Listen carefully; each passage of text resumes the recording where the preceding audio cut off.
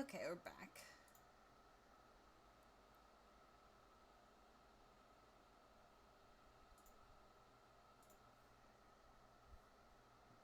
Okay, so what I'm gonna do is oh, wait, hold on. Snooze. Okay, so what I'm gonna do, nothing bad was there, but I'm just gonna go ahead and just like download that and cut that out when I upload it to YouTube. Okay, so what I'm gonna do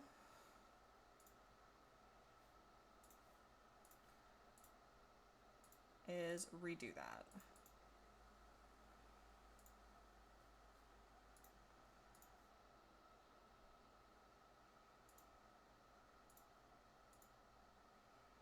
There we go.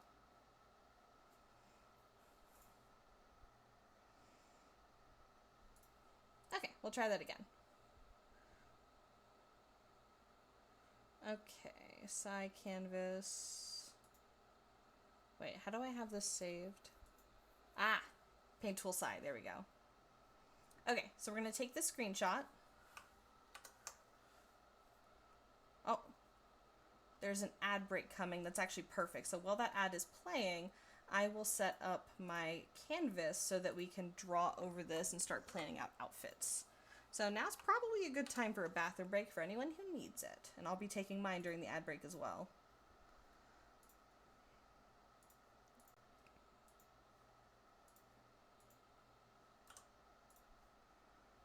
Oh no, I edited the basis? Whoops.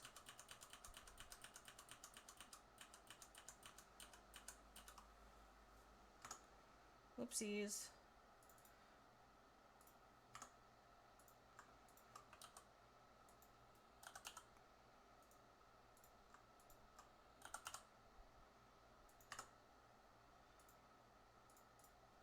There we go.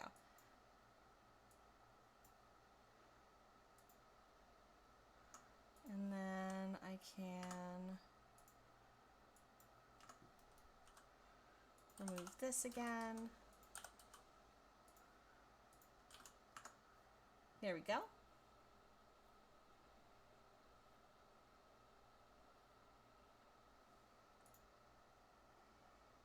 Okay, and then we can take the screenshot without the sweater.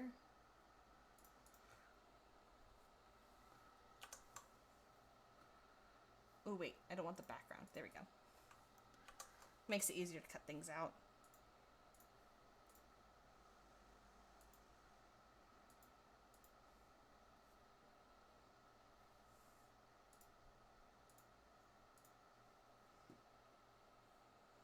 Okay, and then we have paint tool side. So I'm just going to start cutting her out.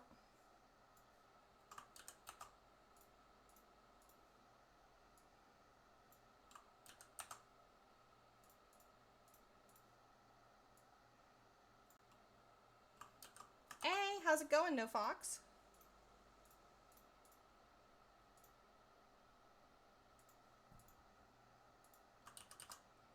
Don't want to get the ears.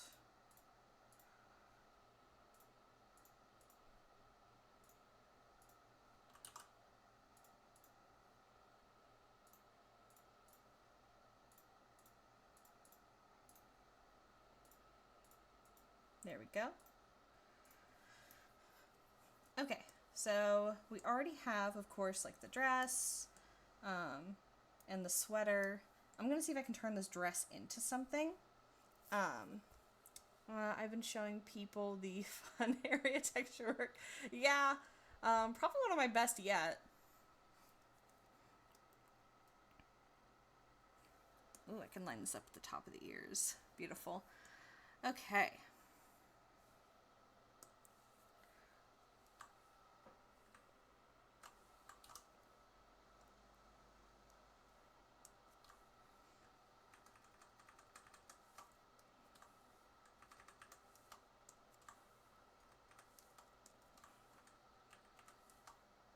There we go.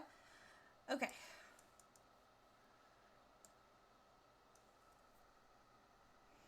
So first things first, I think, how about you? How you doing? Oh wait, I like how I know you have a 2D artist background, but never seen anything not safe for work from you, so everyone was blown away, including me. I don't I don't go around advertising it just because advertisers do not love it. But I have the ability to draw anything I'd like because I'm an adult. Not to say adults don't always have to, like, adults don't have to draw, not safe for work. But I don't mind. How are you doing? I'm doing good. I am taking a break from texturing and texturing and texturing your commission, texturing the baller fox. And we're doing a little bit of character design. I want to come up with a few cute outfits for this update and possibly some hair.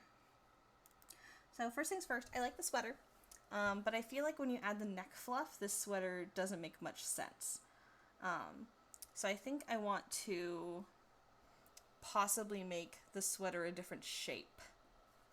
I'm trying to avoid having to completely remake stuff, because ideally I push this update out as quickly as possible, but I also want to make sure that I give a good product. So I think one of the first things I might do is make the sweater longer, because long sweaters are cute. A little poofier.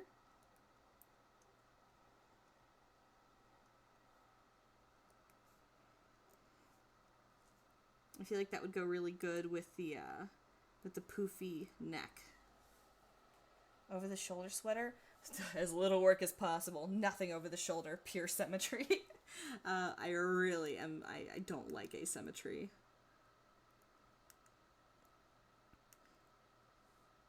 I also like this look of having it kind of like come up like this and having it be lower in the back. I would like to reuse that. I think that looks nice. No, over the shoulder stuff is really frustrating because like when you move the arms down, it always looks a little weird, or we move them like once you move it from the T-pose back down, it looks really it's really frustrating to weight paint. I hate it. So I'm just going to avoid it altogether. Yeah, exactly. So I think a chunkier sleeve would be nice, and then I can leave the rest of this probably the same. Because I think that like tucked in look is pretty cute. Where it kind of looks like it's like tucked into a shirt or something. I like that. Makes it feel even bigger, even though it's technically smaller. I might work on this connection a bit more. Like this here. Something like that. So then that keeps the sweater basically the same. The next thing I would want to do is find out something I can do with this dress that makes it its own dress. Oh, that's right, the ad's going. So since it's an ad break, we are probably just going to BRB. Now's a good time for me and anyone else who needs to run away and do something. Like restroom, anything. Be right back.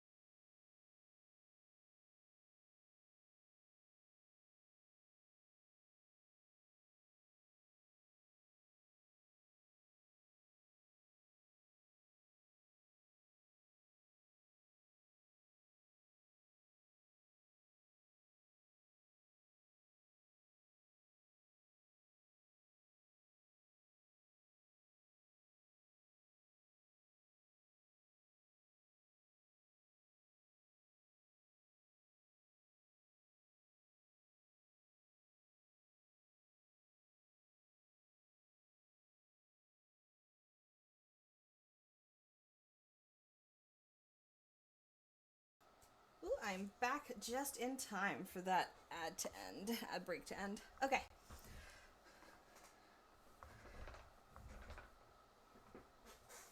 Okay. So, sweater, shape, good.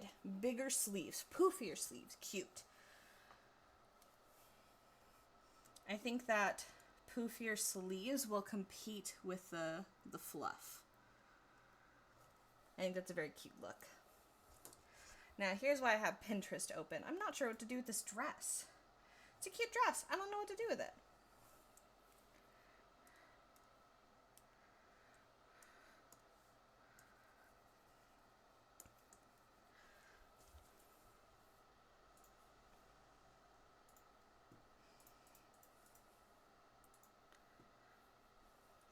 So I think I want something poofy at the bottom too.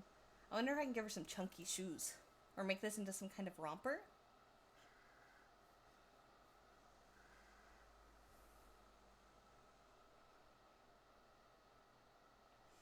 The hard thing is you don't want to give this too much character because you don't want this to be its own character. I want this to be a base for other people's. Fluffy edge on the bottom. So good luck as being part of the set. Maybe. Something I've never experimented with is having different bottoms to a dress. That might be kind of cute. Like having like a swappable like skirt. Part of the actual like dress as a whole though.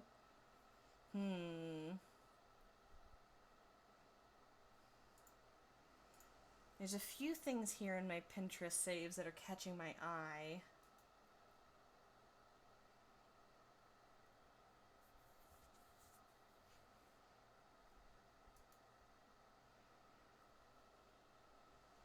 Definitely socks. I gotta think about what goes with socks here.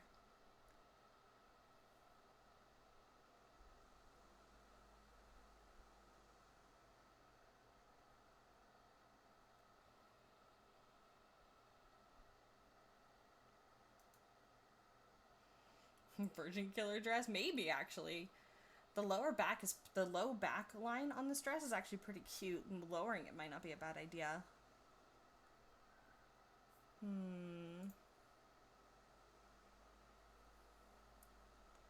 Ugh, there's so much AI generated garbage on Pinterest right now. I don't want to see an AI generated dress. I want to see a real dress that someone made.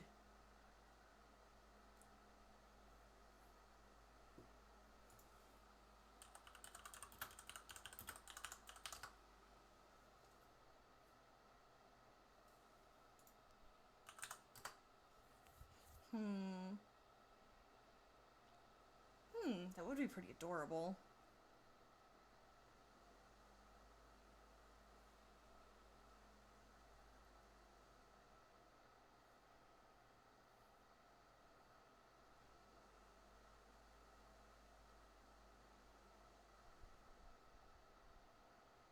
I don't know if that's the vibe I'm going for, though. Maybe something similar? Probably something similar. This is getting some recommended results that are similar to a Virgin Killer dress, but aren't quite, and I think that might be the vibe I'm going for.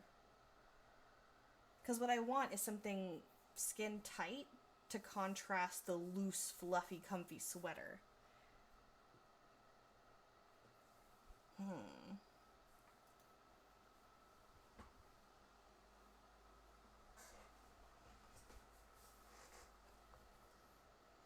Sorry if this is boring to anyone watching. This is just, sometimes it just takes a hot minute to come up with something good for character design. It's probably going to take several revisions.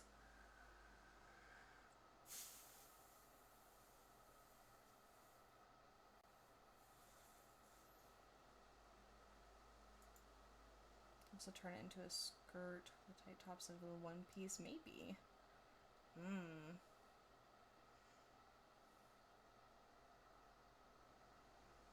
There are many options.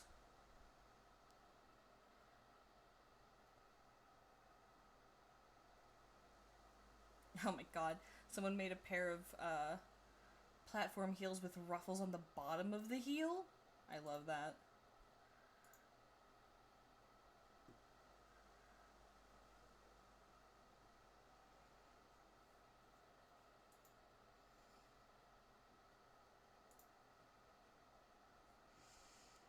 One of the problems also is there's so many styles that I love, but it looks like a pain in the ass to weight paint.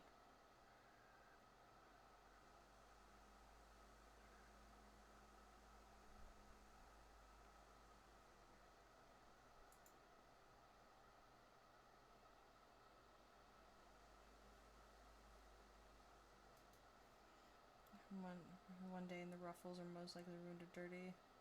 Yeah, exactly. That's like something you wear inside only just for like whatever event you are at.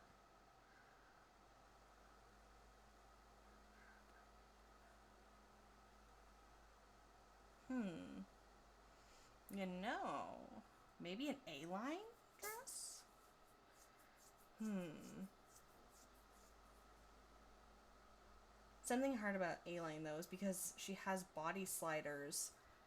I don't know how I would make it so that it doesn't clip if you do like a big hip slider.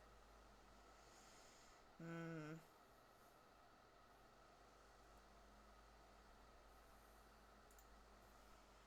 That's also something you have to consider when you're doing work for a model that you're going to sell is anything that I add has to work with the body sliders I've added. So I don't know if an A-line dress would be a good idea because it would be too loose. Unless I just don't want it to be like an A-line.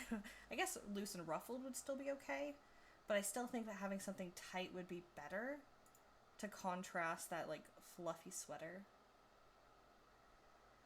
Hmm.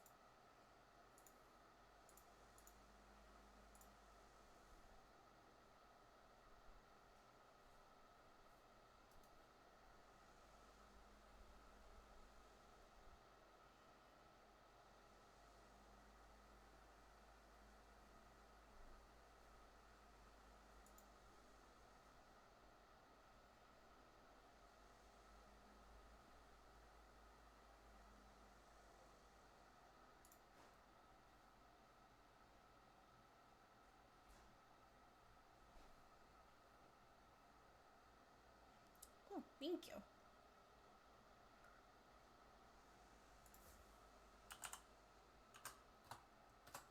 Thank you. Hmm.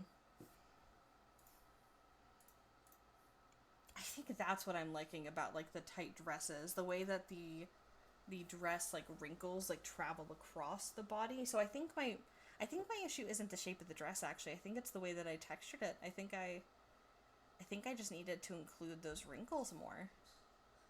Yeah, I think that's it. I don't think there's anything wrong with the dress actually. I think I was overthinking it.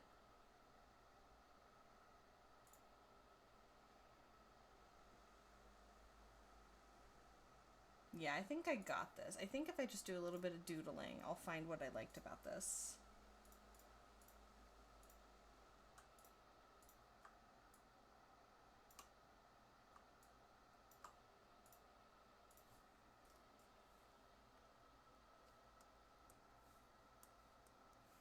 So for example, if I were to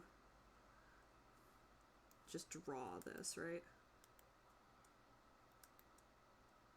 And if I were to like approximate the wrinkles, right? We'd end up with something like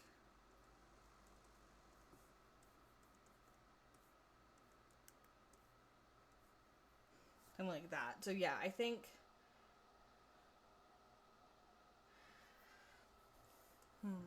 possibly, but that's what the sweater's for.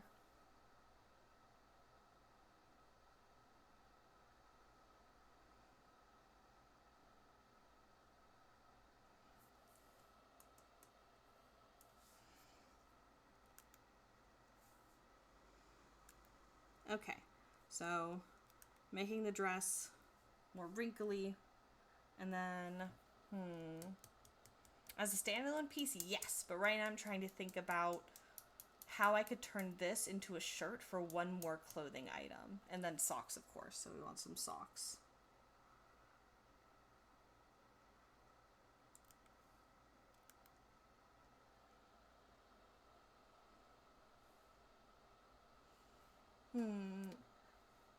Joe Seppi has followed. Oh, hey, Joe! Thank you for the follow. Okay, so if I were to imagine her with socks...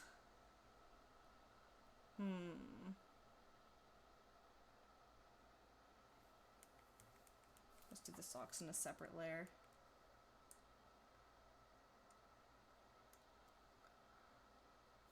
$160 out of $160. Oh, did I reach like a milestone on Twitch?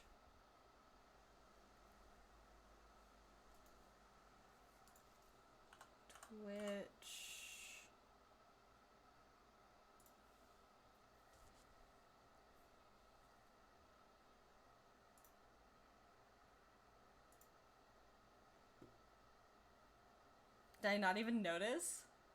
Oh my god, I didn't even notice. Yeah, 160 out of 160 followers. Woo!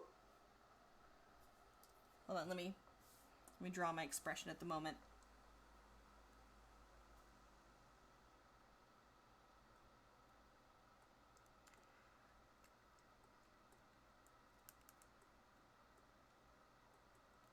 This is what I look like right now. Maybe not like that. Thanks for the follow.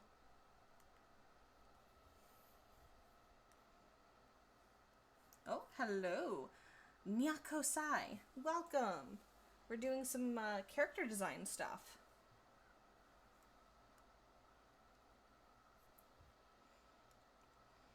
So if I were to imagine trying to turn this into a tube top, which I think I could do.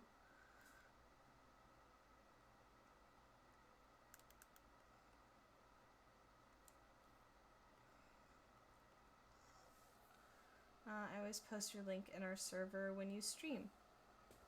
Oh, thank you. That's so sweet. I appreciate you. Sorry, I keep readjusting and my cat Jax really hates it. Fox is the one who yanked me here. Get yanked.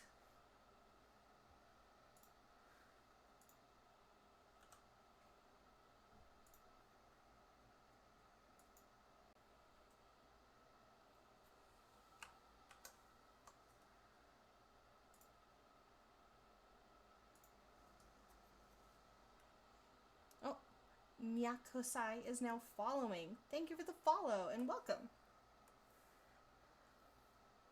Wait, I already said welcome. Welcome again? Oh. I don't think it hurts to be welcomed twice. Okay.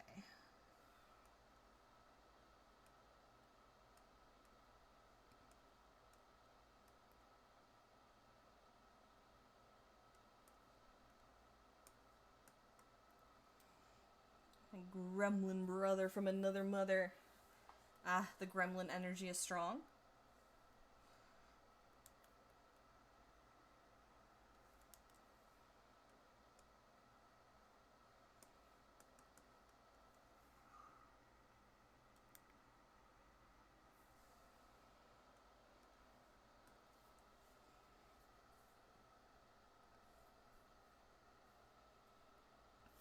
Alright, so I think I'd be able to turn this into a tube top.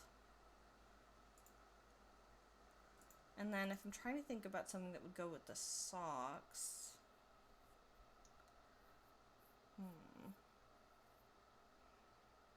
I have an idea for what I want to do. Oh my gosh! Thank you for pelting me with cats.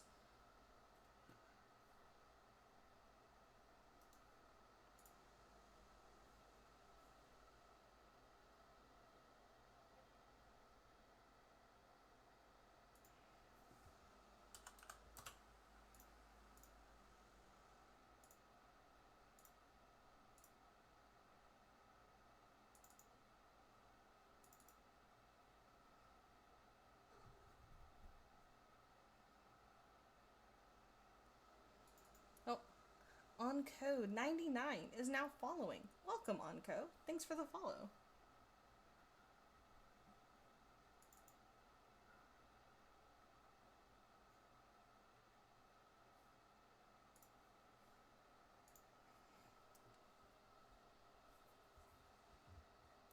Let's see. I think I have an idea for what I want to do for the socks and skirt.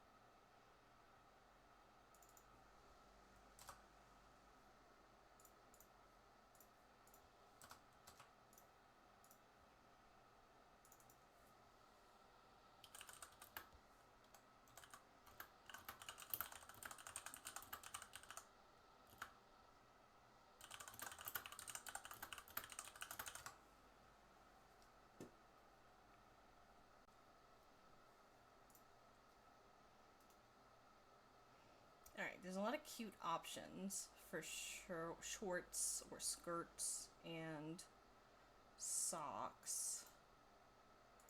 I have to consider that she has paws. I have made shoes for paws.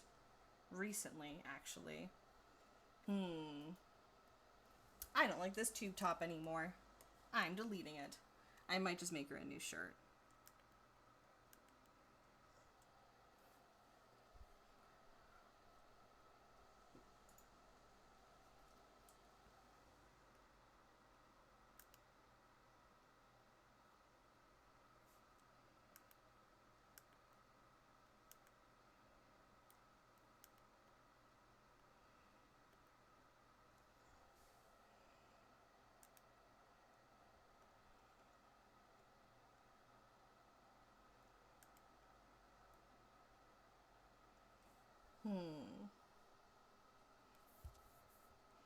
I think that would look very cute. I want something kind of delicate now because the sweater is like big and cute and beefy. And the dress is fine. I'm rethinking the dress now. Character design is a nightmare. A never-ending torment. Ah. As commanded. I will hydrate. Thank you.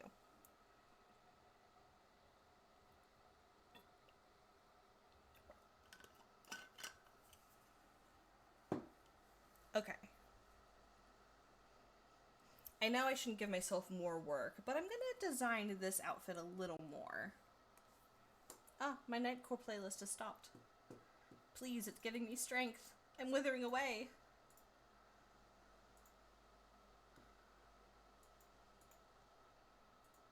Ugh. Okay, I'm back. We're good. The Nightcore continues.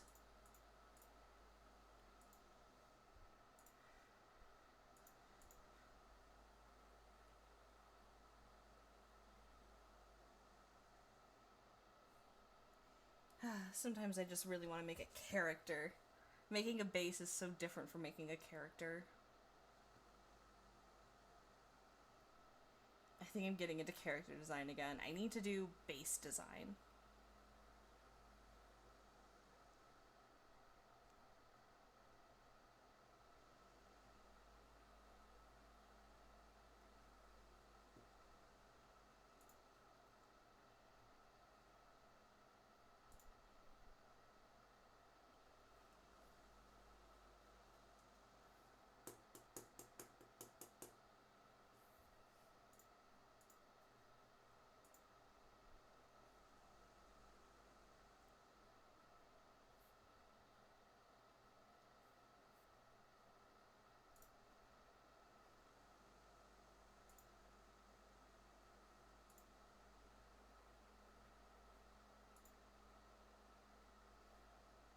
I keep getting enamored while looking at this one artist I like, and I just want to make one of those. But that's not what I'm doing. I need to make a base. For the socks, what morphs fur you do is have a hole for the paws and bits of fur to stick out. Yeah, but I really like it when the shoes actually work for the paws. Like, when the shoes and the socks actually work, it feels so cute. I remember one time I did a drawing for, like... Where is it? Let me try to find it.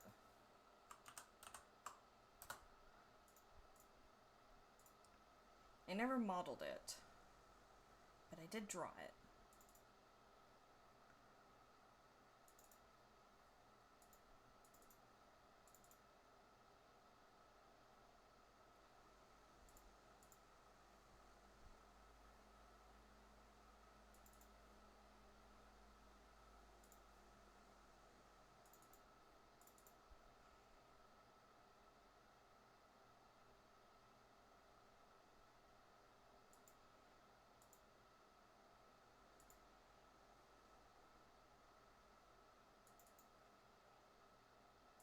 Yeah, I had drawn this way back in the day, and I thought it would be so cute if like it like so the way I imagined it, right, is that you have your paw, and I thought it'd be really cute if the sock came down like this and had like a little loop, you know? And then you tied a ribbon around it, and then like wrapped it around and put like a little bow. I thought that would be so cute. I never 3D modeled it, but I thought it would be so cute. You know what? I might do that here. I never made this. I might not do the whole dress, but I think the socks are really cute. Something about how long the baller fox legs are keeps making me want to do like ballet, light, fluffy, cute. Yeah.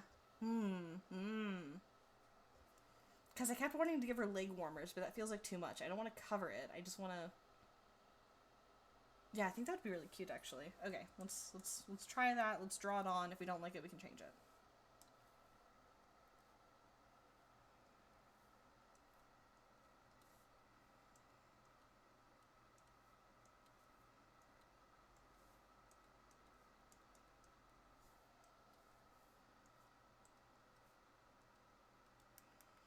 I think it would end up pulling a little higher, because if I look here, I would want it to connect like this.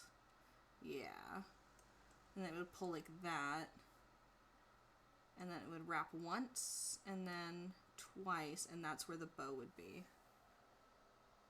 Yeah, that would be really cute. Okay. So I'd want it a little higher like this. And then that's where the bow would be. We can imagine the bow, it's fine.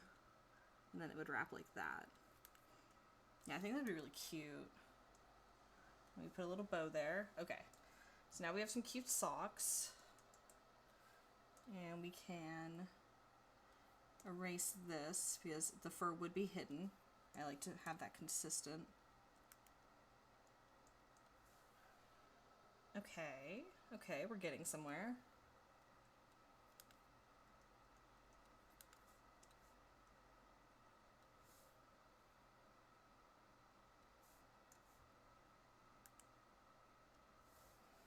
Okay. So now we have the cute sock and bow, and like the bow up top. Can I reuse this skirt? I don't know. It's just so flat now.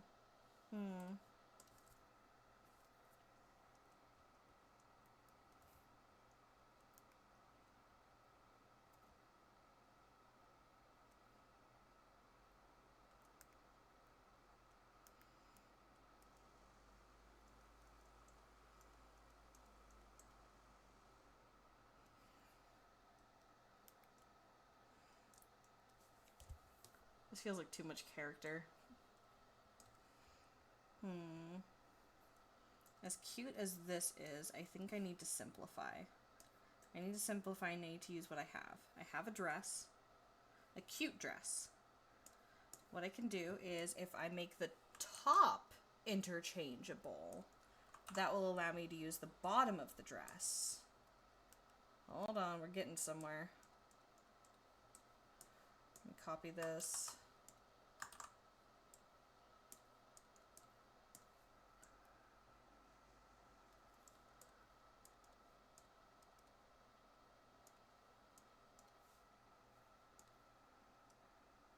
And then if I put a little bow up here, that would bring it together with the bow at the bottom of the socks. Okay, and then the sweater can fit over top of this. So now we have 3 tops.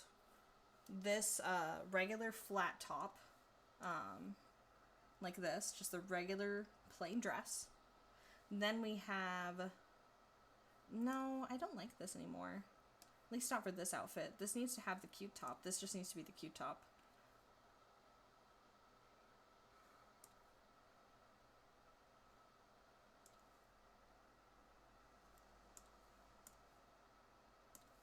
I'm gonna delete this. And then I think it's time to combine these.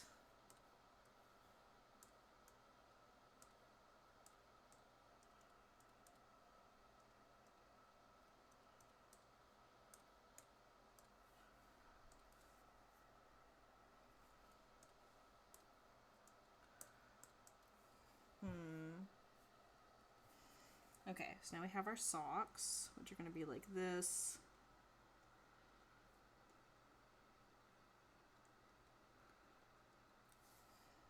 And then we have our dress, which I can change the shape a little while still reusing it.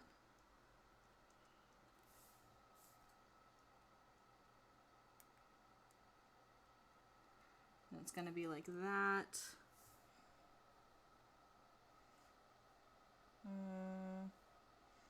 Yeah, a little bow in the back would probably be good.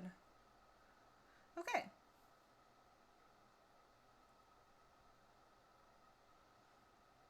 Okay, I think this is cute. I think this is good. This still adds a little bit of personality, not too much that someone can't customize it to make it their own OC, because that's ultimately the goal. I want someone to be able to grab her and turn her into whatever they want.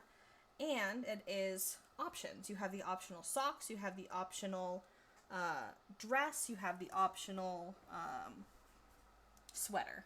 I think that's good. Yeah, the socks are cute. I never reused that idea, so I'm happy I'm using it now. Okay. So now what I need to do is think of hair. I also need to remember that she has big fluff.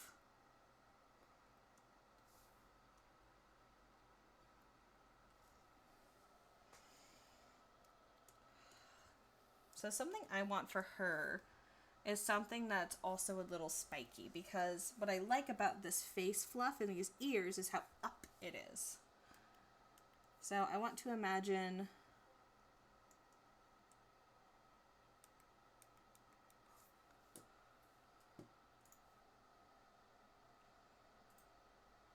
one second. I'm just helping a friend with some blender stuff.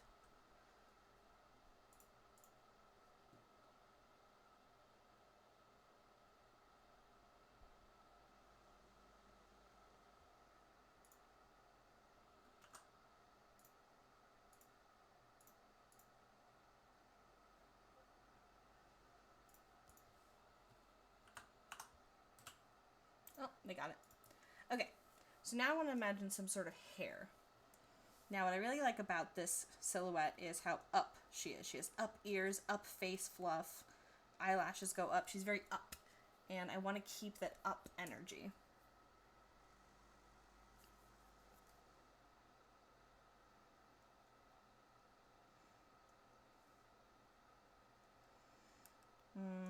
Hair tufts are hard. This might be easier to do in 3D. Okay, so what I'm going to do is I'm going to save this because I need to have my outfit ideas. Do I want any arm accessories? Another thing to consider whenever I'm setting this kind of stuff up is I also have to set this up in Unity, and I have to make it make sense. So if I were to add any sort of arm accessories, I would have to make sure that the logic works so that they're like put away when the sweater is on.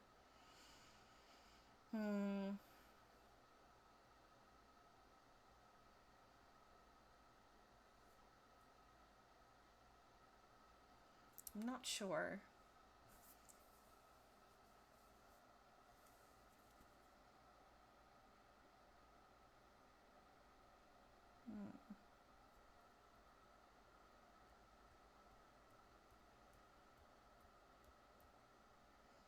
Honestly, I think this is enough to still to be a good update. I think this. Oh God, that scared the shit out of me. I don't think I have my desktop audio on, so you guys didn't hear that. But I set up a little break timer so that I can step away from the computer every 2 hours to stretch.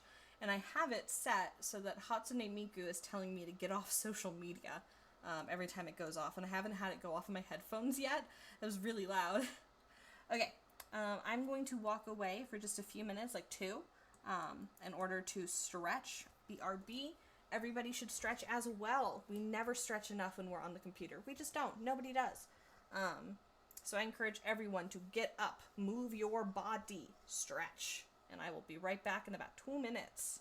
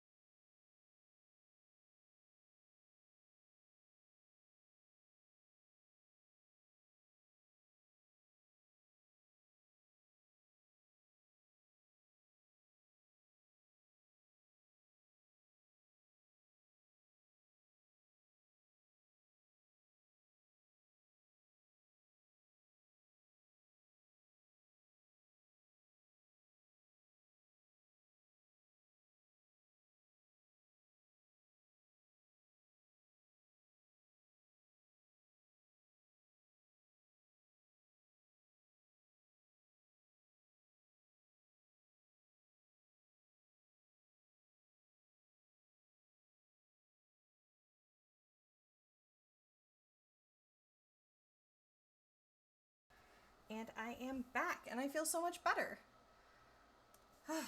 I know every artist gets told to stretch, to take breaks, to move your body, to give your tendons a rest. I never took it seriously, and I really, really, really hurt my shoulder and neck last week by not taking it seriously. It's actually really huge. So, I hope everyone took a moment to stretch. If you didn't, it's not too late. Take a quick stretch. Your body will thank you, and your body will continue to thank you years after. Okay, so now that I have my little outfit situated, I'm going to start chopping it up so that I can, let me flatten this, start chopping it up so that I can bring this into Blender as my references. So we're going to save this.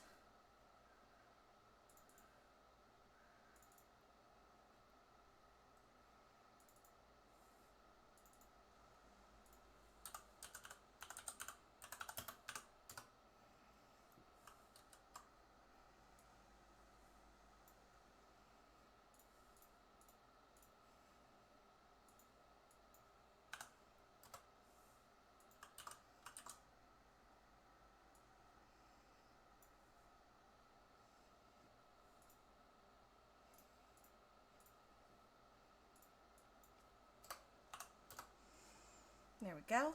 And now we get to go back to Blender. So I'm going to put my tablet away. I do not need it anymore. I like to work on my main monitor whenever I'm doing Blender work.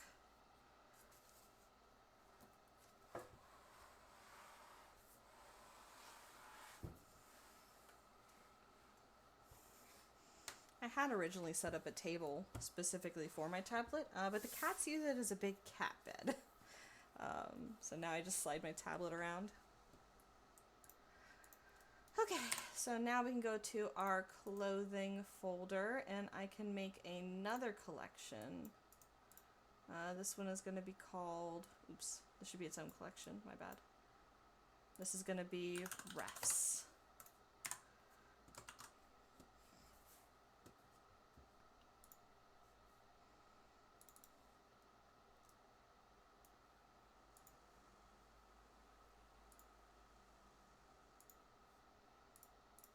Actually, I think I may have deleted some stuff. Let me just, there we go. Okay. Oh, I didn't say the sweater. I'm so dumb. That's okay.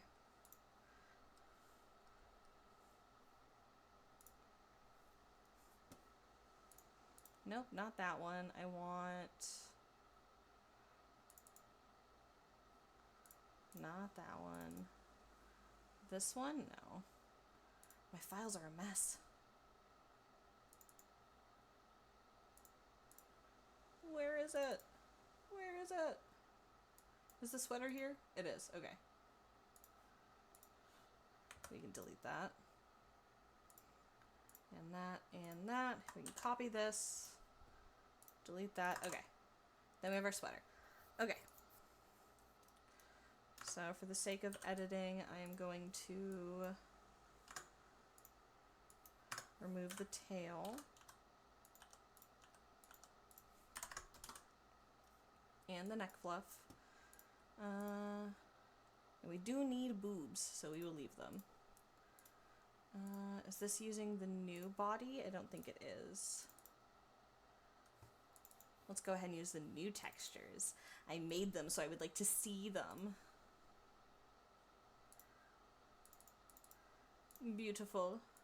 Beautiful. She's so cute. I want to pinch her new cheeks. I think I also have some weight painting I need to fix. Yeah. Those are not weighted. Let's go ahead and fix that. Oopsies.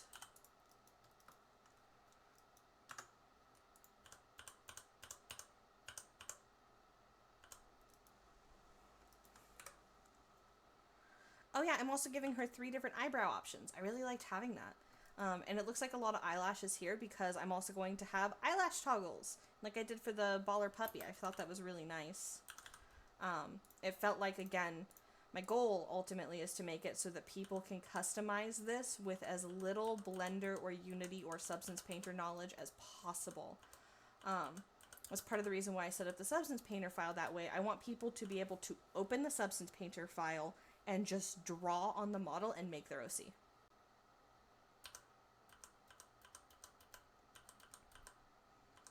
I want people to swap out the eyebrows and just have their OC. I want it to be that easy. I think I also want these. There we go.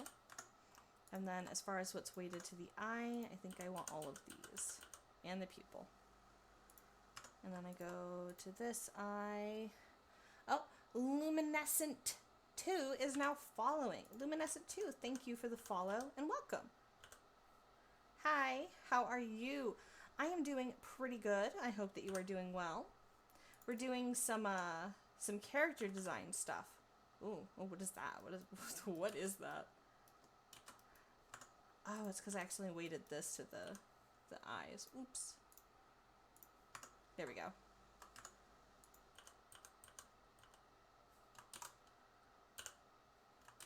Not cool. It is cool. Is that right now? Eye right? Yeah, and then eye left.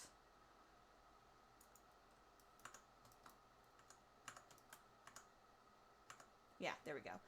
Okay. Yeah, we're doing some fun character design stuff.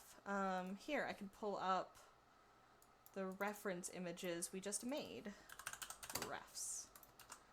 So if I go to reference, we have clothing 1.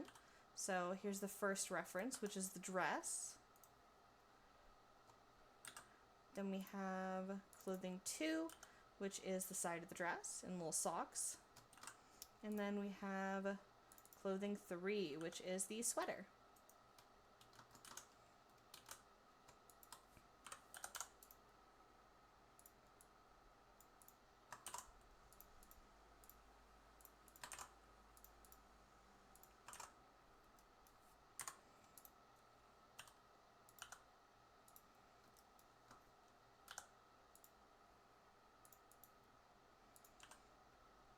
I don't have to line these up exactly, but I do want to get the basic shape.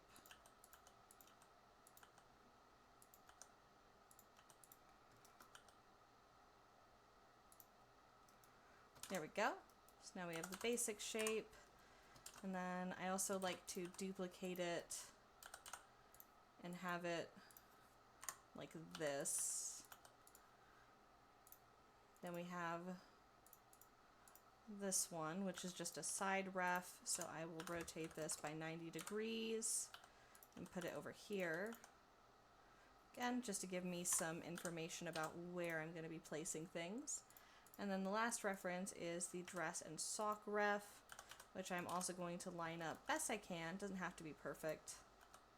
Usually I like to try to find something like the eyes, for example, to try to line up. Or the nose. The nose is pretty good.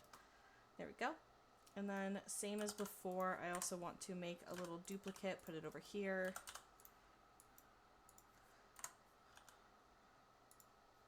There. And those are our references. We can move this a little further back. I'm going to actually label these. These are going to be sweater ref 1. And this is going to be sweater ref 2. There we go. I'll turn those off for now because I want to focus on the dress. So I have the dress flat and the dress rice. Ah, that's right, flat chest. Okay, so I still need to also consider the flat chest toggle.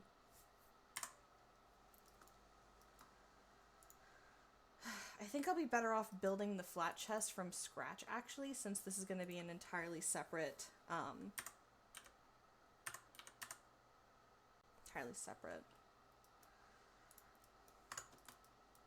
I think I'm going to end up building a lot of this from scratch, actually, which is a little frustrating. I was trying to avoid that, but I think that ultimately it will be a good decision because it's going to look adorable and very unique. I didn't want this to just be the Rebel dress, since that's available for purchase. I wanted this to be its own thing. And I think that I can make that happen with a few extra steps and some editing.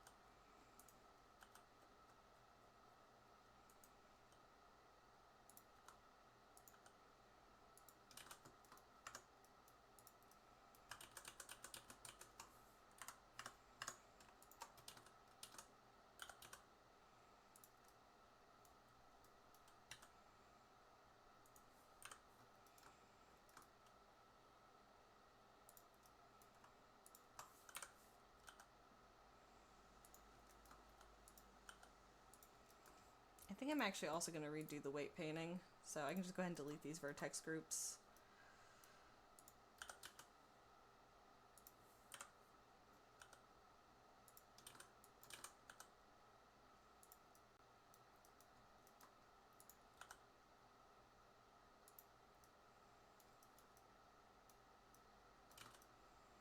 Let's see, this already has an inside, so I just need to make it fit these breasts.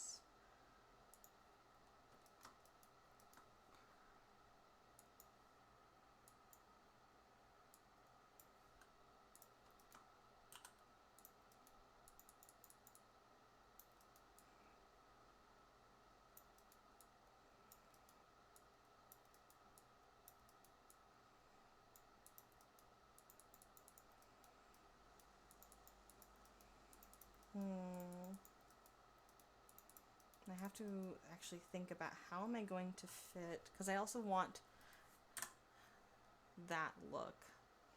I might have to just completely remake the top half.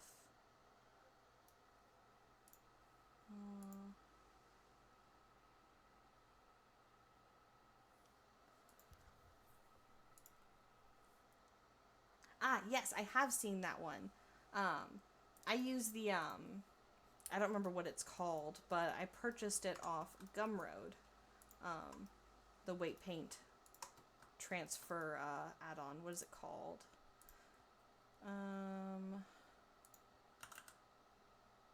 Weight paint tools.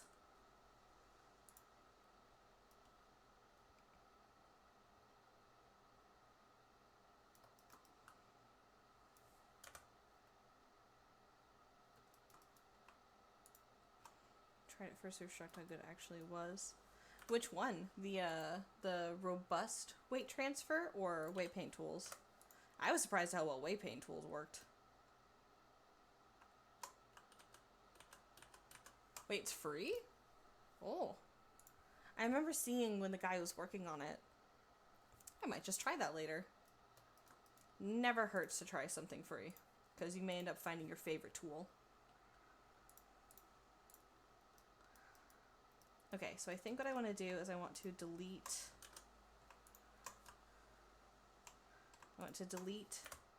this inside, and then I think I want to leave this back here, and I'm going to rebuild some of this. I don't want to have to rebuild all of this. So I think I'm going to, yeah, you can select the vase, draw the weight from. Huh. I'm definitely going to give it a try. I didn't know it was free. I wasn't willing to, like full offense, I wasn't willing to give up on the other tool that I bought, since I bought it.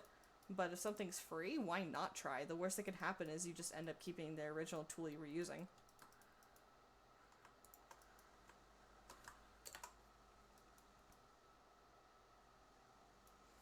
Okay, I think what I'm going to do is I'm going to slice this in half.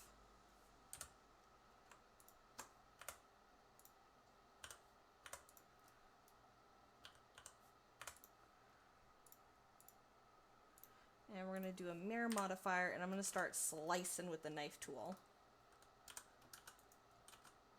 So I want to cut right about here.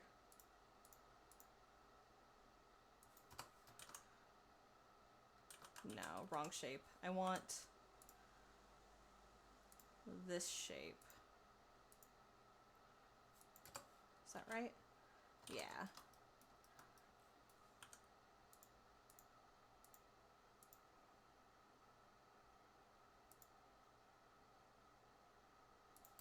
There we go.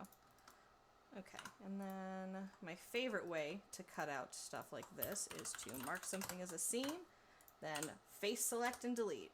Easy. Okay, so now I can start moving these around.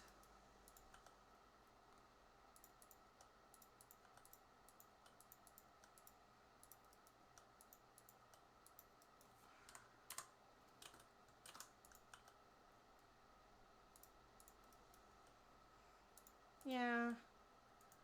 Sucks to have to re-weight paint this, because even though weight paint tools is great, sometimes it needs a little bit of cleanup. I feel like I'm going to get a better shape if I just redo this part.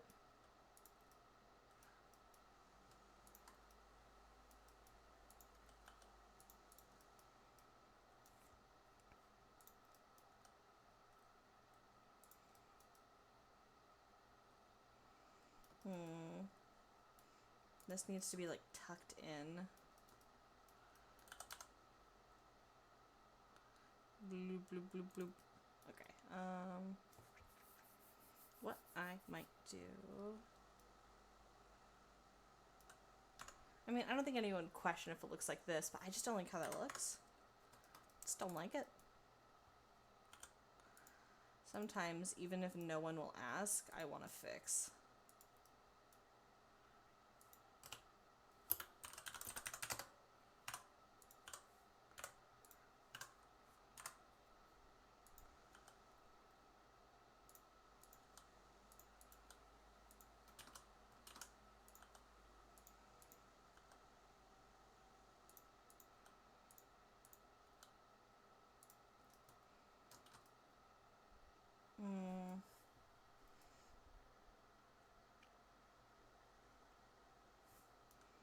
still hate this. I think it needs to be closer to the actual breast.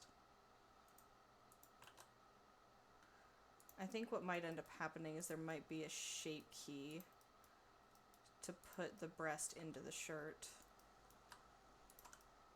which is fine.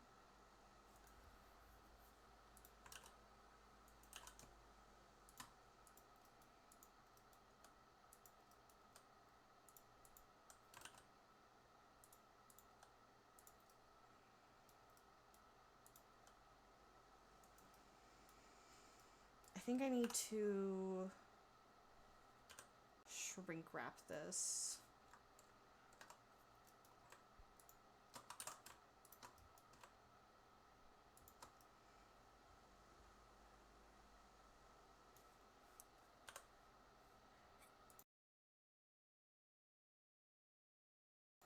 Quick favorites? Oh shit, that's that blender shit. Ugh, I know I should. I do not, but I know I should.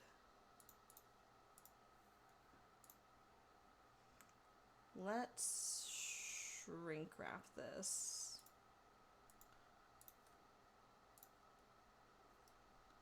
Not quite what I was looking for.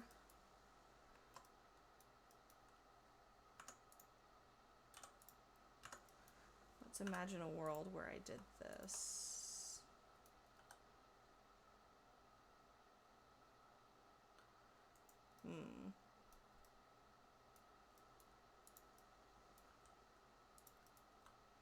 Yeah, I'm doing everything I can to try to avoid rebuilding it, but that's just what I gotta do.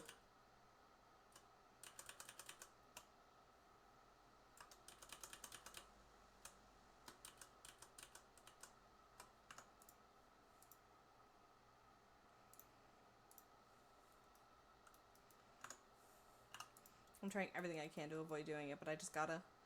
Okay, so we are going to delete this, and these, and this. Actually, wait, I really like that transition. I like this transition. I think that looks good. So we can keep this.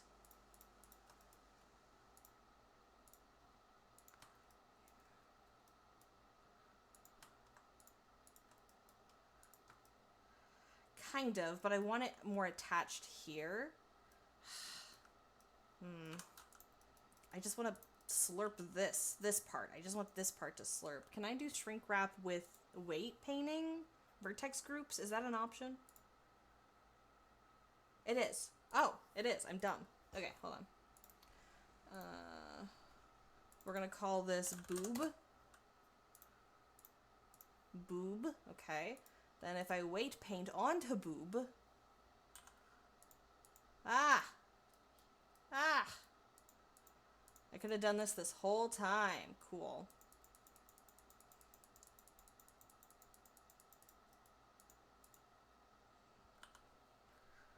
Yeah, every day I learn something new about Blender. It is a jack of all trades. So I think if I offset this a little as well, yeah, this is pretty much exactly what I wanted to happen. Okay, cool. Learn something new every day. So then I can control the influence in which it is snapping. Love that. We're gonna snap a little more.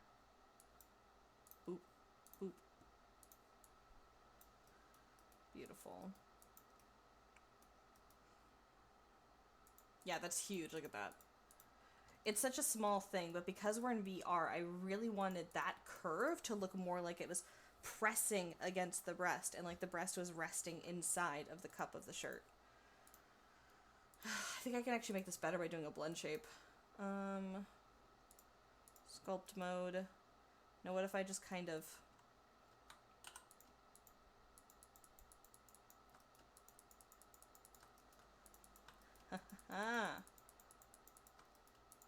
So this would be the in-shirt blend shape, I believe. Would be a good one. And then I can inflate it a little here.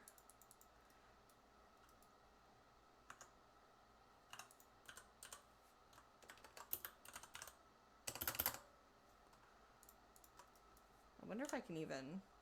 Because if it's in a shirt, they would be closer together.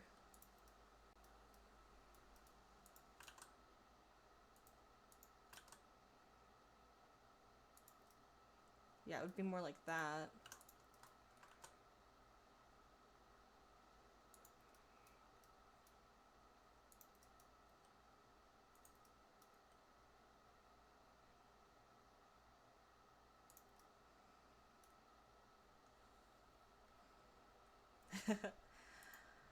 I'm not sure. So I always do, um,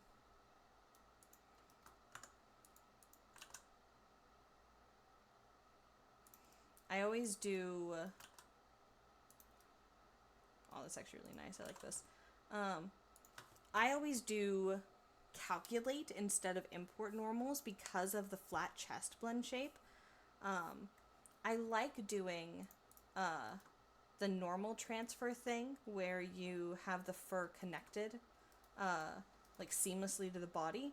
But if you do calculate, you can't do that. I've been trying to find a way to do the flat chest normals and the fur normals and make that a toggle. It's very difficult.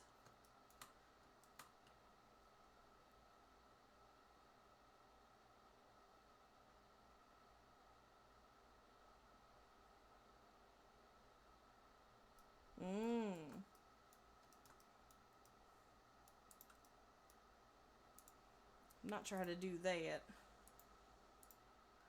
Wait, paint.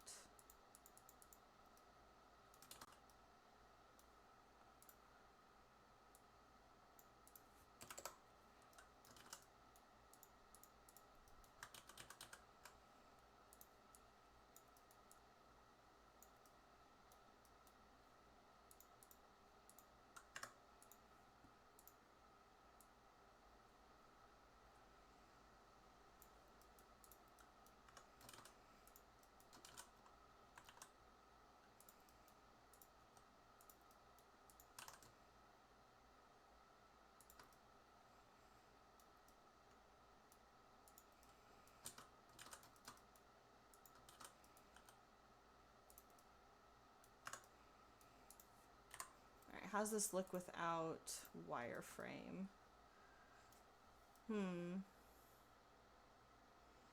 It's getting there.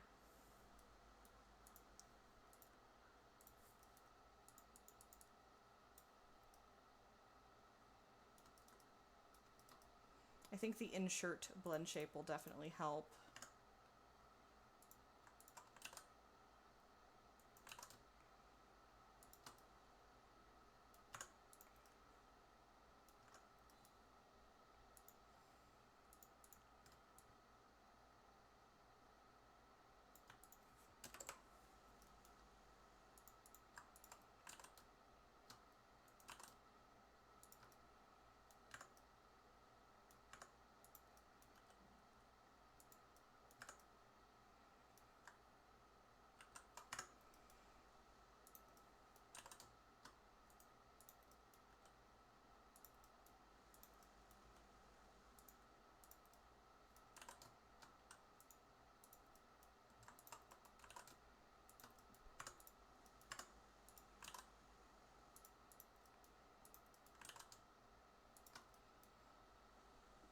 Mommy? Sorry, mommy? I'm trying.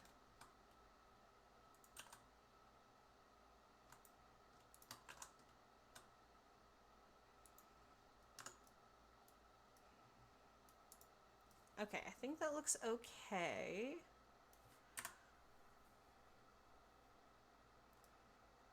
Definitely a little more voluptuous than I initially meant.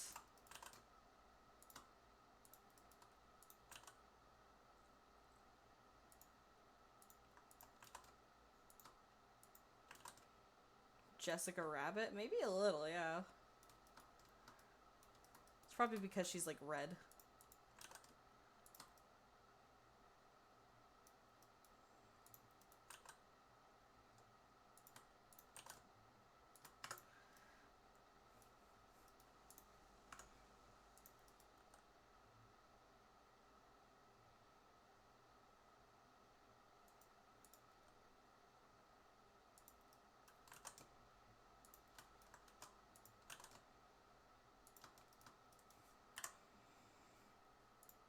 Okay, this is going to be body dress.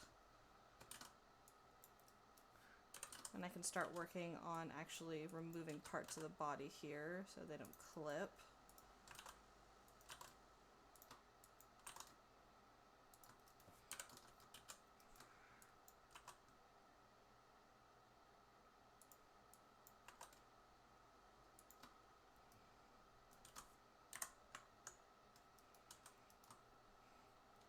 No, the top of the dress and cleavage. Maybe a little. She's a little whoof.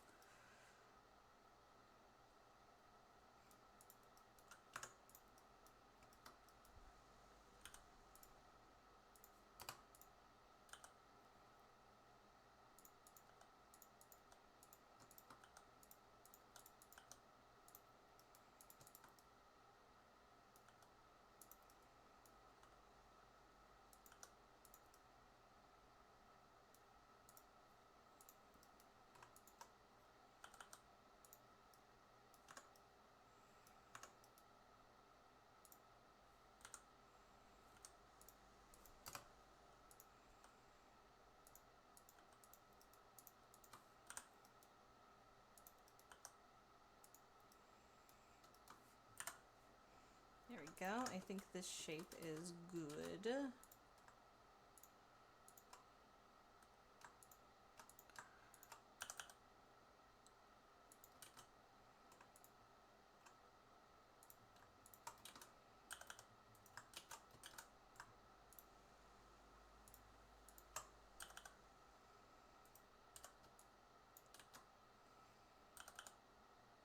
We are looking respectfully. I'm not that pressed. You can look disrespectfully. She's hot.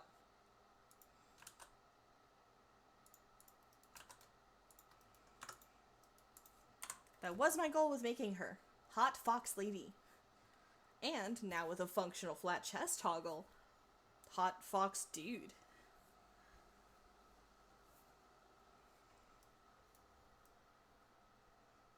Okay, I'm quite happy with this shape. I think the shape is good. Now we can start adding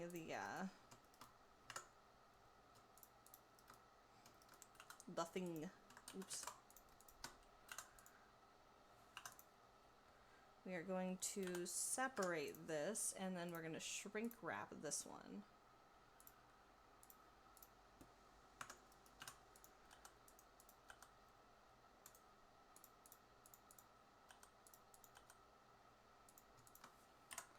So I'm going to want this to connect probably right about there at the neck. So we're just going to go ahead and extrude that out and worry about the connection afterwards.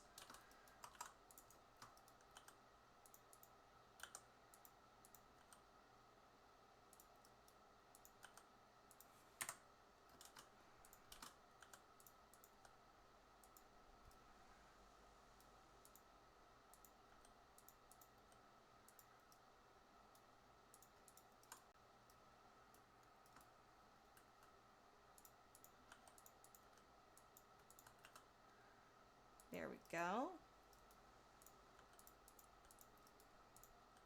Actually, I probably want this up a little. So one thing I try to remember whenever I'm texturing 3D modeling clothing is tension. So these are breasts. They are heavy. Breasts are fat and are affected by gravity. These straps will have to hold these breasts. So I want these straps to move as straight as possible from here, where the most of the tension is going to be, to right here, where it would be resting. Because if this was a real strap, it would be resting like this on the neck and pulling. Obviously, this is 3D. We get to break the rules. But the closer you get to realistic placement of things like straps, you know, acknowledging tension and gravity. So straps only directly on your skin. Yeah, exactly.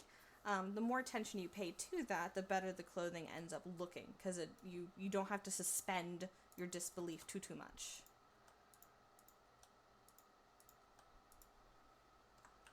It doesn't have to be perfect. Like, I'm going to take a lot of liberties with this. Now, one thing I also like to do is I like to raise the clothing off of the breasts a little, because again, the breasts are resting inside of the shirt.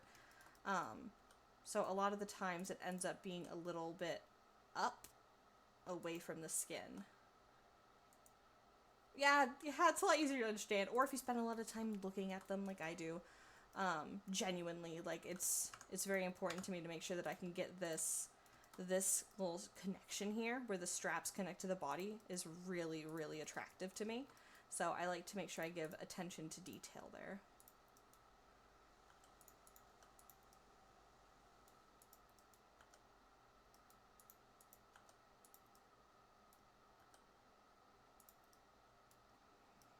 Like this little line here, this little negative space where the strap, between the strap and the breast, beautiful.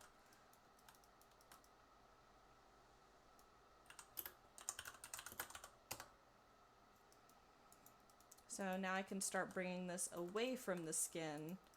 That way it actually looks like it's on it.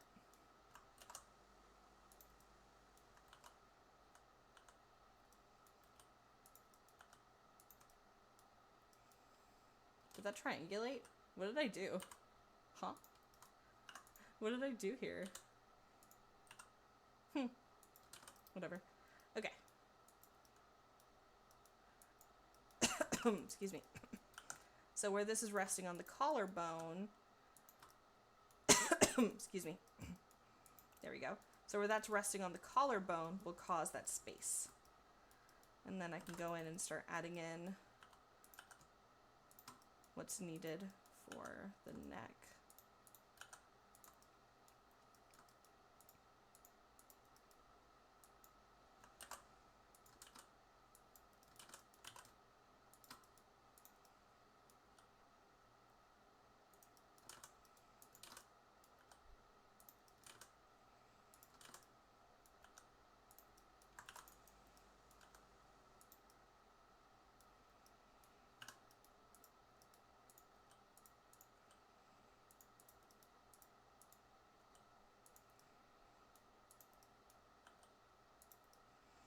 And again, we can fudge things a little. Like, I'm going to raise this up a little bit just to prevent clipping.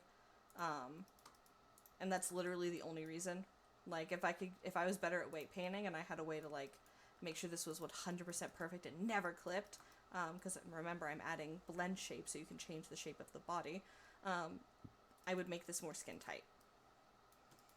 But I want people to have options for customization.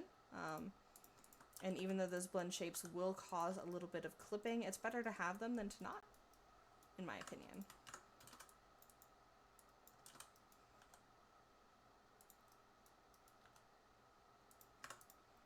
There we go.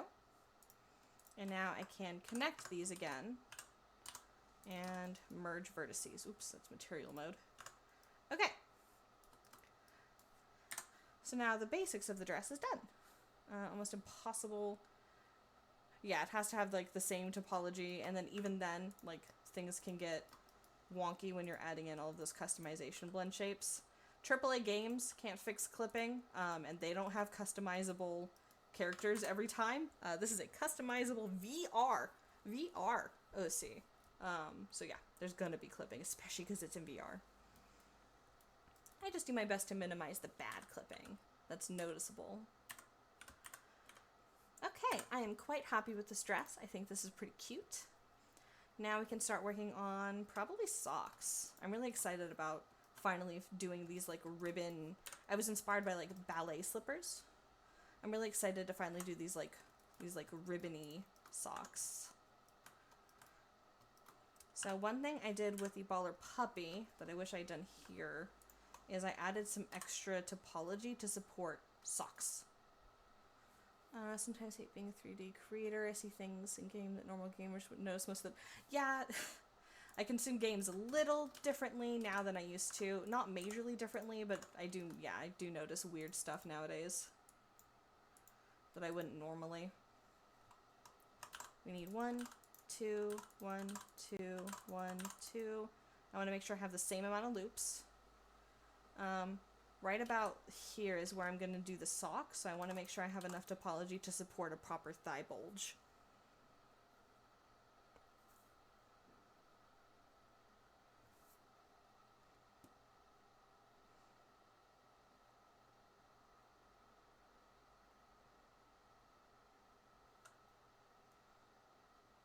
think this is enough for a good thigh bulge. I can test it. The socks are going to be right about here. So if I do this,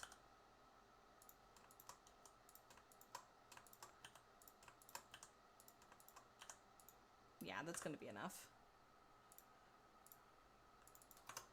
Sock toggle. Actually, wait, no, we're going to call this sock leg sock slurp. I like to use slurp. And we're going to call this body dress slurp. Slurp is funny because it reminds me of a little straw. So I don't think I actually needed this loop up here. We can dissolve that. Nah, it's fine. It's fine. This will help with the shape. Her hips really are weird looking. Like, they're so... I guess the thigh is weird looking. She looks fine in game, but when I stare at her sometimes, I'm like, man, what a weird wobble leg. Okay, we can start working on the socks now. This one might have been existing loop. Yeah, this one might have been... I think this one might have... Yeah, because it's not changing the shape. Okay, so the dress is right about there, so I would want my socks to be right about here, I think. Yeah, I think that's a good sock height. Maybe one lower. Alright, so we're going to do one lower, which means I'm going to, for this blend shape, drag this one up.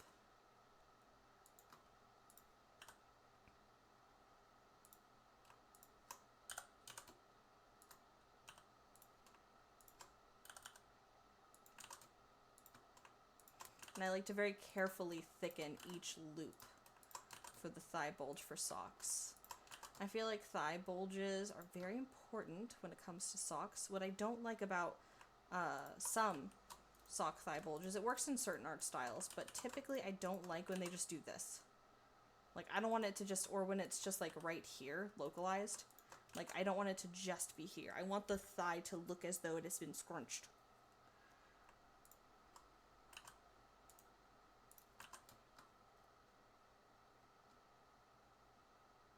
So a little bit of closure. And then I want it to look like where the sock is kind of got moved. And then I want this up here to be where the bulge really happens, not where the sock is.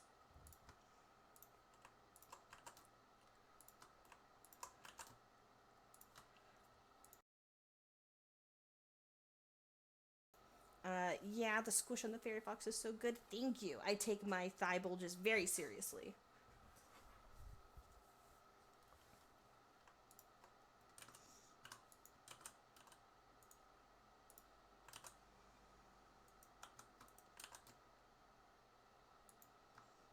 Bless you.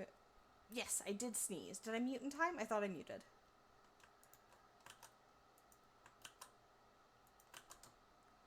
I attempted to mute in time.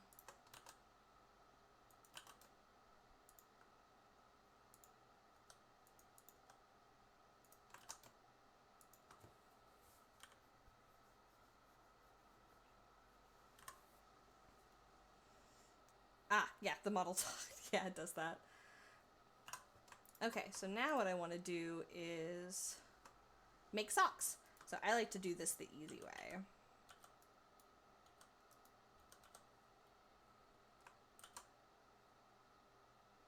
Oh, that's right, I had a bunch of stuff hidden. Whatever, I'll just duplicate it, separate it. These are going to be my socks. I can put these in my collection, and I can just remove anything I didn't want.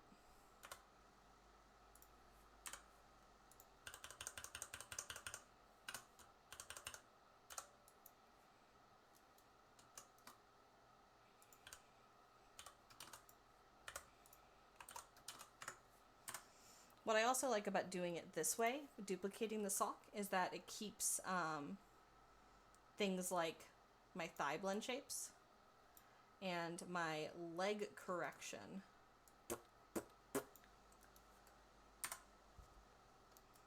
So then I can remove the texture so I can see what I'm doing.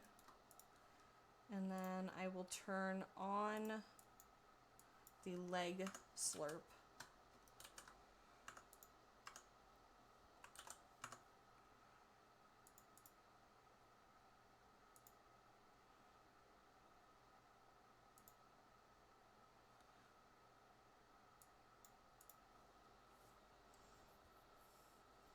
Yeah.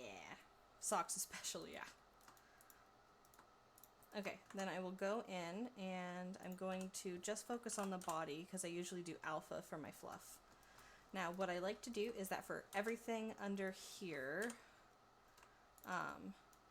the best way to make sure that none of this ever clips, and Beren showed me this, is manual and painful and annoying. S0. That just slurps that down right to the bone. It is the best way to make sure that this never clips. Because you can do, you could do this, but things start like moving in on each other. It's really annoying. But this, a perfect slurp down to 0, make sure that it will never clip outside. You can also alpha it, but I use alpha for other stuff. So I see no need to alpha this when I have so few alpha slots to work with.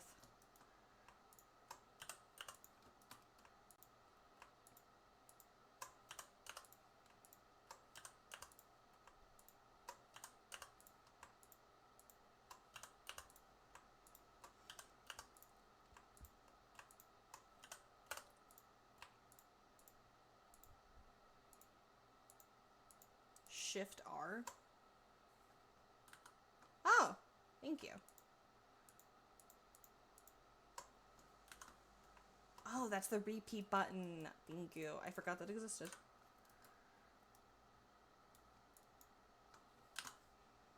One less step to do.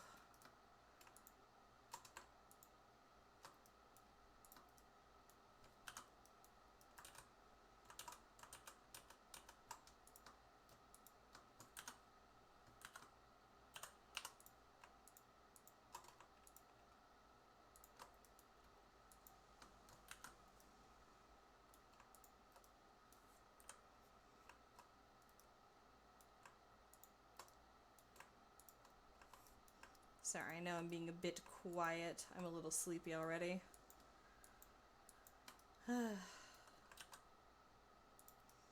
Already EP. Cursed.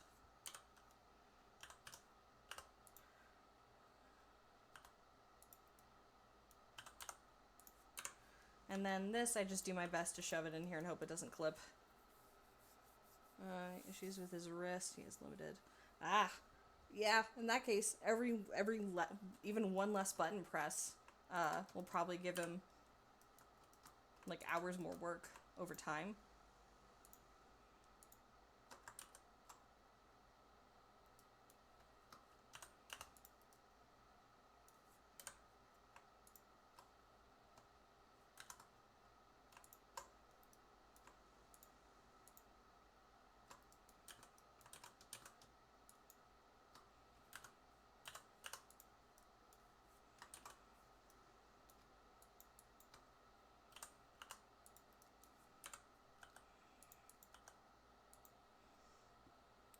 And let's have a quick, yeah.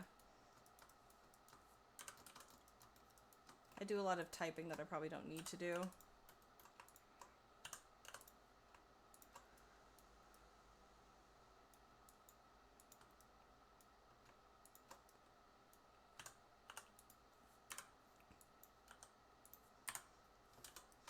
There we go. And then I go here and I'm going to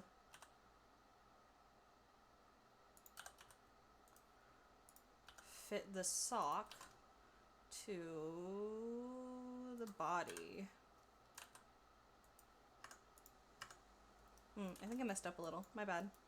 So what I can do with that is I can just go ahead and blend from shape and then just redo this one.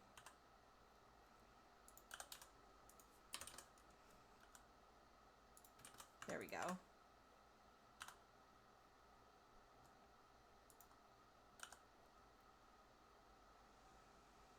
I don't want to add more geometry by extruding if I can avoid it.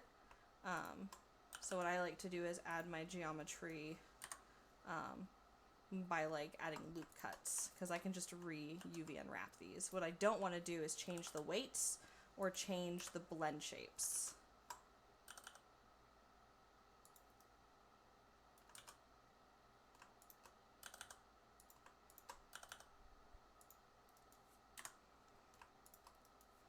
The only bit of geometry I'll add that's extra is here.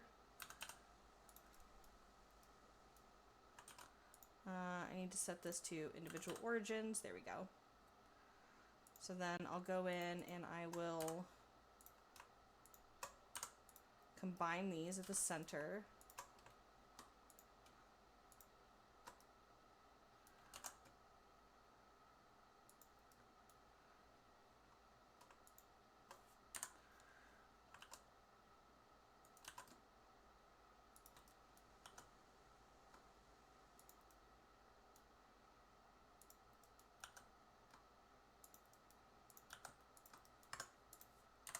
So then once I can fit these socks on, and I feel like this shape looks good, and what I really like about that is you can see how it looks like the fat gets slurped into the sock. As I will then start adding that like fat slurp here.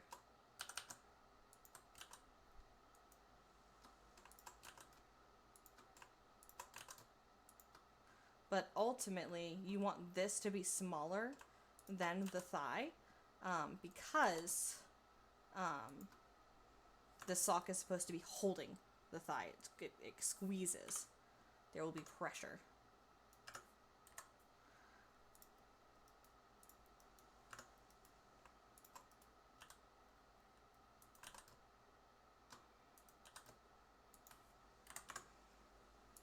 There we go. So now we have socks. And then these socks should work with my existing blend shapes. So if I go up here, for example, to...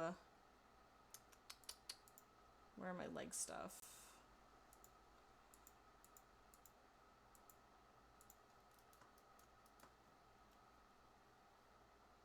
Thighs thin, right? Then I can also have thighs thin here and they will follow.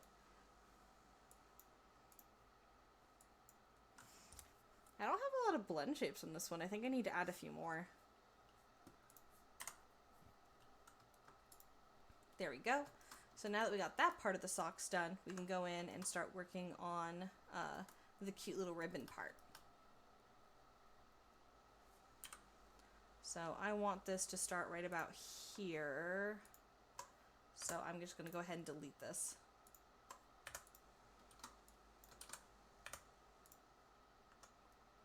And then we can, oh, that's right, I'm doing, oh, yeah, I forgot about that. Okay.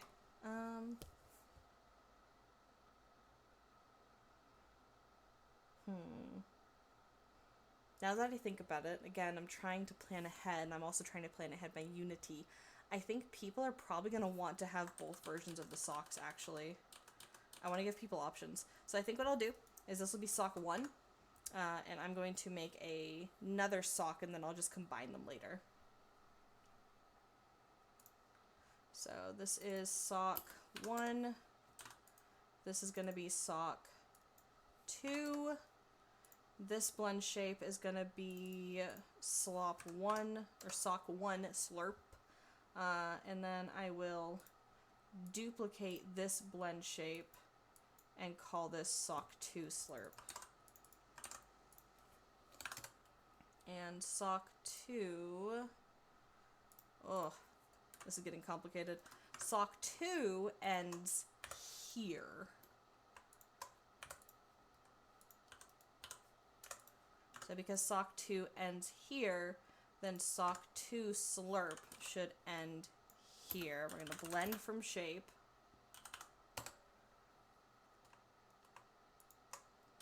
Yeah, I like the slurp.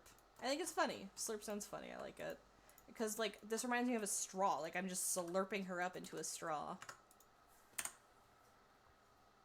Okay. So slurp, slurp, slurp.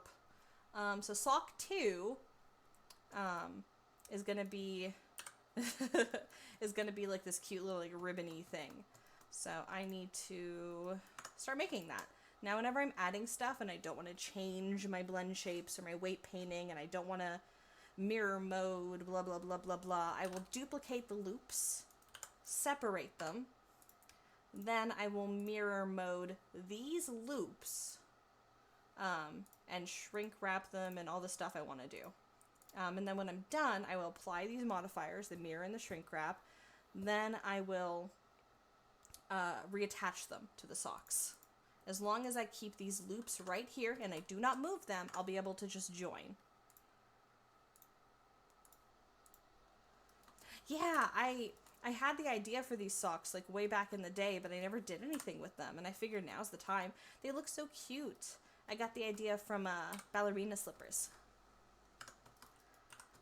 Okay, so now what I want to do is face project.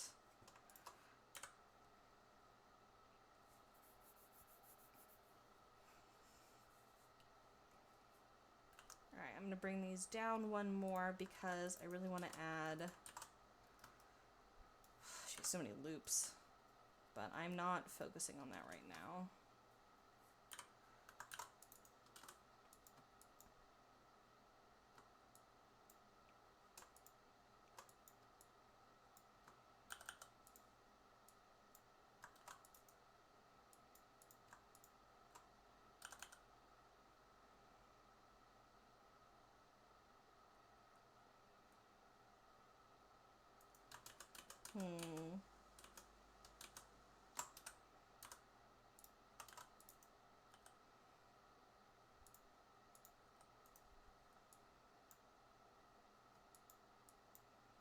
I want to tilt this.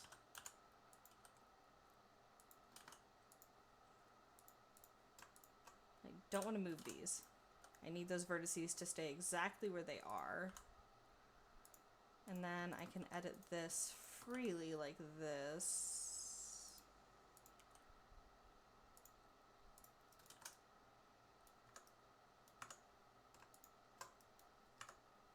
Actually, I don't think I need to shrink wrap these. I think I'm fine.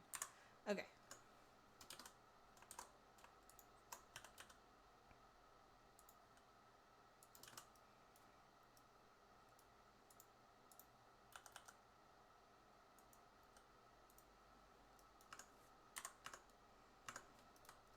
Okay, so I want the socks to end right about here.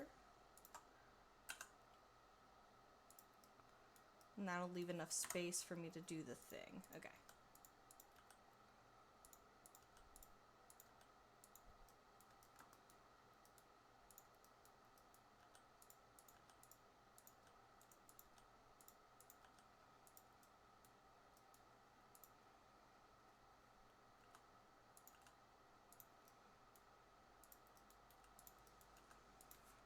And then these are almost symmetrical.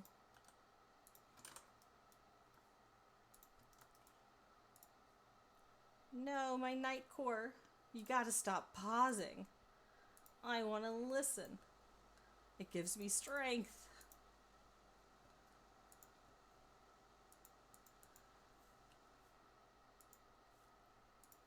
Okay, the night core's back. We're back. We're so back. Alright, and then I can connect that here. Yay! I love parallel play.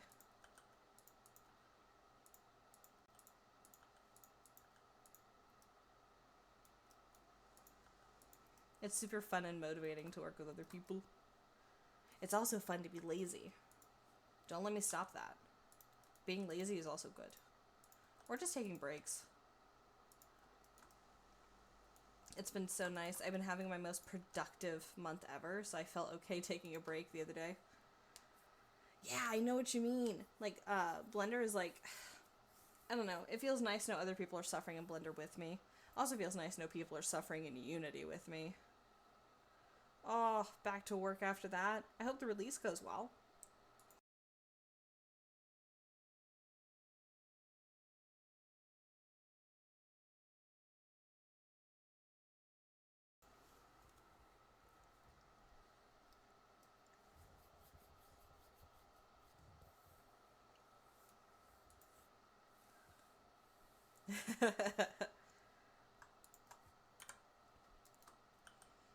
Unity is only fun if you know what you're doing. I'm assuming you know what you're doing, because I don't. Yeah. When we first moved, Berend did the Unity work for me for the Fairy Fox, and it was so nice. All I had to do was finish up, like, the textures and the poster and stuff.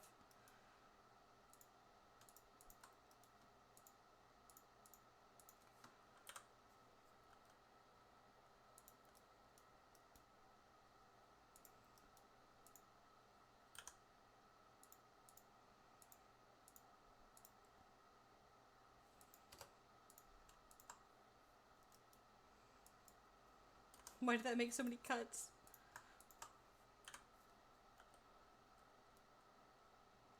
I need this to curve a little because it's going to be pulling. Again, tension.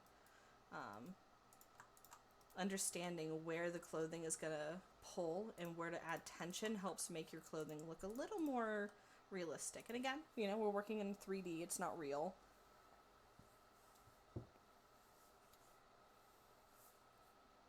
I just mash buttons and input numbers, same. And then when it doesn't work, I just go crying to, like, a Discord server, like, please help, God, I'm dying. And if it's Unity, I might as well be dying.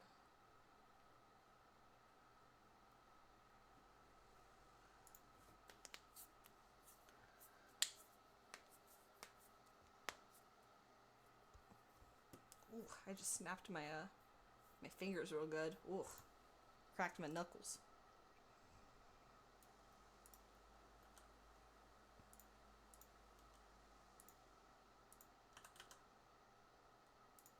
Do I have median point back on? There we go. Okay, now I can start working on the connection here. And again, speaking of tension, I don't like this. I want this to be more of a curve up. So I'm gonna pull these up a little because I want it to look like there is tension on I want it to look like there's tension on the sock. Like it's being properly pulled down. Because I want tension down to here, then down to here.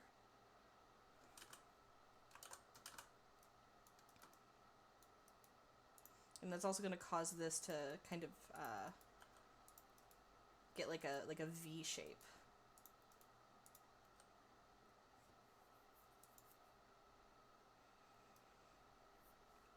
There we go.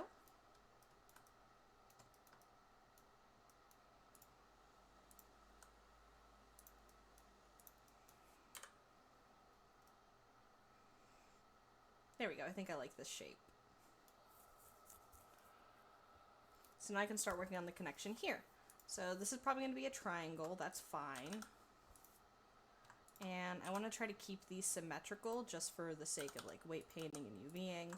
So I'm going to fill all this in at the same time. See, that's not good. I don't like that there. So we are going to add a loop here, I guess a vert here. And then I think that's good. Yeah, there we go. Okay, so now I just need to close this.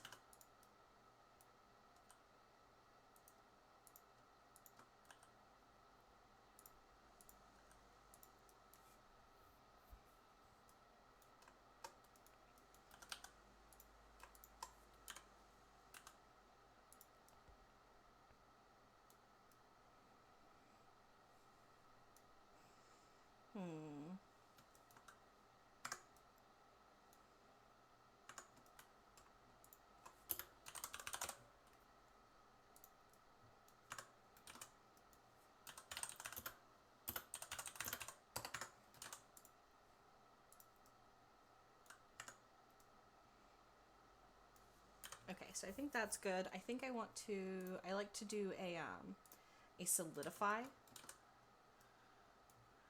Typically. I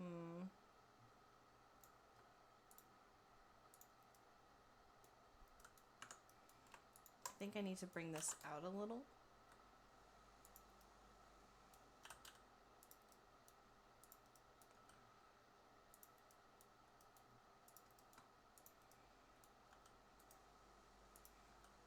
more connection. Okay.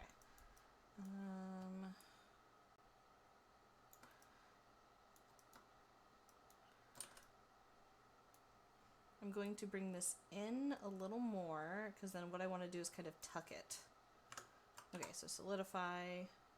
Oh. I don't think this part needs shape keys. I think that's okay.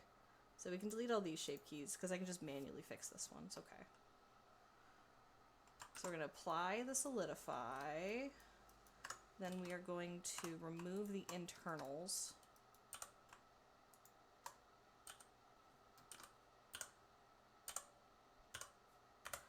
So we remove that. Then we can also remove this. We don't need this top one. And then I can remove this. Did that follow? I think that did. It's hard to tell sometimes. I think I'm just gonna do this. Nope.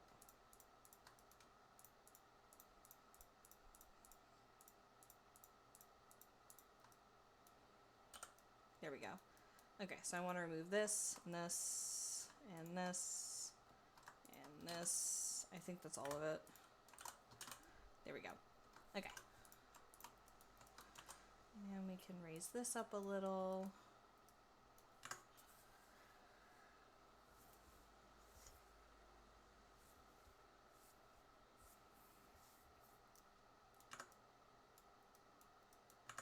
Then what I want to do is bring this inside a little.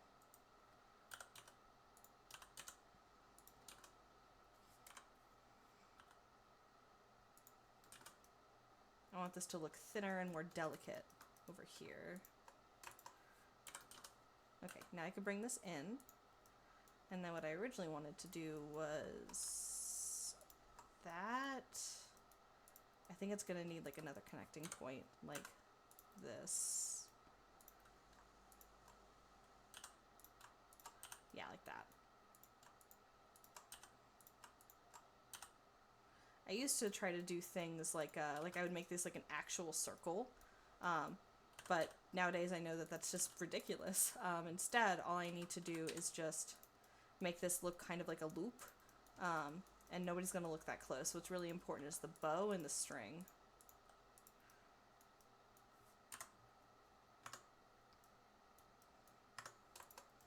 This just needs to look vaguely like a loop.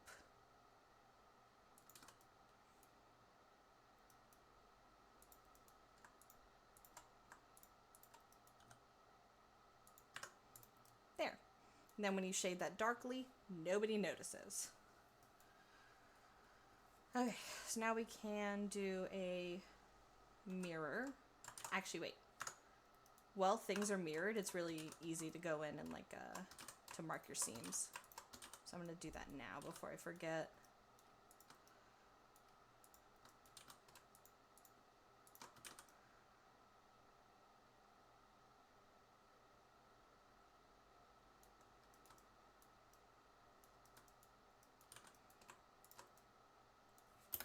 Mark seam.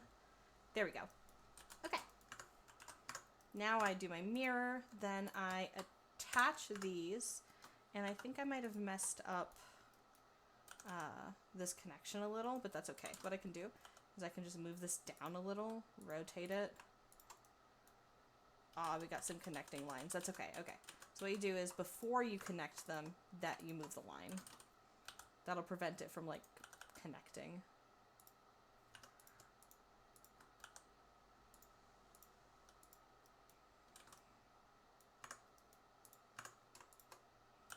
Then I move these up a little bit. Then when I connect these, I can just bridge these edge loops. I need a little extra geometry here anyways. And then for this blend shape, now that I know where this ends, I start closing it up again. Not too much though.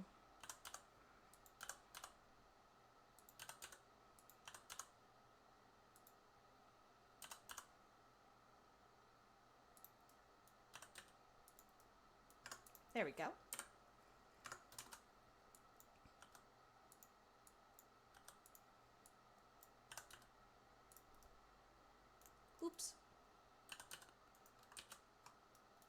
No one noticed.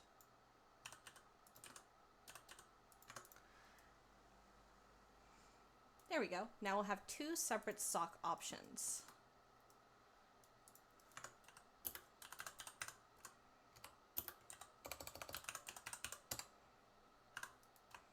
This always looks a little weird to you, like mark your sharps.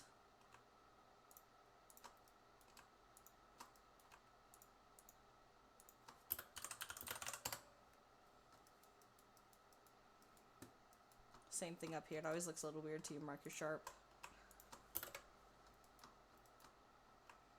And I forgot to mark sharp over here. Mirror. And I think I forgot the back, yeah. And mark sharp. Okay.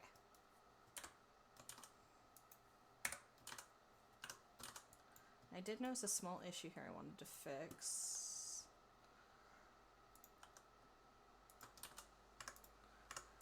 And then I also wanted to bring these out a little.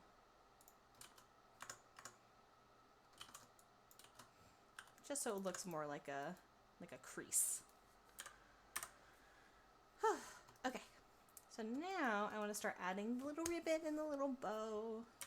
So much fun.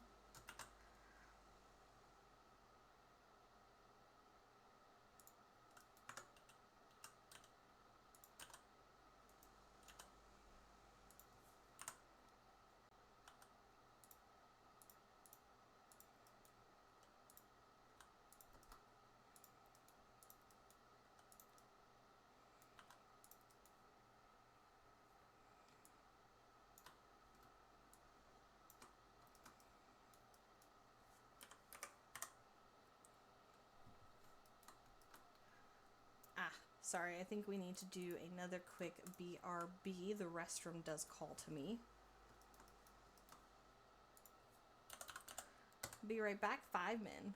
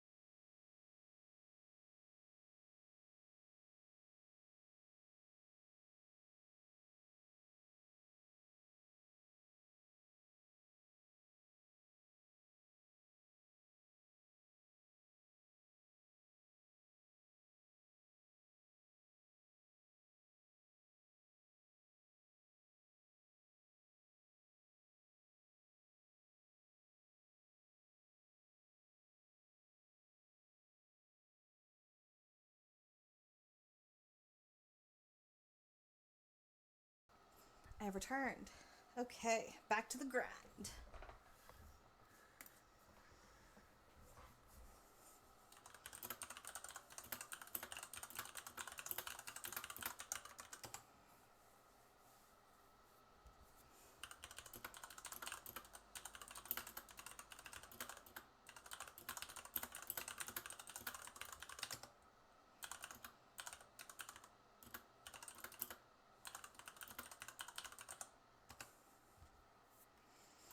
Okay. So we are trying to make some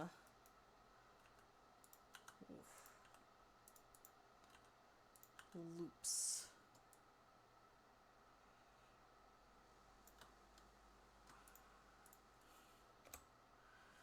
We're going to start with this for now, 0.005, but eventually I will probably be switching this out for like a flat ribbon that has less polys.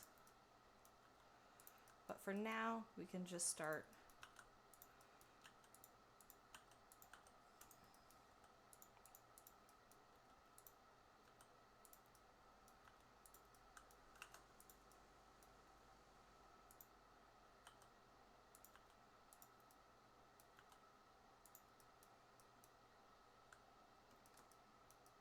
actually, I can probably start adding, because it's going to cross like this.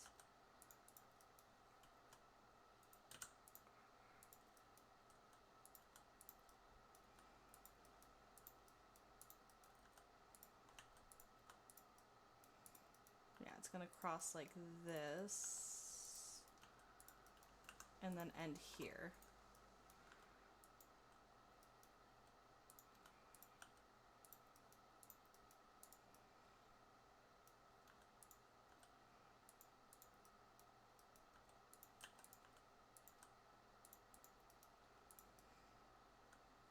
There we go.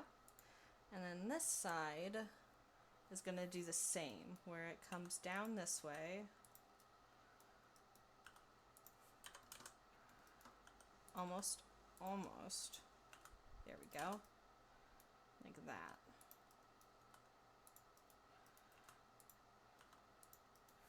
And then again, almost. I want it like this.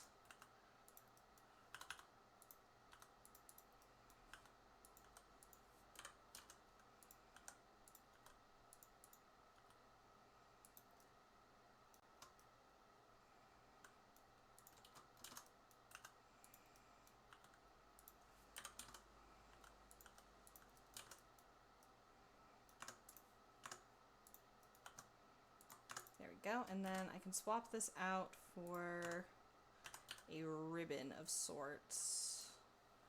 Let's do it this way.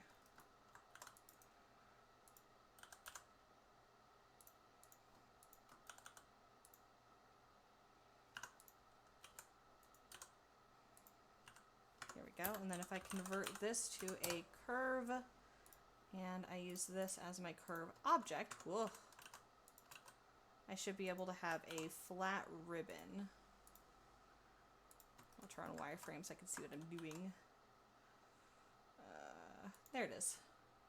And we're going to want a few less of these. There we go. That should be enough verts to get me what I need.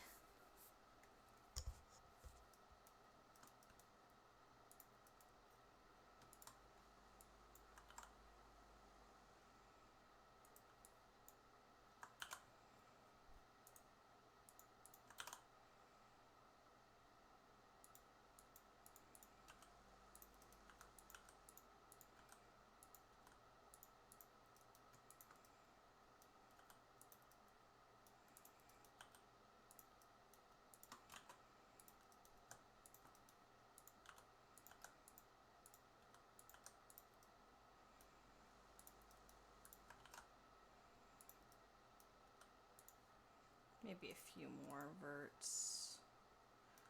Yeah, there we go.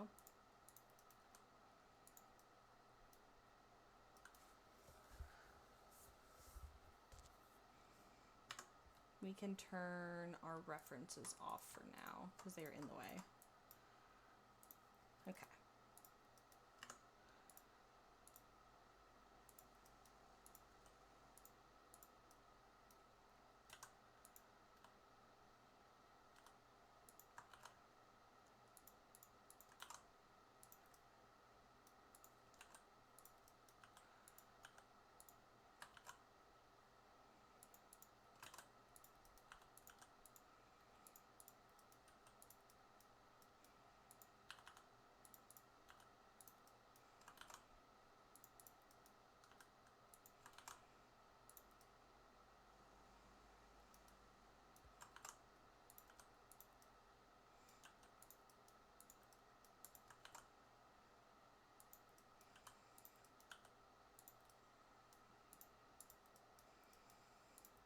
I wish everything you did didn't, like, mess up the rotation of things.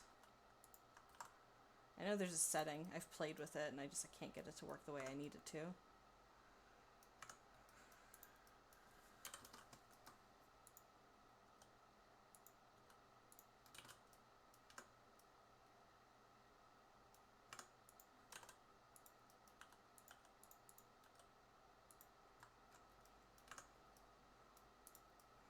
There we go.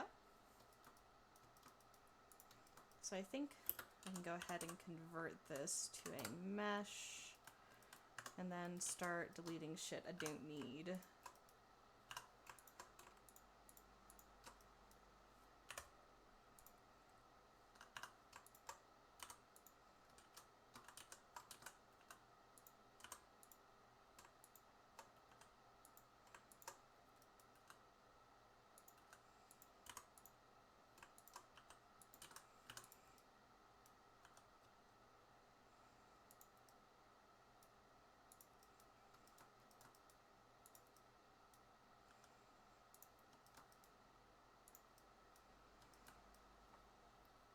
I wonder if I could connect these. I'm not sure if I can connect them in a way that looks good, but I can try.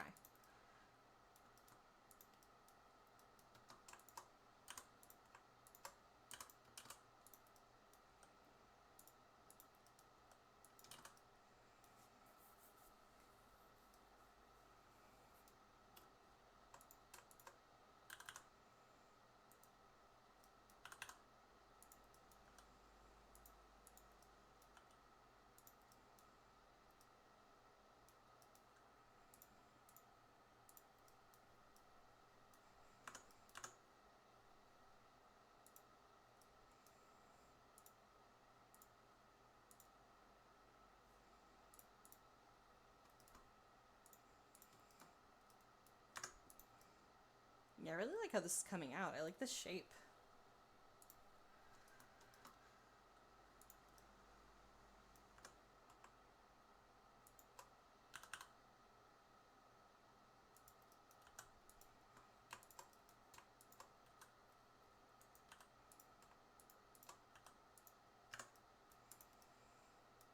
Can I connect these?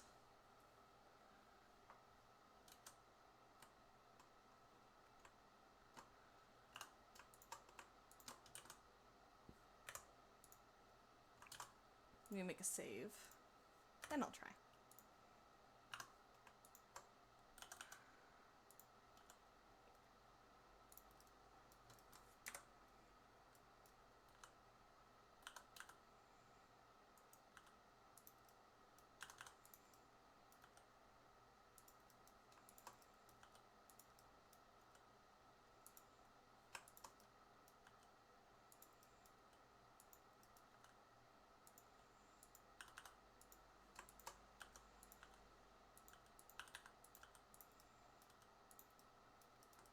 Yeah, I think I can connect these. Yay!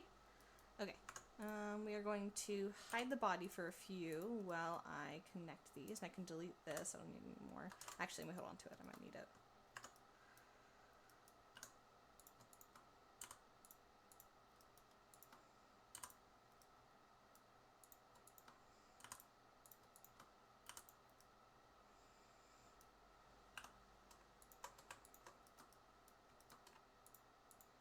Ah, yes, that's right. I did want to delete inside.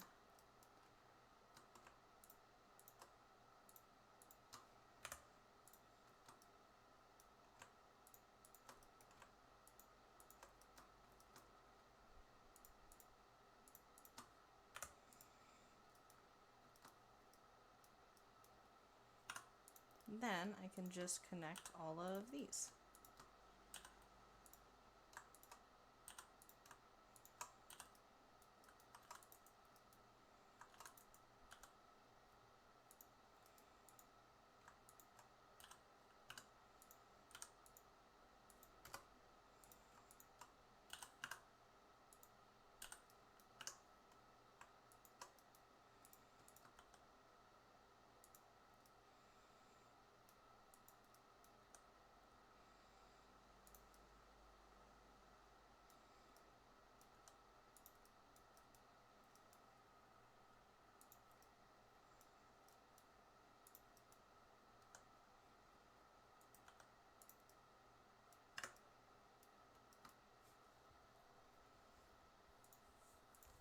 like how that looks.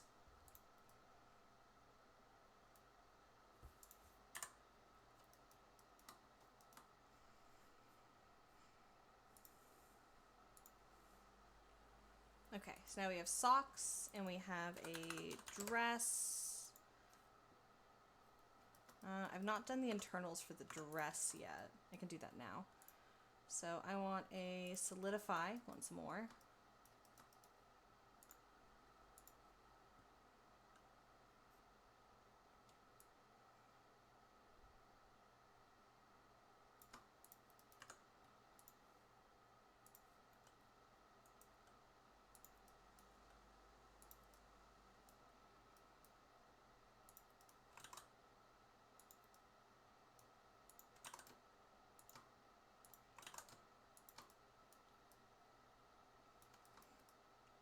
Making sure this is connected nicely.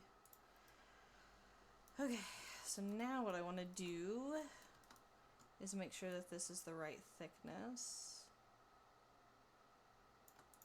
I think a 4 will be better. Then you solidify, and I can start removing the excess. Oh, that's right, mirror mode. Oopsies. Okay, mirror, then solidify, then cut everything in half again. Oopsies, I forgot. Okay, then I can remove everything. That actually makes this a little easier because I'm going to remove the inside. We don't need this anymore.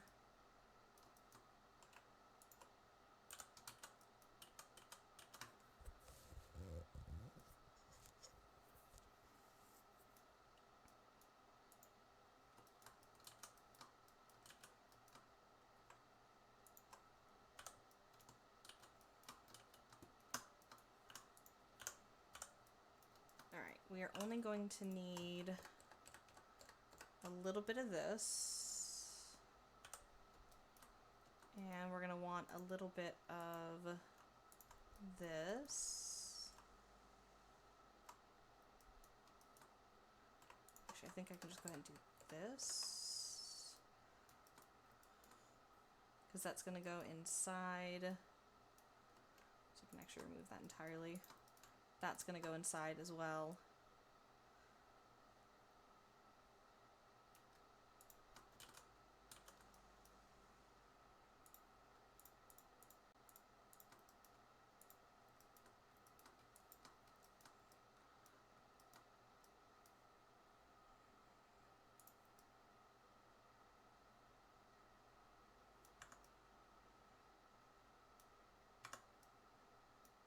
None of this is going to be here, so I'm going to remove basically all of this.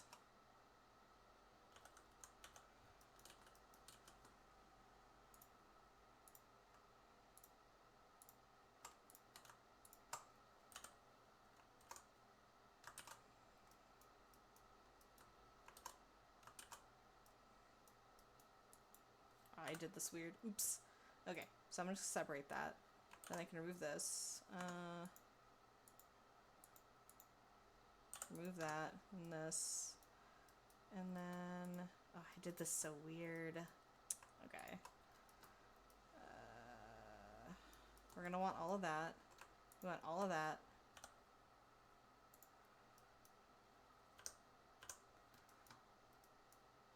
We want all of that. There we go. Okay. So I want to remove all of that except for these. Yeah.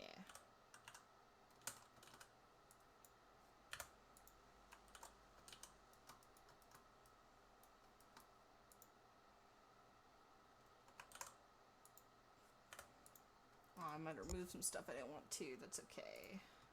Oh, wait, no, that's part of this. Oh, okay. I got a little mixed up.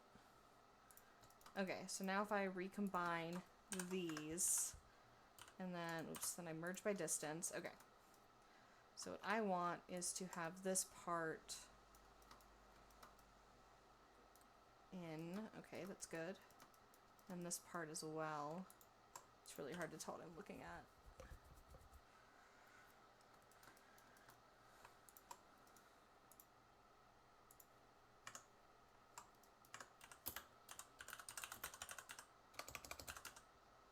Clear seams. Okay.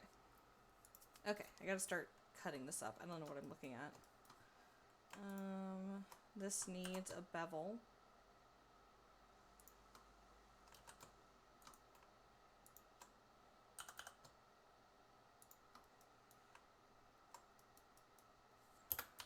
Mark seam. Okay, so that's the internal. This is also an internal.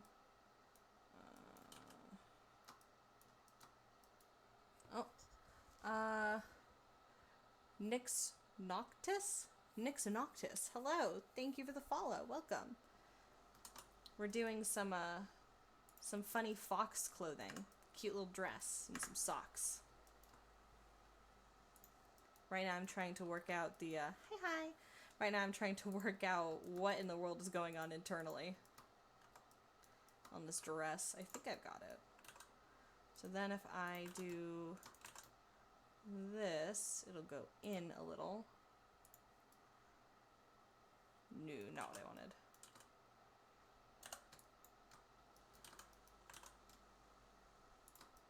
Yes, that's what I wanted. Okay.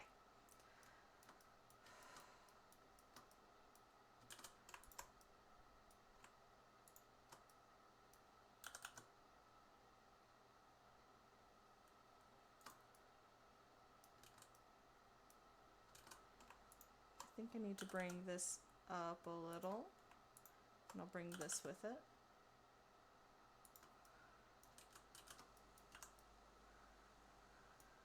Whew. Okay. I think this needs another bevel as well. That way I have a little more geometry to work with.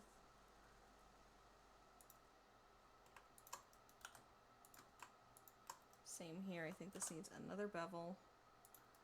I want to make sure that this transition is smooth and that when I weight paint it, nothing is crunchy. Now I'm losing a little bit of that gap here, but it will be made up for by having shading inside the dress, which will help give it a lot of depth, dimension.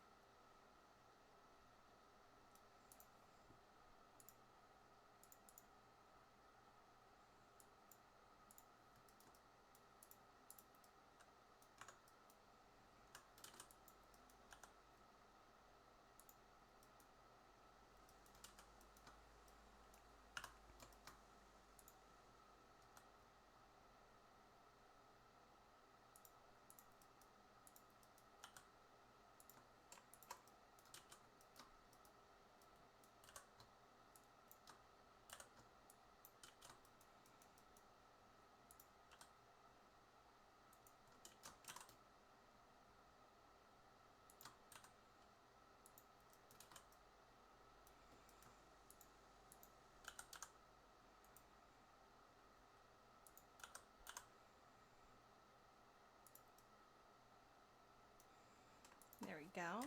And I think I accidentally messed up the symmetry. This is her tail, by the way. It just shrunk.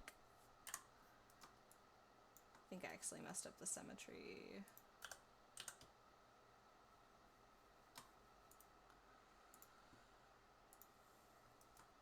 Oh, that's right. Mirror mode's still on. I just turned off the visual. Okay. So now I need to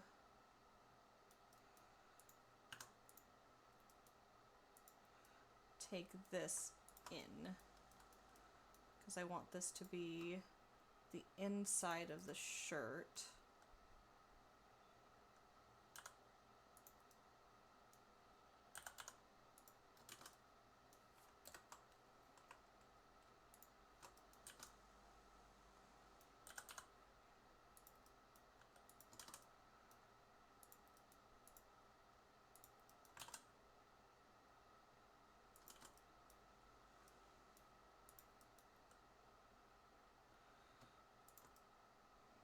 There we go.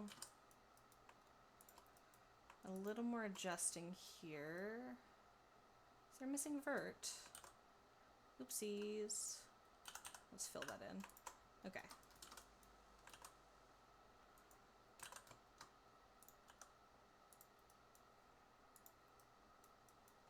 No, that won't do. Need to remove this and do that.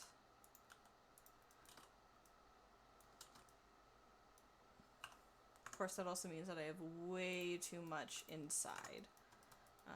I do not need that much. So we can probably remove all of this, actually. We can remove this and this and this.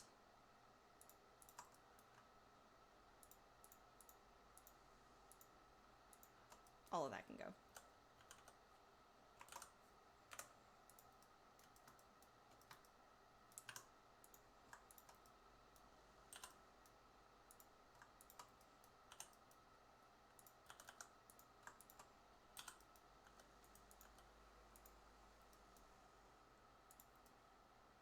Yeah, that's much better.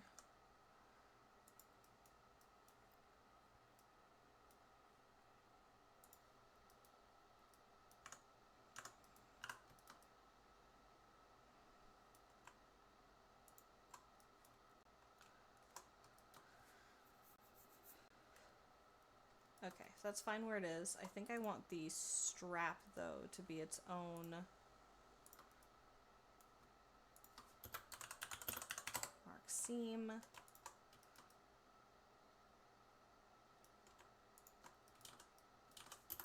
Yeah, that can be its own thing. Okay, so the next thing I want to do is up here.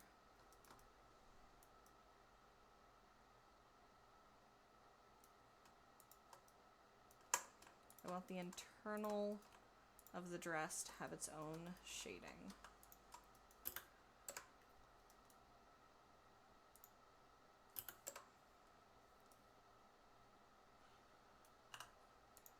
So that's by itself, this is by itself, this is by itself, and then the body is here. And I can probably cut this up a little further.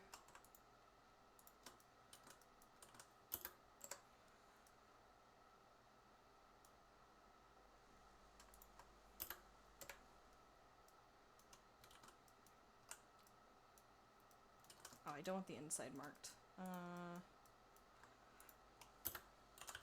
Clear seam. Okay.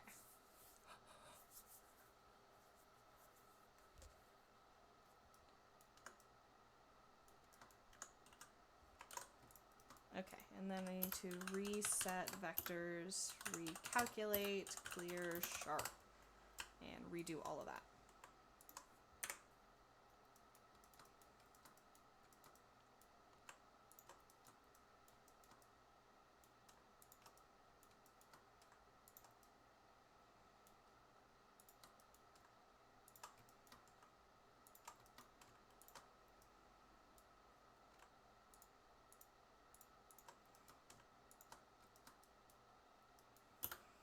And we're going to mark this as sharp, and that will help with the shading much better.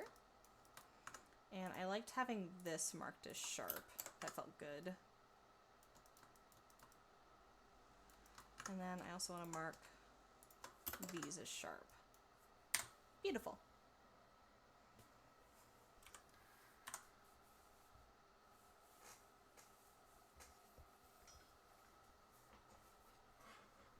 Oh, I cannot wait to sculpt in the wrinkles on this dress. It's going to be so cute.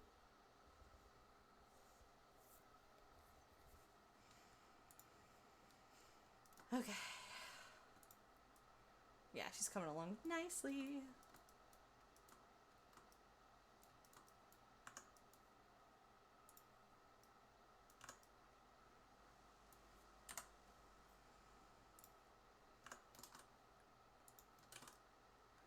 Okay, so now we just need to deal with the inside here. I want to close this enough that it doesn't clip, but I also don't want to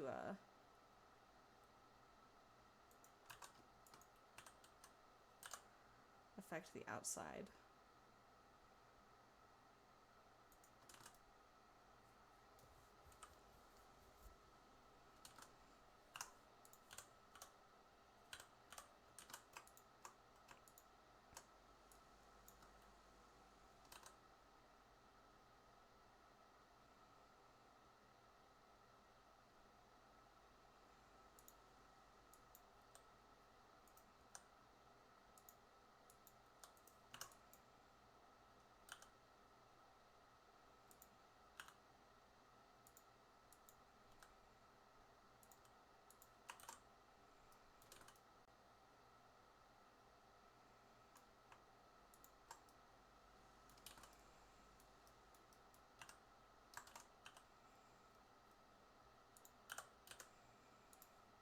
And then eventually I will merge that all to one point.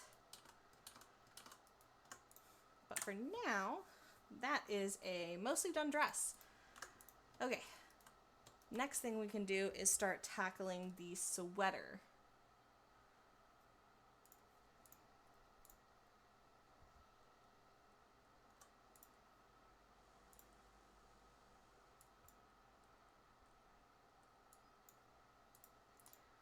Now the base sweater's pretty cute, but the arms need work. Let's go ahead and turn on our sweater ref. So I want some poofier sleeves. I want these sleeves to be excessive. So we can go ahead and just straight up remove these, like just delete them. We don't need them.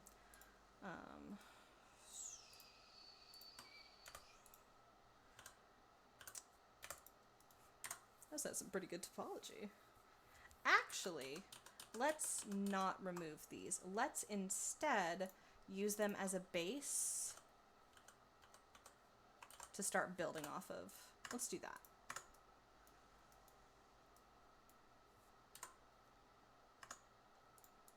That might not make sense, but what I'll do is I will delete this one, mirror it, and then I will start building off of it by closing it up like this. Thicken the sleeve. Shorten it. Make it bigger.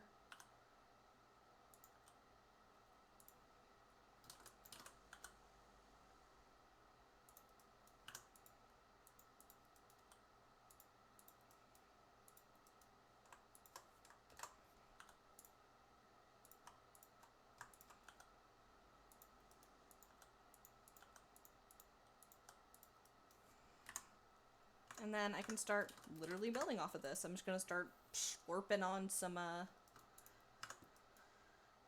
geometry.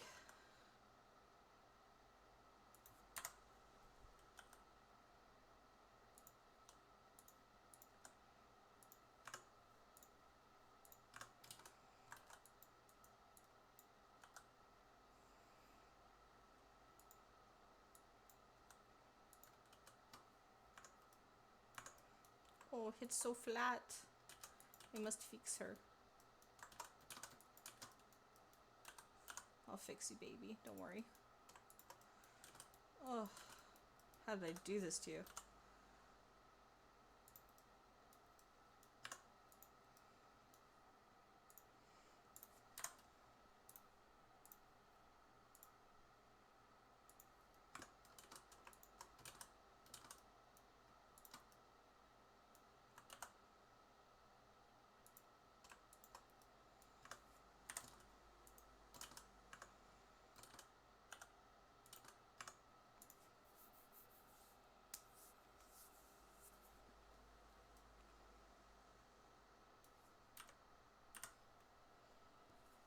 One of the things that made this outfit really hard to do the first time is that I was doing T-posing breasts, which made it very difficult to put clothing on, but also made it very difficult to weight paint because I had to account for whatever size people wanted.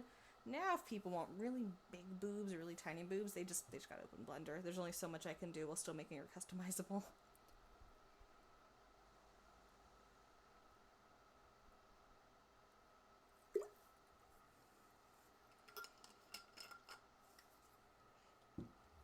Okay, so one of the things I wanted to do is have a nice big crease here. So I think I'm actually going to go ahead and apply that. And then do a little bit of sculpting. I'm just sculpting with my mouse, I'm not doing anything crazy.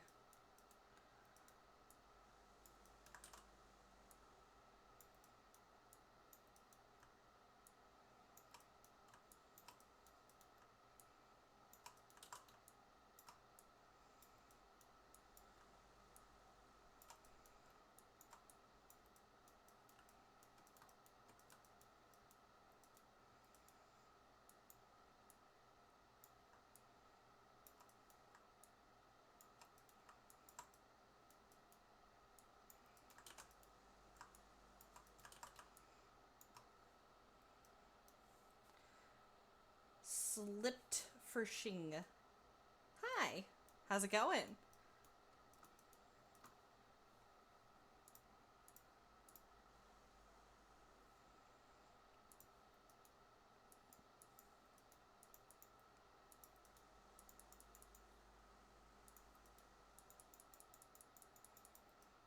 Good, well I'm happy it's going good. We're doing good over here too. We're doing some Blender stuff.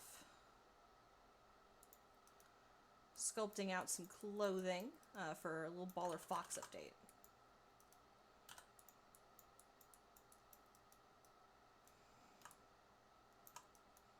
Blendering in 2024?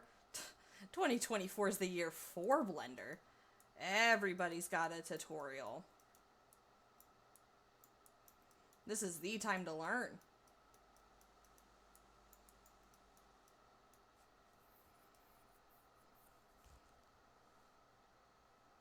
Ooh, I'm quite happy with these sleeves. I'm just going to retopo over this.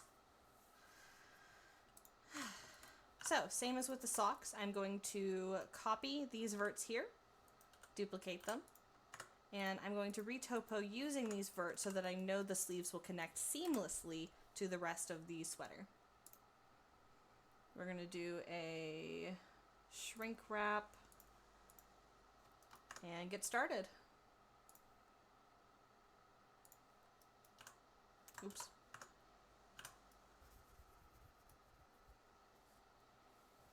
It's looking good. Thank you.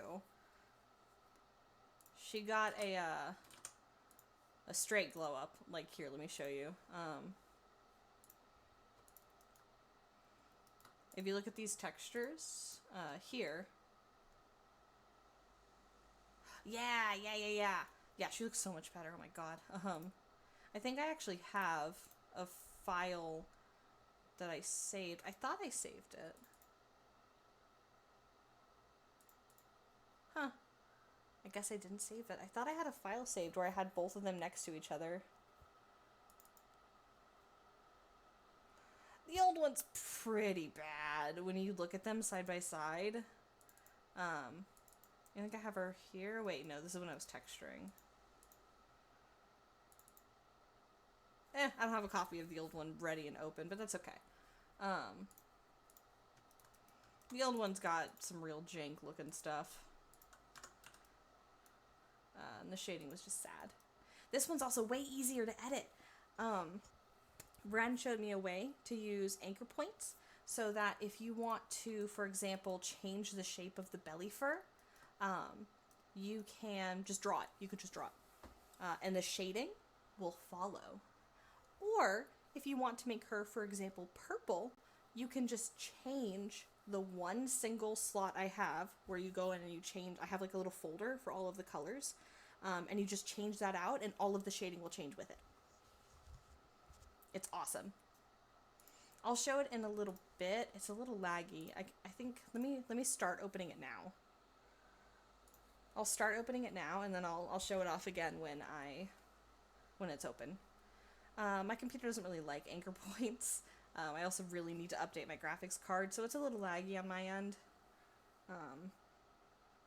But it feels really nice to use. It's basically set up in a way where you can just, hold on.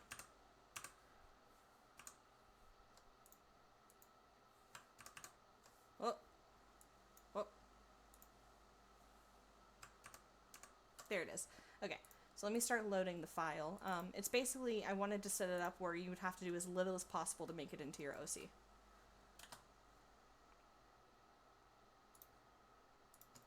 Alright, so that's opening, and I'll continue doing this while it's opening.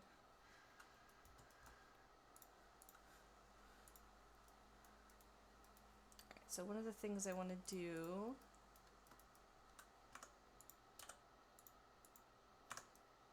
is have the topology make sense here.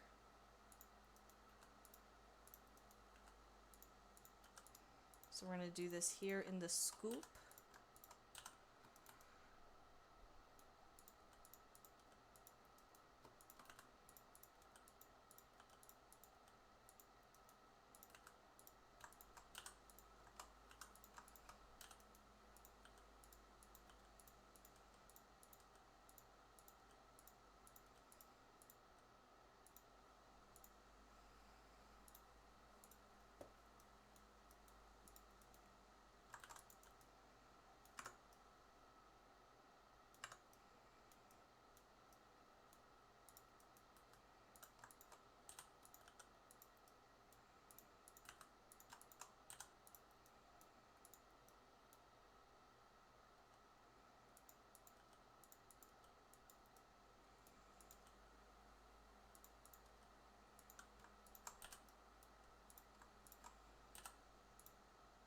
Still loading.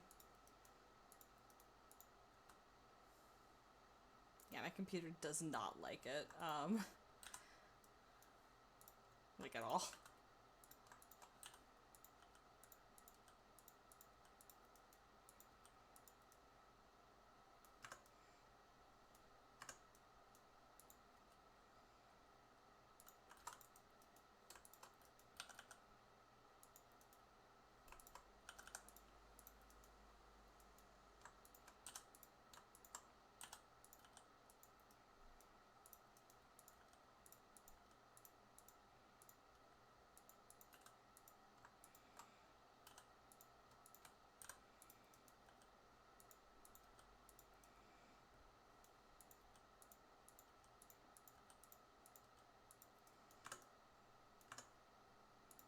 Ah, it loaded.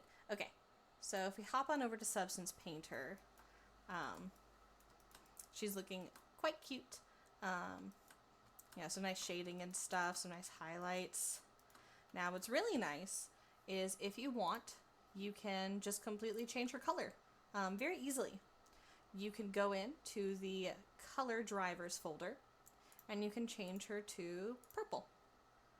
And not only that, you can change the highlight color, let's say to a nice light blue, and you can change the shade color to a dark maroon, maybe a little lighter. Now what's really nice about that is it's separated for each of the fur colors. We have our tertiary, secondary, and primary. And on top of those fur colors being in a nice folder, there's also an easy to edit fur pattern folder. Let's say you don't like how white the stomach is. You can just delete it. Let's say instead I want her to have a black stomach. Oh yeah, sorry, I have gradients. Those are not automatic. Those have to be manual, unfortunately. So let's say I want her to have a black stomach. The shading will automatically follow the changes that you make. So now the belly is shaded with these dark colors, or it can be shaded with the purple. And the gradients are manual, unfortunately. I couldn't really do much about that, but if you wanted to, you can move them around. These are just masks that you can edit. So for example, if I wanted to remove it from here, but then add this one here, you know, you can just go do that. The fur pattern, the fur texture is actually just the default smudge brush that I just added to my favorites. And it actually makes a really nice like fur smudge. And then stuff like the body lines and highlights will also change with it. So like if I were to remove the belly texture here, these lines would go from being a pale color to dark purple. Because all this is it's just masking. I made masks for the lights and the darks, and I can show you.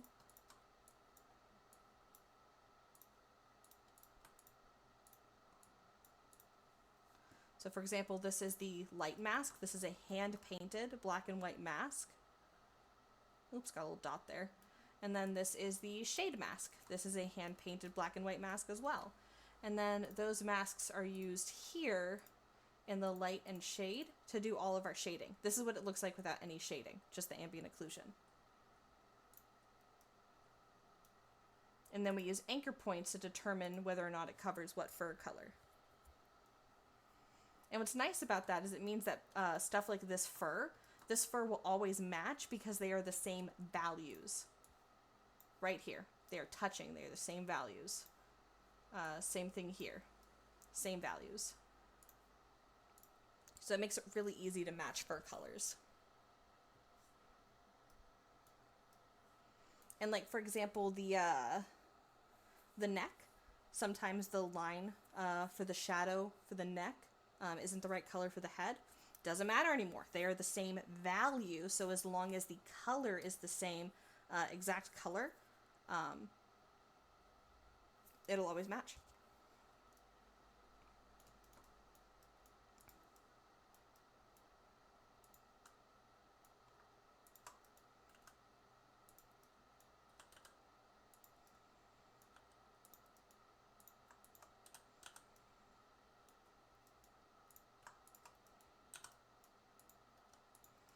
And I didn't come up with that myself. Varen showed me. But it's so nice. It makes texturing so much easier because all I have to do is just paint. I just paint in black and white. And now anybody can go in and just paint their OC's colors. And fur pattern. And it will just work. And my shading will still be there. Which is really nice. Yeah, I work hard on that shading. But that shading doesn't mean much when it comes to a base that you can purchase if you can't go and change it later. Because, like, when you're buying a base, you're buying, like, a style. The style of how they 3D model, the style of how they weight paint, the style of how they texture. And the fact that the substance painter for the Baller Fox was completely unusable meant that you just had to make your own textures. And then it feels like, what are you even buying? Sure, the model is there, but as far as I'm concerned, the whole package should be good. So that's why I thought I should update her.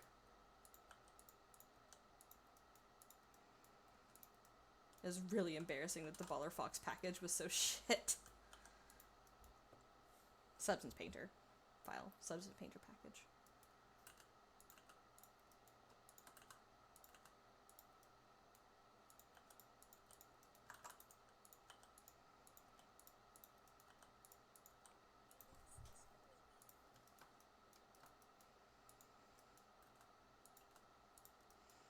Ugh, I need to remove the audio for this take a break alert. I can't have Miku jump scaring me every time. I just had a heart attack. Ugh, I'm turning it off. Sorry, Miku, you're really cute when I'm not wearing headphones.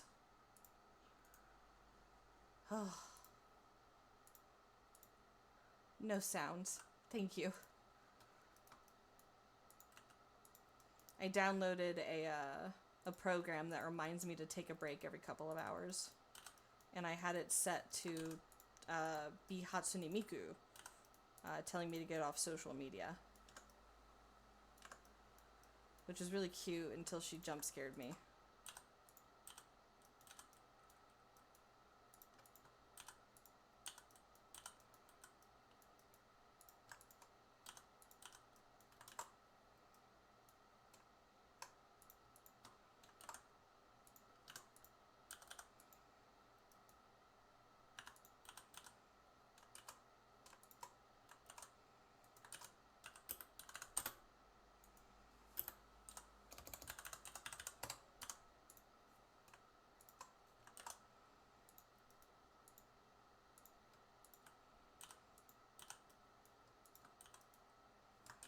No, my topology. It's already trash.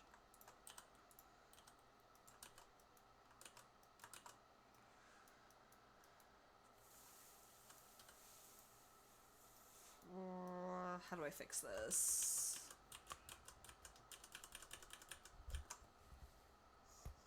Topology is so hard. Feels like all the vertices I need are always on the other side.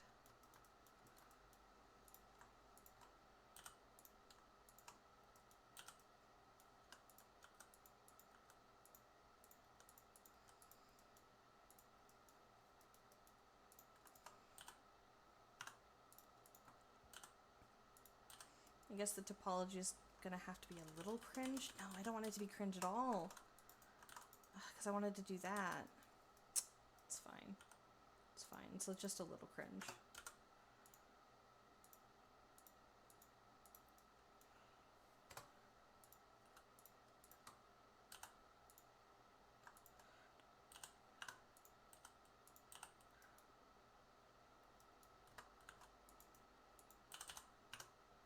Just a little cringe.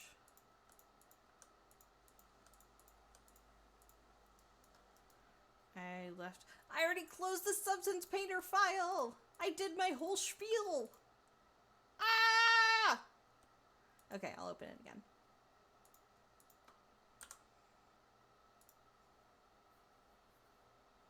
It's okay, I'll open it again. I like talking about it. I'm very happy. The old Substance Painter file was so unusable, so bad. And like, how are you supposed to make your OC in that? Ridiculous. Okay, it takes a hot minute to open this, so we gotta wait.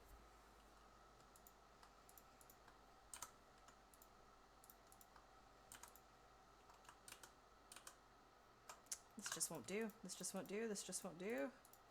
I gotta fix this. It's so bad. Okay. Okay. Let me look at this.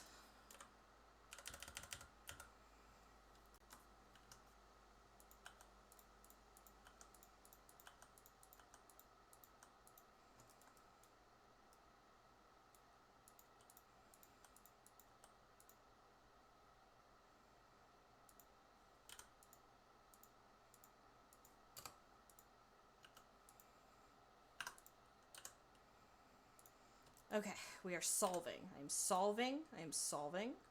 What if I did this? Not my worst. Not my worst.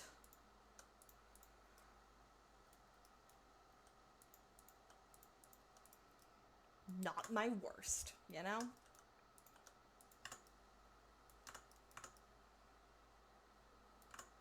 Not terrible. Okay, so now we have something to connect over here.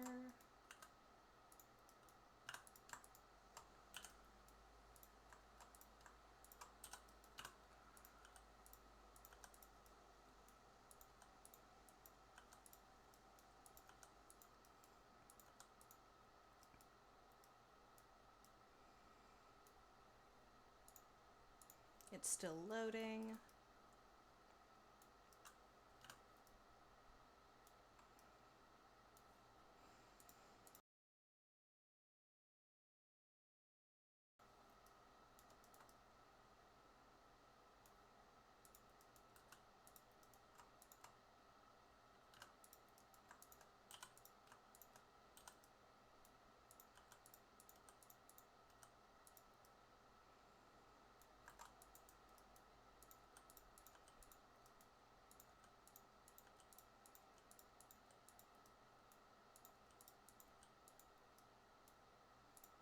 Okay, it's loaded.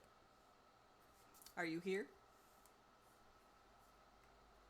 Are you ready?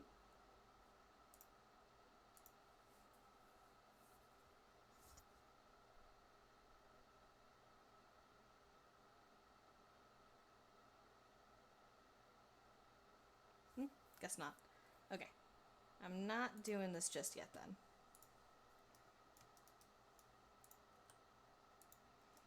If you are back and you're ready for that Substance Painter show off, you let me know.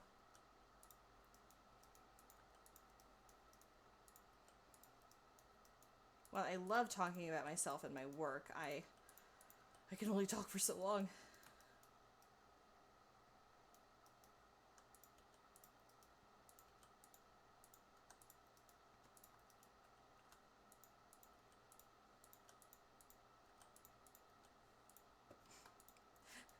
Did they really leave again? That's so funny.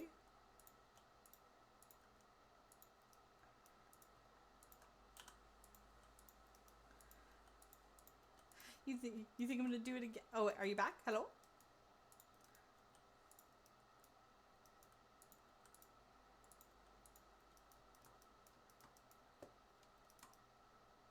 Okay. Alright. Here's the deets. So, Substance Painter file used to be unworkable, ugly, bad, hard to use. Now, if I turn off these gradients, now all you have to do is go into this fur color folder, and you'll see them organized by tertiary, secondary, primary. If you go in, you can make her for, say, purple. Then you can go to the light and make her, for example, blue, light blue. And the shade color, maybe I want magenta. So this allows you to go in and change all of these colors, primary, tertiary, and secondary. On top of that, you can also change where the fur goes. So for example, if I want to delete some of the belly fur, I can just do that. And the shading will automatically change with it. Not just that, but the lines as well. This is now a darker color, the line is. Or it's a lighter color. Vice versa. The fur texture is just the base blur brush. The default smudge brush just looks like fur, which is nice. The gradients, unfortunately, are manually painted. You're going to have to go in and paint them yourselves. But things like the lines, the line art, this all automatically changes with the body colors. And the way this works is I have hand painted the light and the dark masks that are being used here. So here is my dark mask, my shading, and then here is my highlight mask. And what's nice is all of the fur will automatically match. There won't be any seams because it's just values. As long as these two values are the same, it won't matter. Same thing here with the head. So because I painted white here, this will be the darkest value possible of whatever fur color you choose. And it's the same thing for the head. I painted that here as well. So there will never be a seam on the neck as long as they're the same color and the same value. That's it. And I didn't come up with that. Verend showed me how to do it. Anchor points are magic. It is so nice. Because what I wanted was for, it's actual magic. Because what I wanted was for people to be able to paint whatever fur they wanted for their OC onto that model, and for it to just work. And it does.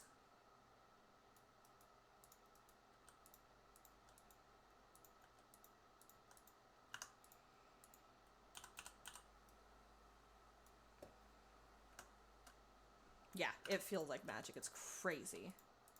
I think he used it for his newest model that's going to be coming out, hopefully soon. If you're in his server, you've probably seen pictures. It's the Kobold. And he did that in a way, he set that up in a way that anyone can paint whatever kind of scales they want, and all of the scale details that he put all that effort into actually transfers. So people can have whatever scale pattern they want, and all of those cool details travel with it. It's really nice. And it's so nice because it's so hard to get, typically when you buy an avatar, it's because you like the textures as well. So being able to have the same good textures while still having your fur pattern, your OC, is good. Makes me happy. 1, 2, 3, 4.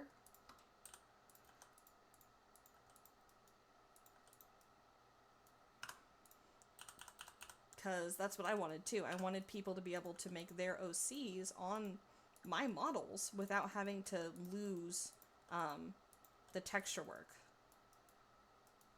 And as far as I'm concerned, whenever you buy a model, it's because you like things about it, like the modeling and the texture work.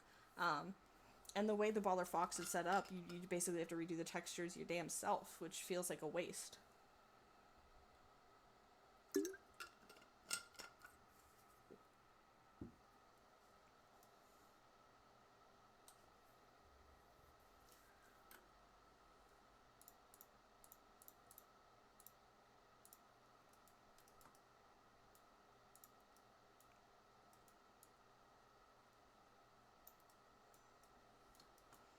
Yeah, it's hand-painted light and dark masks. That way I have full control over, oh, there we go. That way I have full control over how the shadows and highlights work.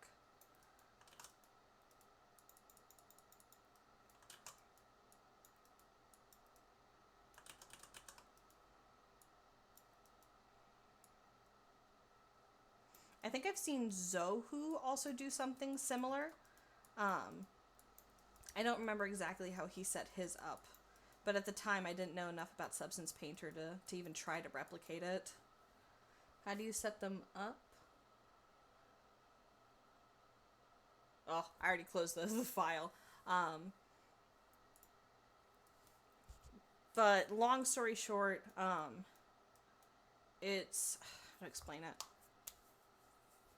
I'm using the mask to control the light and dark color. So if you have, for example, your orange fur color and your yellow highlight and your red shadow, right? I use the dark mask to control how much of that red shadow shows up, and I use the light mask to control how much of that yellow highlight shows up. And then the fur pattern has its own mask, and that controls whether or not it even uses those colors, or if it's using a different set of colors. Like for the belly uses white for the highlight, cream for the color, and a darker cream color for the shading. And the fur pattern determines what colors are being used, whereas the fur colors, you can just pick whatever you like. And the light and dark masks will use those colors.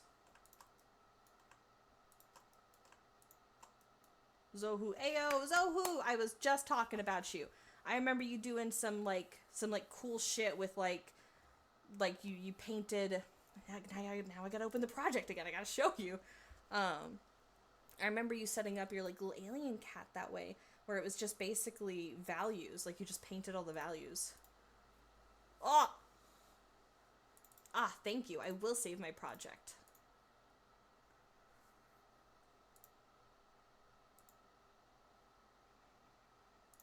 Alright, I'm opening the Baller Fox to show Zohu. But yeah, Zohu, I was saying, I think you did that, and I remember thinking it was really cool, but I didn't know enough about Substance Painter to even attempt to set up something like that, so I just gave up. Yeah, it's your preferred way to work. It's amazing. We're doing it... Vren found a way to do it a little bit different using anchor points. I'll show it off again. What the hell? Fourth time, right?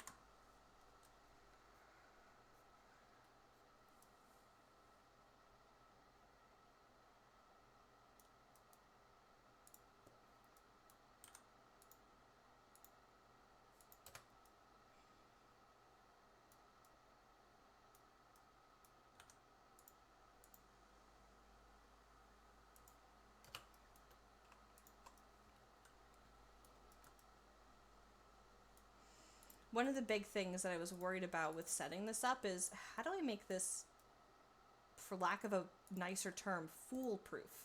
Because again, my whole point when I was setting up my Substance Painter file and fixing it was, how do I make this so that anyone who buys it can just start working?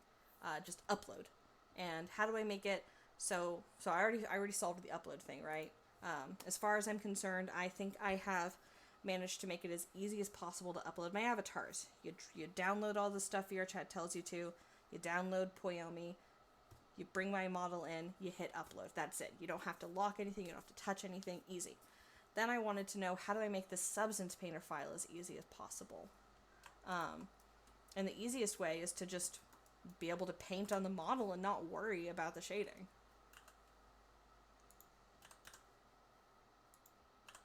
But I didn't know how to make that happen. I did a quick walkthrough video. Yeah, I'm thinking I'm gonna have to do that too.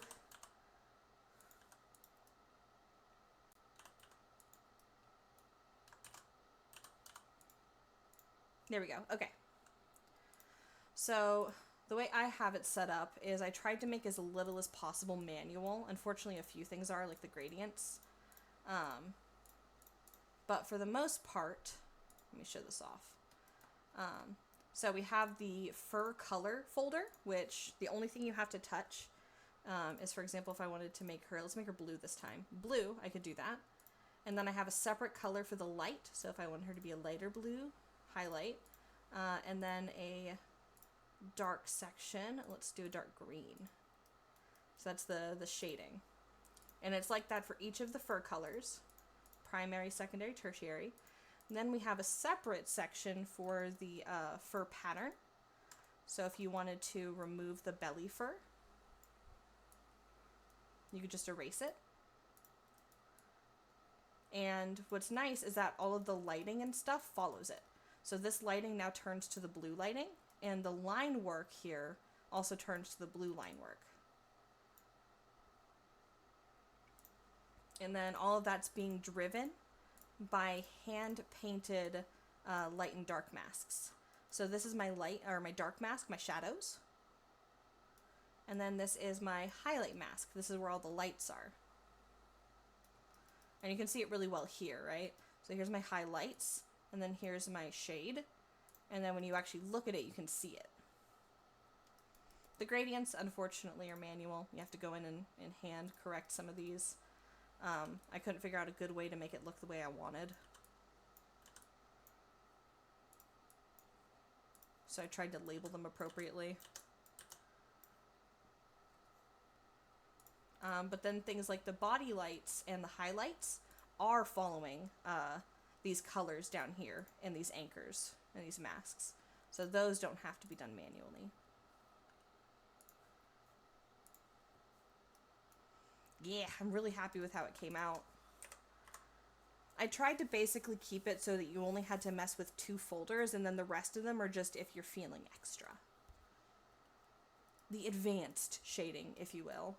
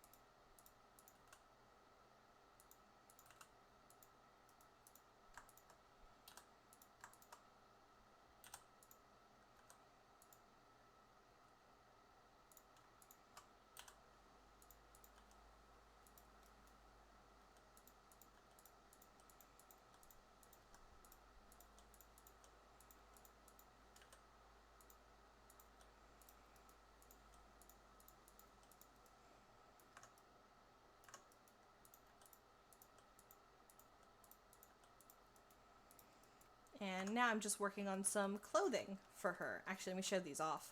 I'm really happy with these. I originally made some, like, socks. Like some drawings for some cute socks back in the day, but I never did anything with them. So I'm making them here. Some cute little socks.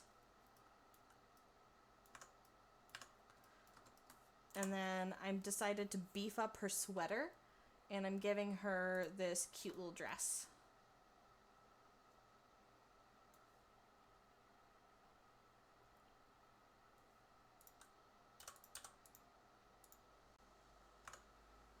Making user-friendly editing is the worst part. Yeah. That's one thing I prefer about commissions, is you only have to make it so that one person is happy with it, and that's it. Yeah, the folds, I'm really happy with these. You only have to make it so that one person is happy, and that's it. And all these extra blend shapes and this and that, user friendly, and it adds a lot of complication, and it means that everything I do, I have to plan ahead for how is somebody else going to use this. Is it going to be easy? Is it going to be too difficult?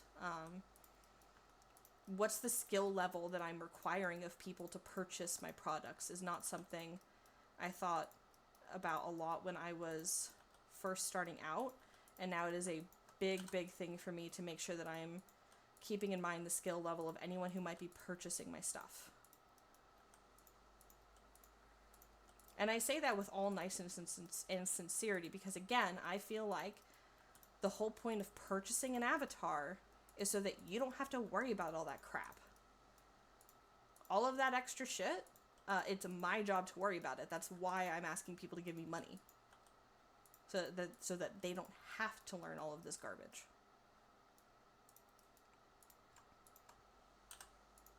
I say garbage. I love 3D modeling, but that's what I'm talking about. Like, it's still a skill that takes years to hone. I love the dress. It's very limiting when you can't just make something and have it be as is. Kind of. I could just sell stuff like that, and I have made some models that are just meant to be as is. But I don't know. I like it better when people can have their own version. VRChat is amazing. And self-expression is a really important thing in VRChat. Like, not to get too sappy for a second, but the amount of self-expression that people have in VRChat is unprecedented. You can be literally anything. You don't even have to be a human. And it's cool, and I don't like the idea of my products limiting people's self-expression when I could spend some extra time making it easier to be your own version. Now, you do have to have some basic knowledge. Like, you have to know how to download Unity. I'm not going to teach people how to download Unity. But if I can make things easier for people to edit outside of Blender, I think that's a win. Do I think everybody should learn some Blender? Yes. It's an amazing skill to have, and it's really fun to make your own custom shit. Or to customize shit that you've purchased. But my goal is to make this as easy as possible for people so they don't have to learn Blender if they don't want to, or don't have time. And also, I don't want it as a perfectly valid excuse. Blender's a big ask. It took me a long time to even decide it was okay to use Gradient Maps for submit files. For walkthrough videos, I think it's actually easier to edit if people are willing to watch. Yeah! I can understand how it would be frustrating, like, you download this avatar and now you don't know what to do, like, how to edit it. Like, what do you mean I have to watch this video? But typically a video from the creator is going to be very informative and tell you exactly what you need to know to get the most out of your product.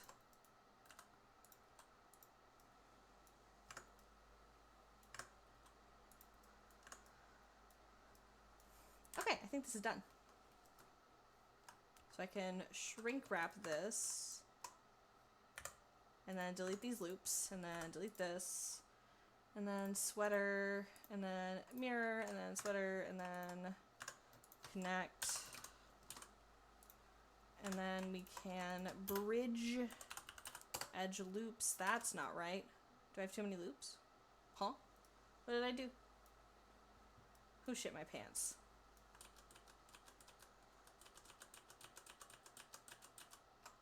Who shit my pants? This is ridiculous.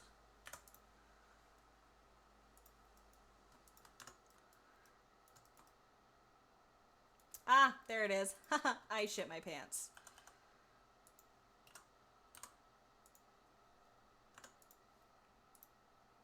Okay, now we can apply the mirror. And then we can delete these. And then we can combine these bridge edge loops.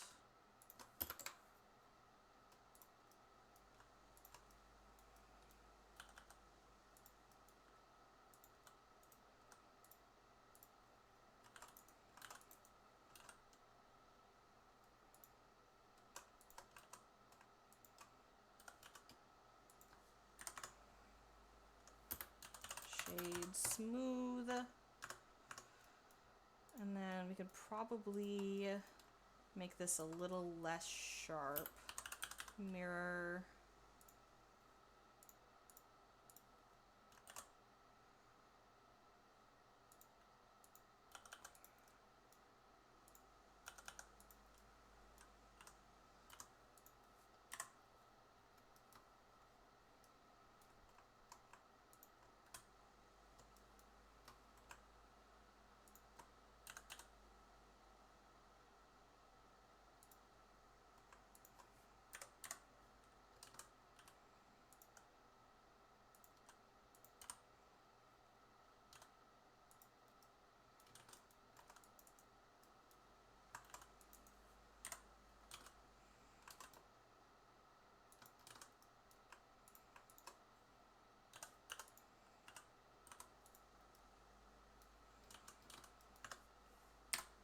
There we go.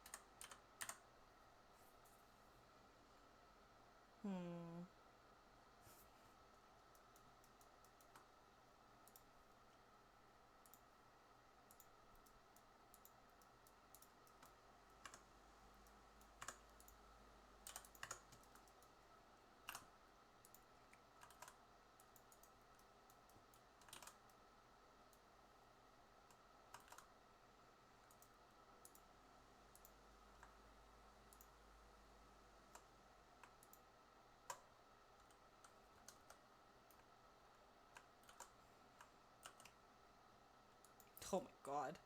That's a way to add some geometry.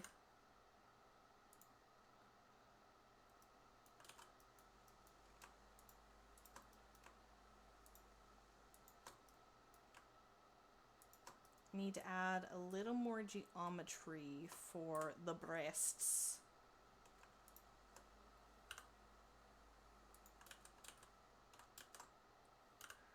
So I can do that.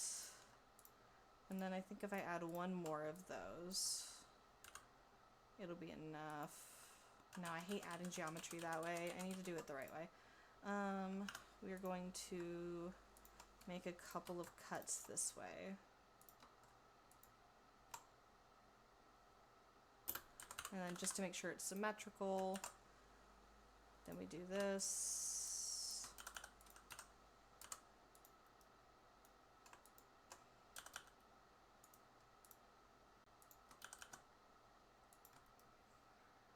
And I think that should be enough geometry for the breasts. I can test it.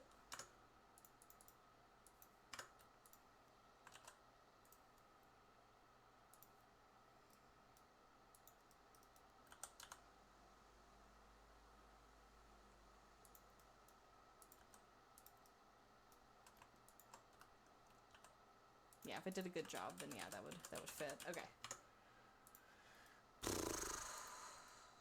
Okay. So now we have, I love the red text. Red text?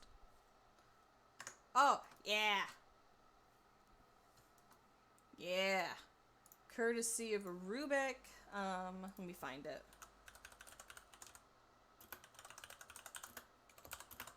Shape key warning. Is that the one? I think I found it. Yeah.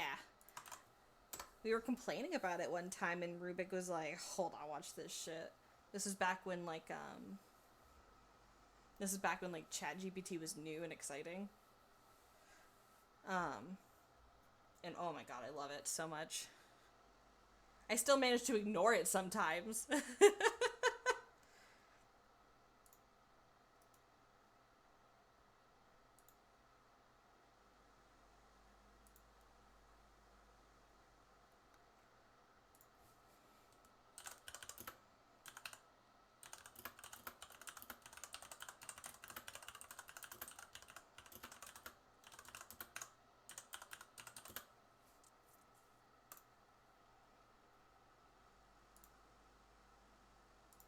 go. Okay. And then I can turn on the dress slurp.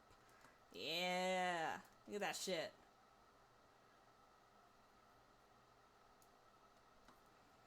I still have to figure out how I'm going to incorporate the anchor point system into my flat chest toggle. The flat chest toggle, I feel, is very important for people to represent themselves in VRChat. Not everybody wants boobs.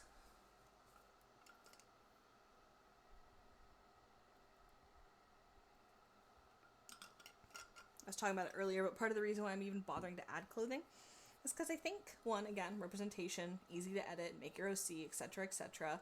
Like, it's a lot easier to recolor a dress to fit your OC's colors than to learn how to put a dress on an avatar and weight paint it. I also think that part of the reason why I don't see as many baller foxes is because she's naked. She's Barbie doll naked, but she's naked.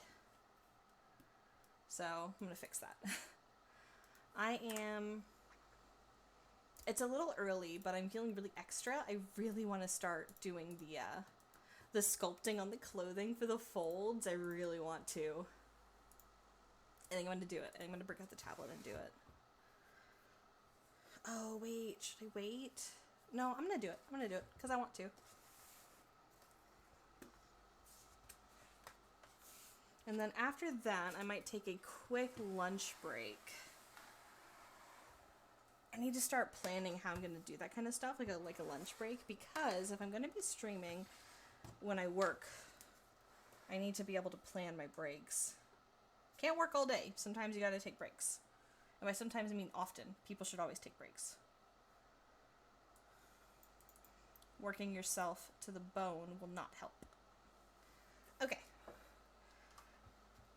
I also recently set up my my key bindings properly for my tablet. Set up my key bindings properly for my tablet so that I can what are the words I'm looking for? Rotate. I like to do my clothing folds using the multi-resolution modifier. How's that look? I think that's enough. Okay, let me just make sure that I have pen pressure. I don't always. Yeah, I have pen pressure. Okay, so now we can start doing some clothing. So, when No Fox was in here earlier, she was sending me some pictures of dresses I really liked, and I realized what I thought this dress was missing. Proper folds. Like a nice, like a tight, I wanted a tight dress to go with the loose fitting sweater. And I realized what she was missing was like the textured in like wrinkles of a properly tight form fitting dress. So I'm gonna add those.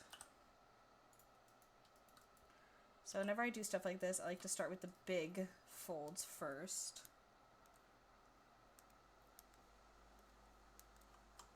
Body's in the way. Shoo! I think I'm also going to, you guys won't be able to see it, but I'm going to make use of my monitors, my 4 monitors, and I'm going to get another window open so I can look at her from all sides. New window. And we're going to...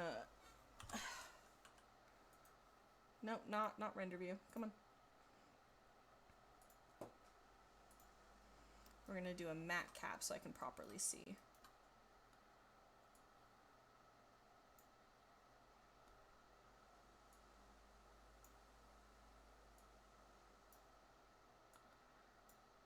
I'm going to do a front view, a side view, and a back view.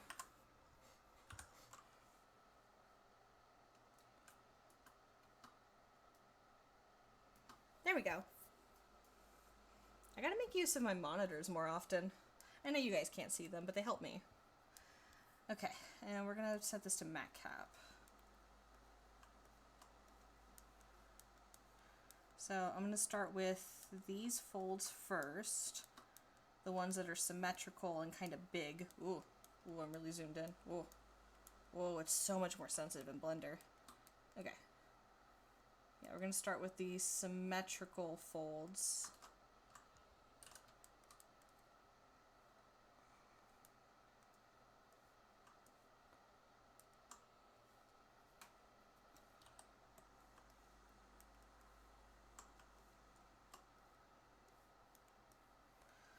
There we go. And then we're going to turn off symmetry for a moment.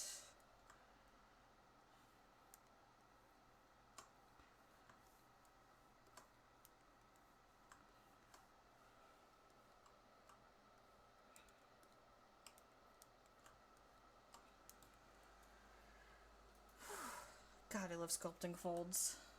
This is so much fun. Okay, so I'm going to try to reference some of these dresses I'm looking at.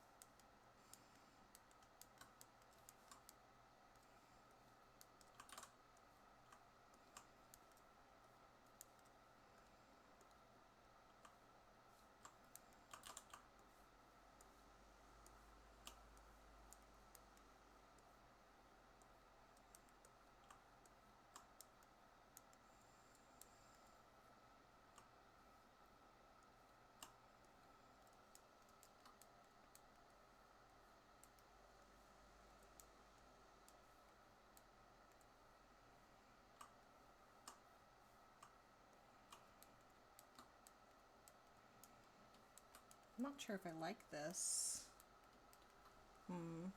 It looks too loose down here. I need to redo this. Yeah, it just looks too loose. Oops. I wonder if I can salvage this. Ooh. Can I salvage this? If I just like blur it and then redo. I might need to redo this. Okay, might be good, might be good.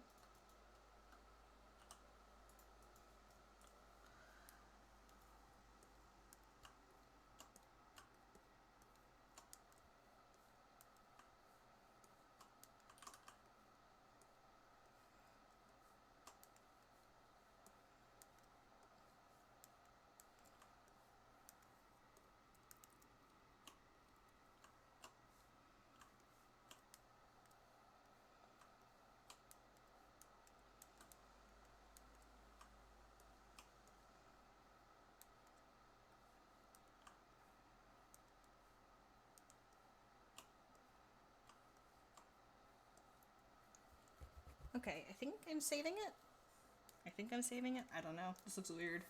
It might look better once it's like a texture. Right now it's 3D. Sometimes these look a little extreme or they look bad until I bake them.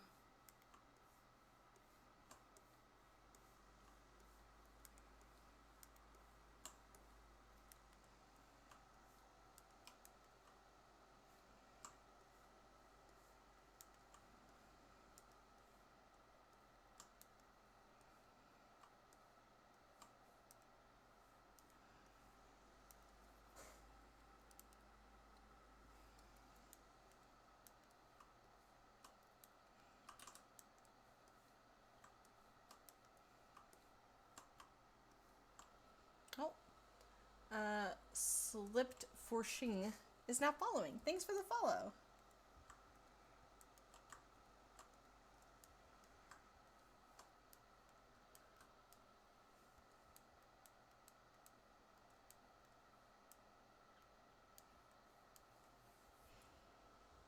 I'm not sure if this is gonna look good or not. I won't know until I bake it.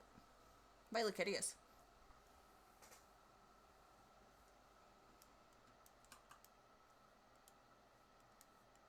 Alright, I can start working in symmetry mode again because I'm going to start working on the brassiere.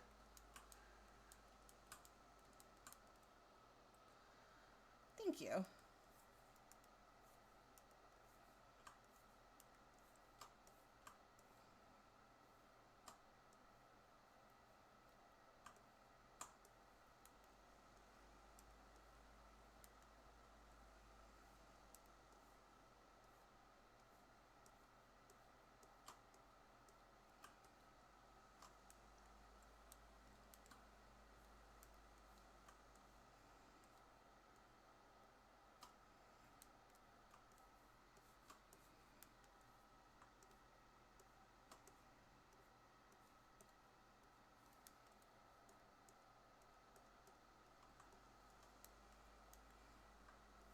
Alright, I just need to sell the connection here.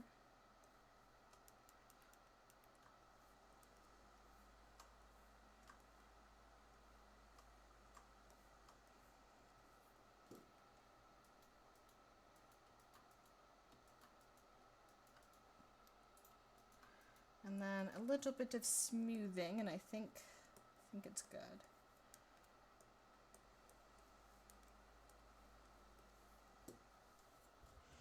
Alright, might look like shit, might look good. We'll find out.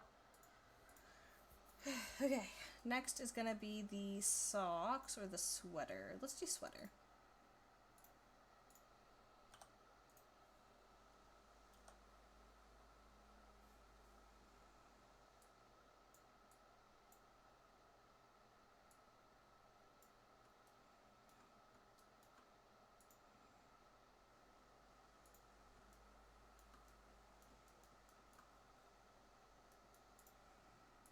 And we're going to do multi-resolution, 1, 2, 3.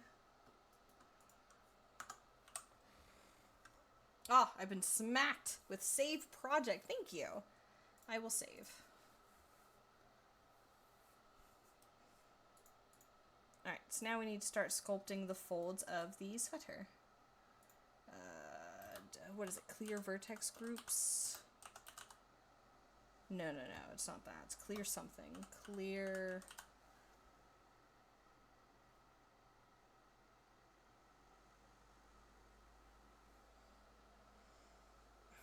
What are these called again? Face sets? Ah! Is there a... Oh, I've been smacked again. Oh, hydrate. Yes, I will. Thank you.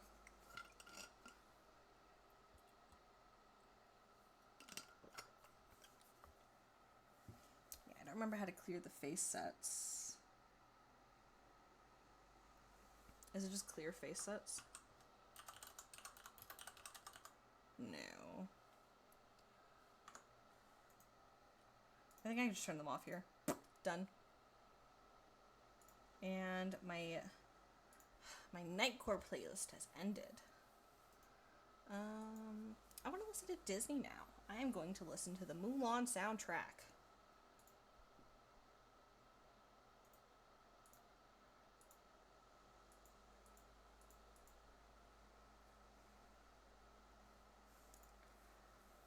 Okay, back to work.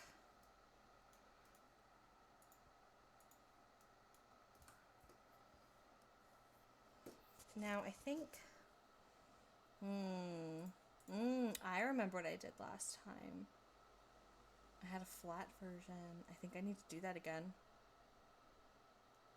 I think I need to have a flat and a breasted version.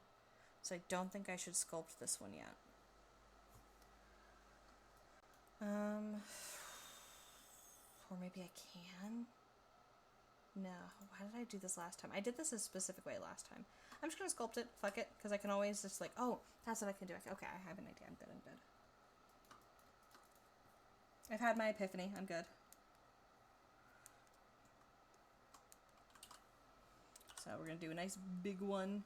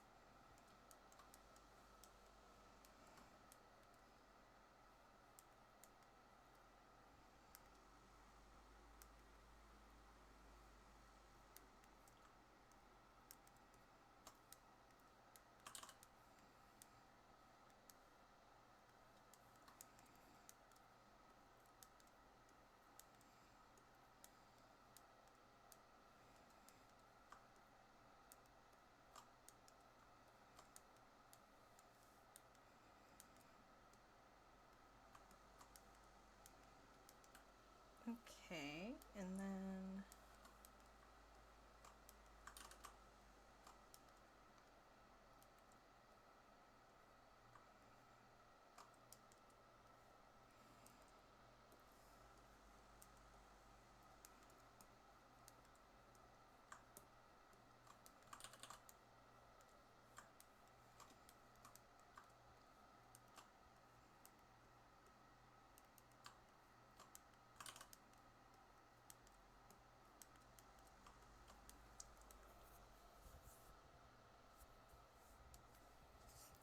okay, and then we can turn off symmetry for a moment.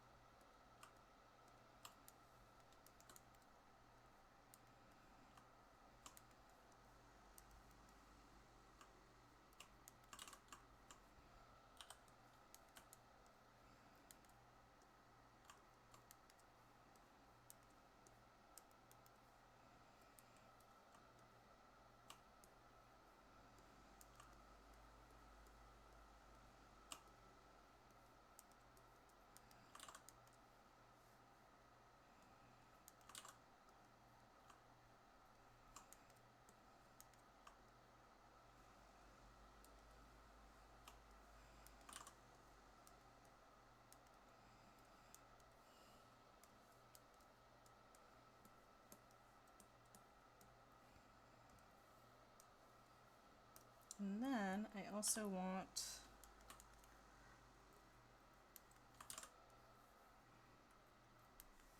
I need one more subdivision for the detail that I want, because I like to have the line where like it's sewn to the sleeve is sewn. I think that's a nice detail.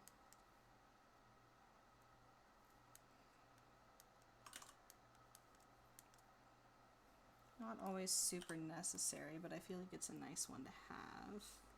We can kind of fudge it down here. No one's going to notice. There we go. And we can smooth this out a little. Actually, I want this a little flatter. Okay.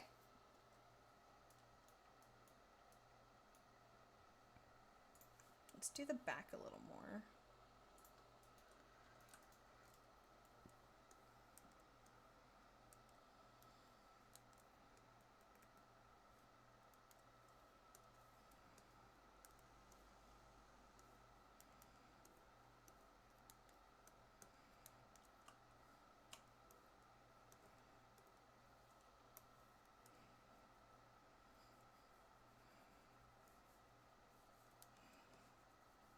A little more build up here, and then I want to cut it away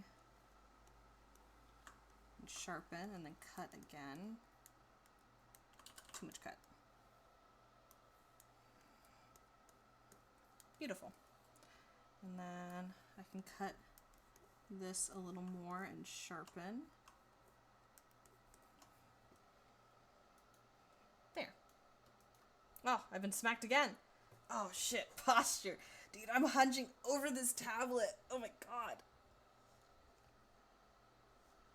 I was getting too into it. Thank you. Oh. Okay. We're gonna save this. So now we have that done and the dress done, which is, now that I'm looking at it again, I think I'm happy with this. It might end up looking really lumpy though. Ugh, I don't know. We'll have to see how it looks.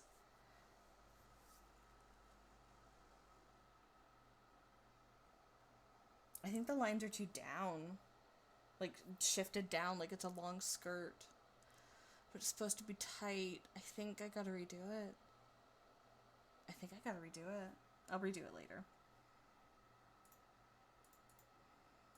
Okay, now we have socks.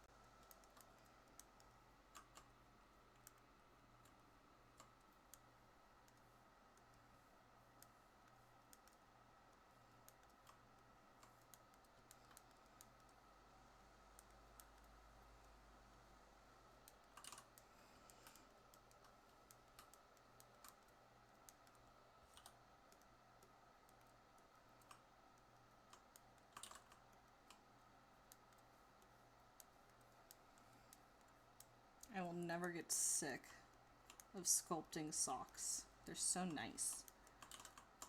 Like, they're so simple. It's just a piece of stretchy cloth. Oh. Piece of stretchy cloth clinging to a piece of... Oh, that's how I'll do the dress. I just think of it like socks. I always feel like my fabrics always look a little too drapey when I texture them. Not texture, sculpt on them. And I think that this might help. Thinking of it like socks.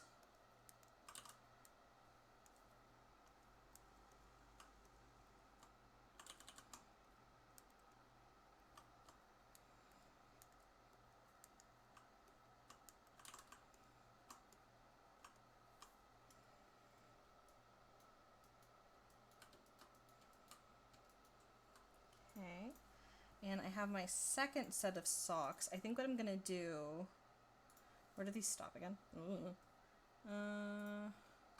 They stop like right here. I think what I'll do, are these lined up? I don't know if they're lined up exactly, but I think that I can copy.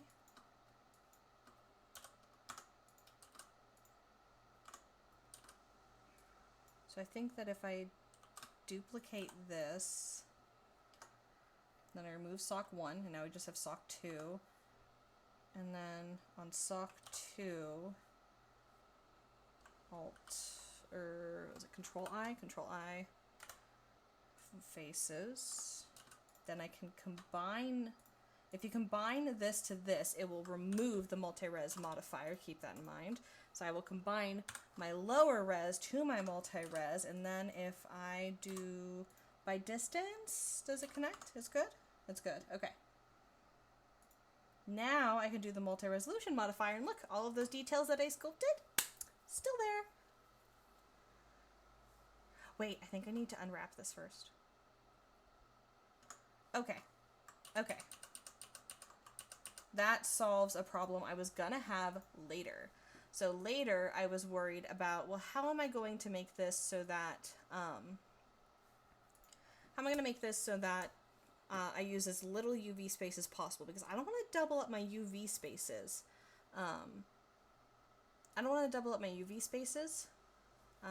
For the same pair of socks. I think that's ridiculous.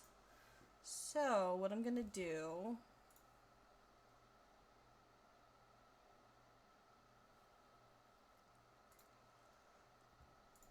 is, okay, I know what I'm gonna do. I'm gonna delete this. I'm gonna go back to, did I delete everything on sock 1? I think I did. Sock 2, I think I did, and that's okay. So this is like this, right? I'm gonna go ahead and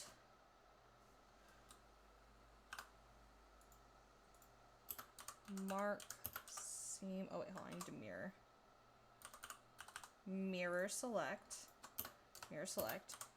mark seam, and I'm typing with one hand, unwrap. So now these are unwrapped, and I like to do a thing.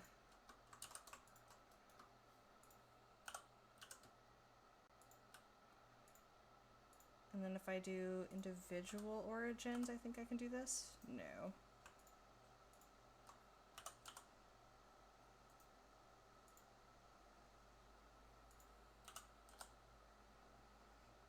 I like to squeeze these just a little. Yeah, they're so wide.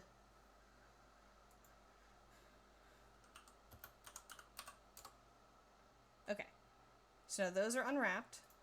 Now what I can do is I can duplicate these, remove sock 1, go to sock 2, and then that's sock 2. Sock 2 stops there. So I will remove these here as well. Faces. Delete.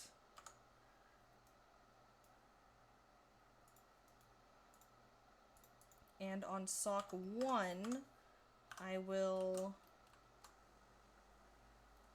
wait, no, I need to go to sock 1. I have an idea, it's there. So then I go to sock 1, and I will mark these as a seam here. And then what will happen is these bottoms will be separate, so that what will be swapped out is the bottom part of the sock. Okay. And this seems annoying, but that's because I'm trying to plan on how I'm going to make this a toggle in Unity in VRChat. So now if I go back to sock 1, I'm actually going to change the way I unwrap this a little.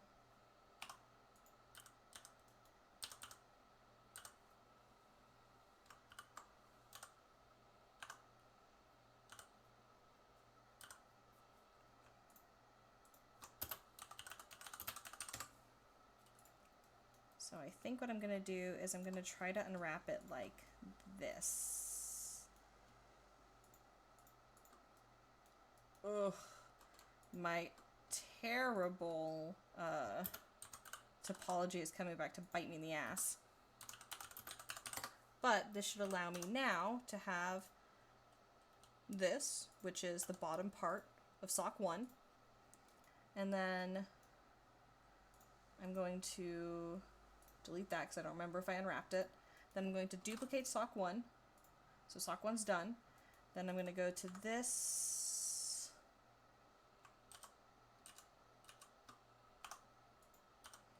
And I'm going to delete these.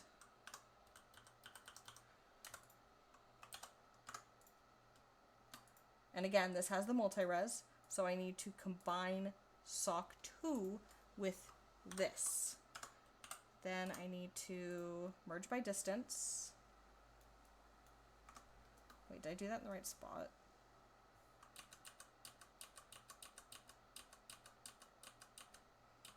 All of this might have been for naught. Hold on.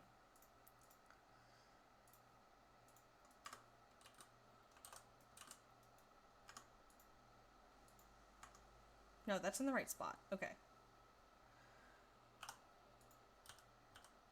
So then if I duplicate this, there we go. This just removes some of the guesswork. Oh, that's what's happening. This is a leftover seam.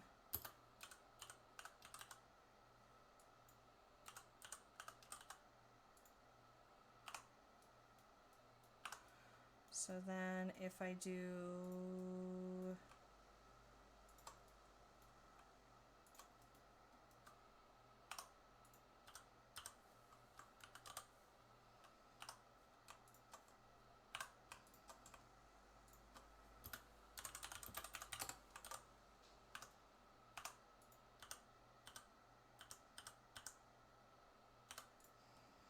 So now this is unwrapped.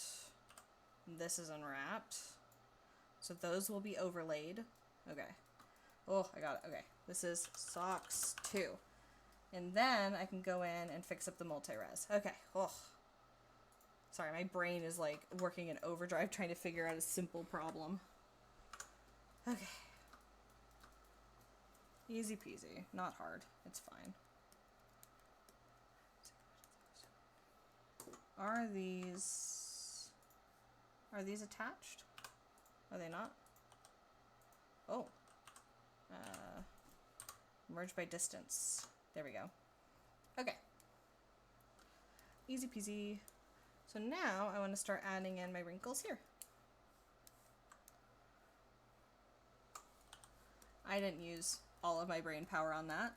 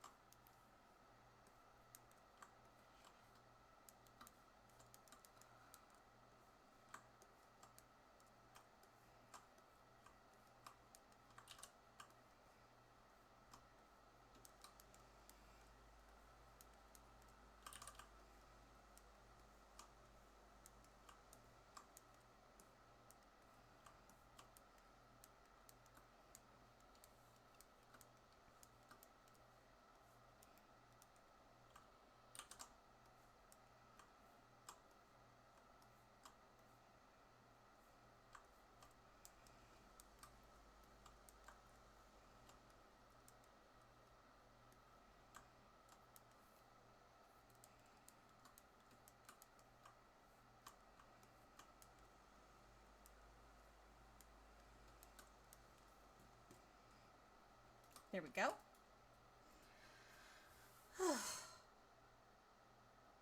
Blech. Okay.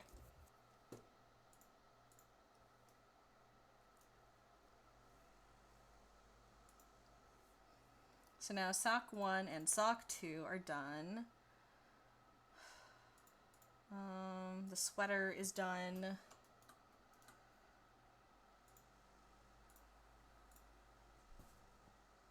Oh, I'm getting hungry and so are the cats.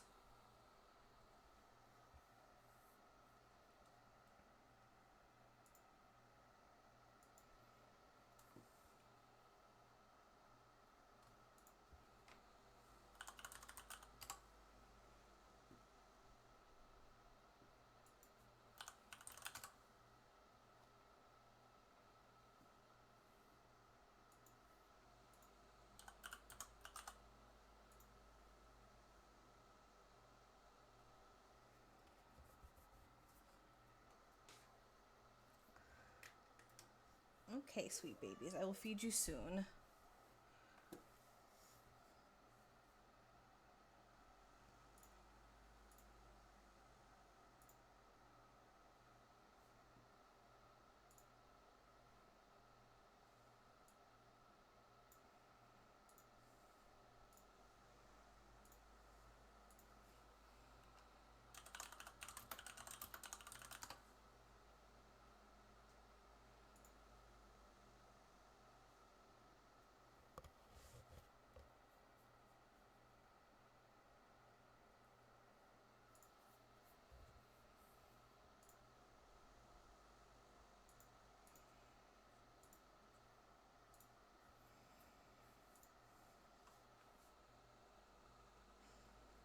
I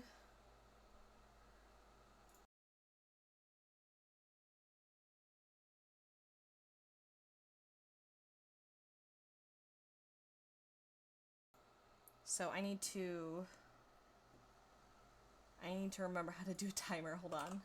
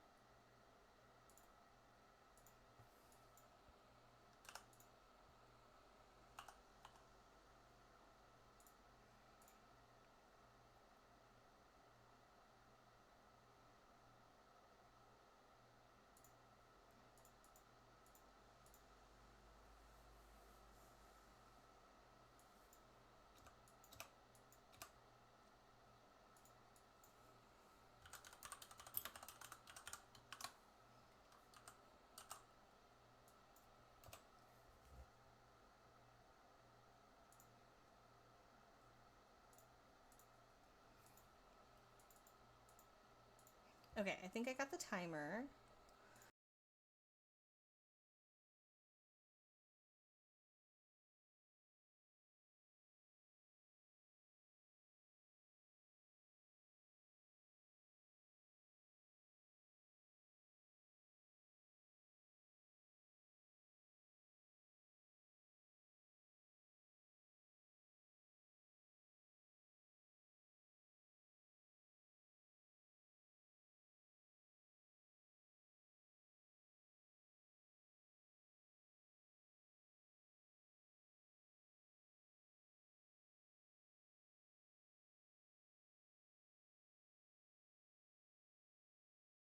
Hold on one second. I'm figuring it out.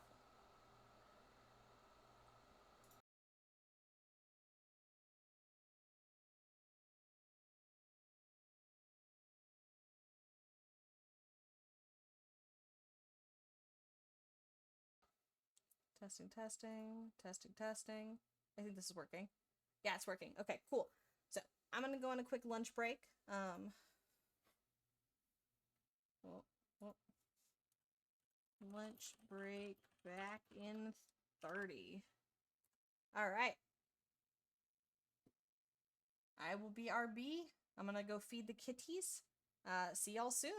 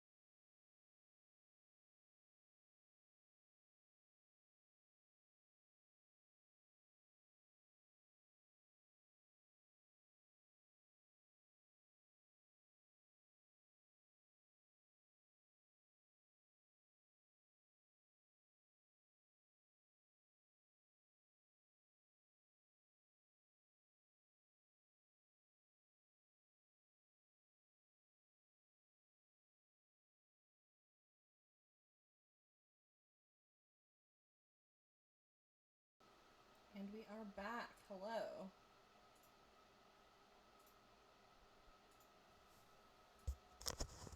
Okay, so when I left, we were working on sculpting in some fun details, and unfortunately, the dress is not looking the way I wanted, so I'm gonna have to redo that.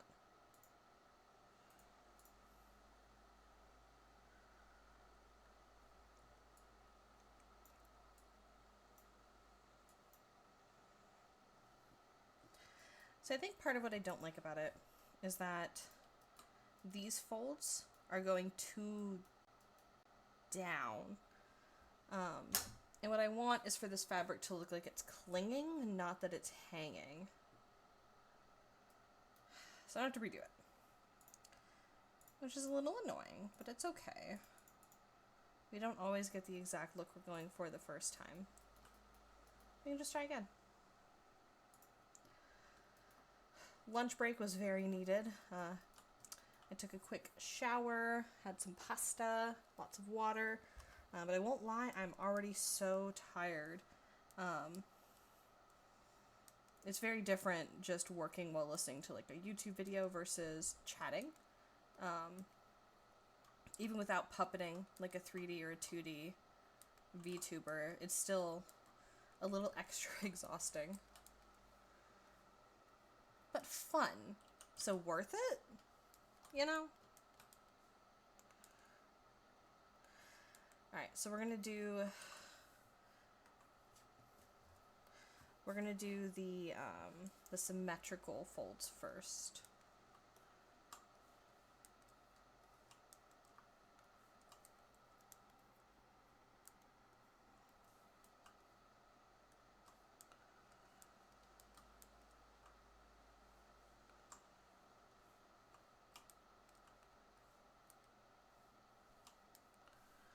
Then we can, probably in a second here, turn off mirror.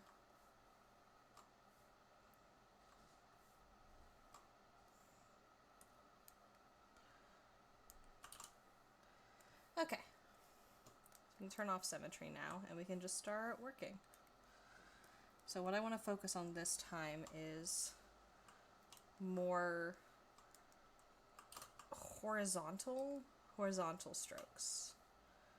I want it to feel like the dress is clinging to her body, not hanging off of her body.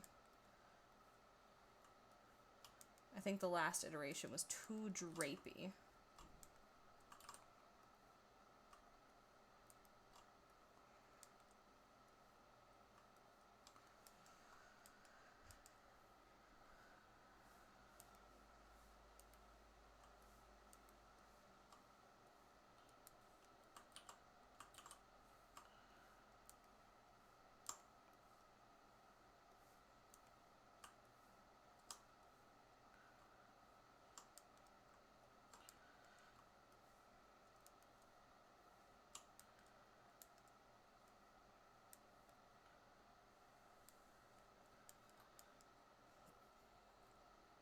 Okay, that's already looking much, much better.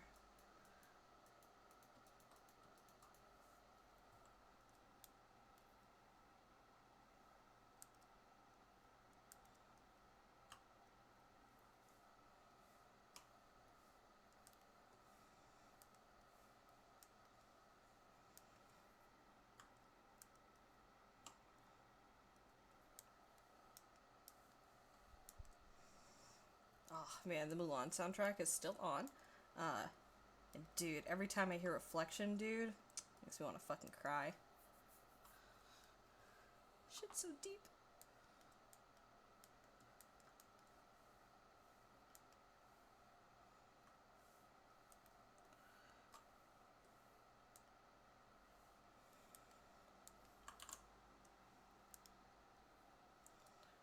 Feels bad when you can't be someone your family approves of.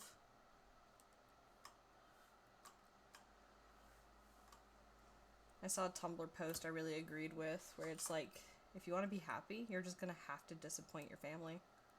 Like, your parents will be disappointed, and that's okay. If that means that you're gonna be happy. Deep shit.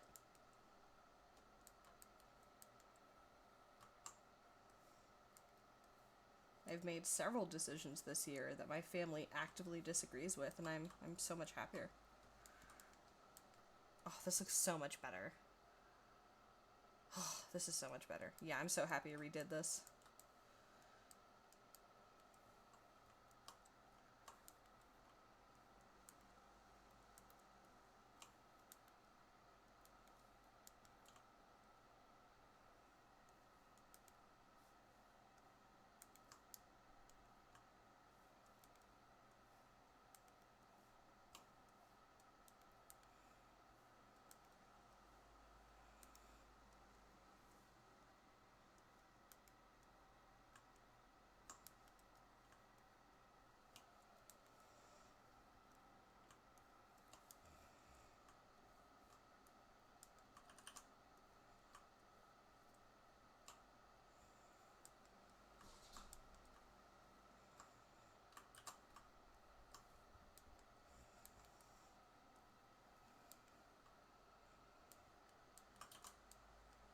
Almost got too drapey again.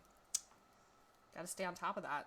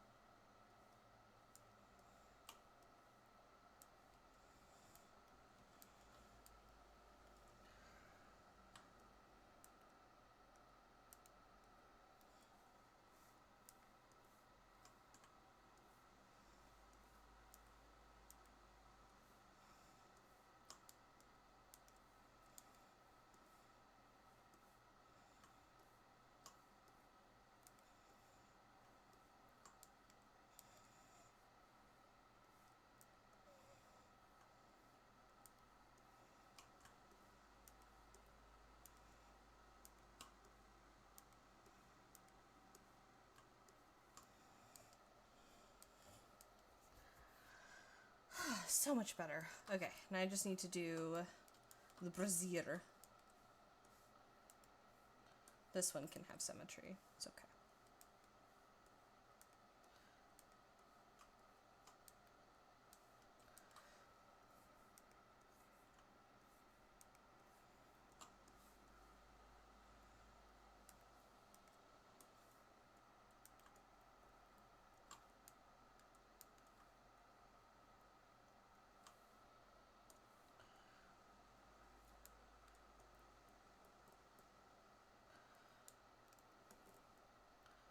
Dude, Be a Man is so fucking hype.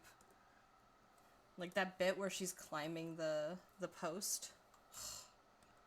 I held my breath. Shit's so hype.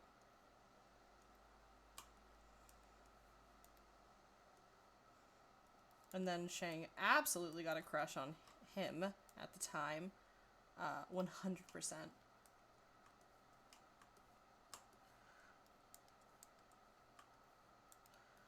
I don't care about historical accuracy. I care about these gay boys.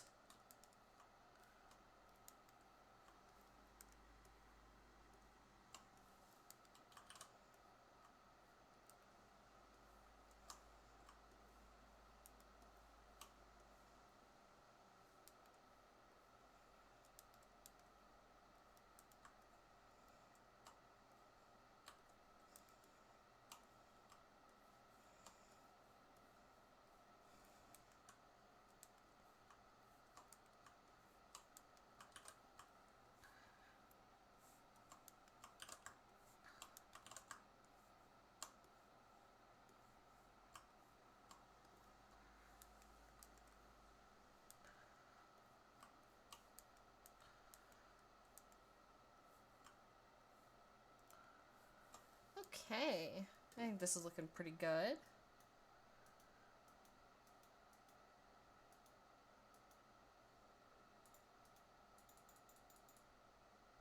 I'll smooth this out just a little.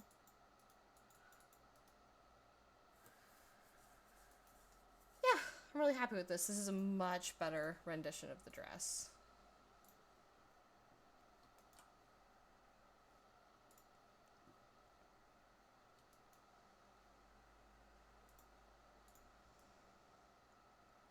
Okay, so now we have a cute dress, and a cute sweater, and cute socks, and cuter socks.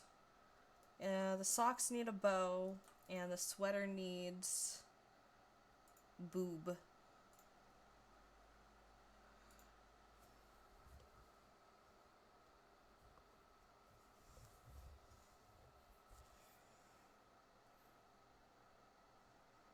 If I remember, I did the flat chest toggle, or I think I can do the flat chest toggle by having the arms, no, the base here, be swapped out. So if I mark seam and unwrap,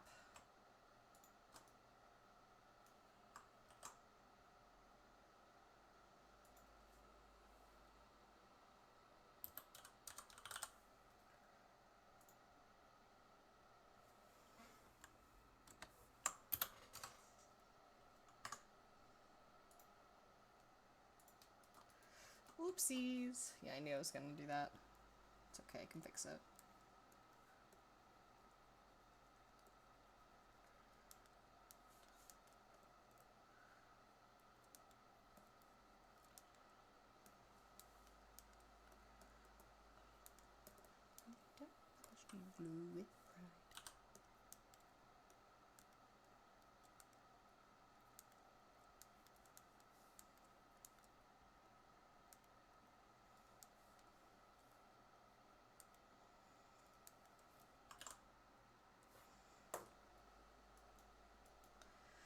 Okay, so now I think what I can do is I can mark seam. And then we're gonna have another seam in here. Do I want another seam in there? I don't know. I don't want a seam here. I don't want a seam there. So I'm gonna do Control I, hide. So we're gonna do this instead.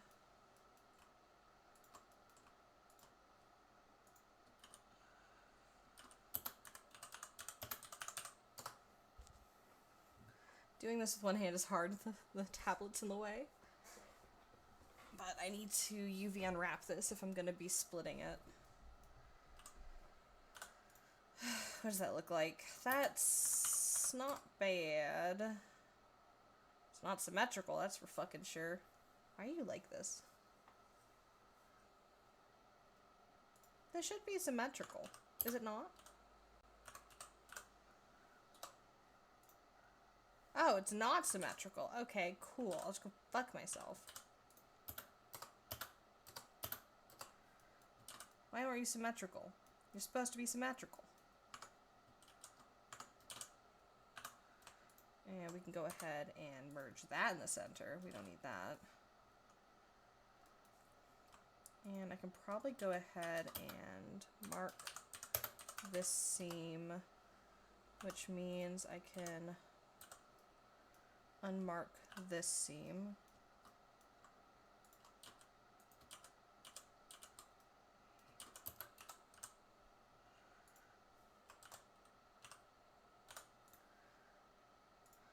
Okay, now it's symmetrical.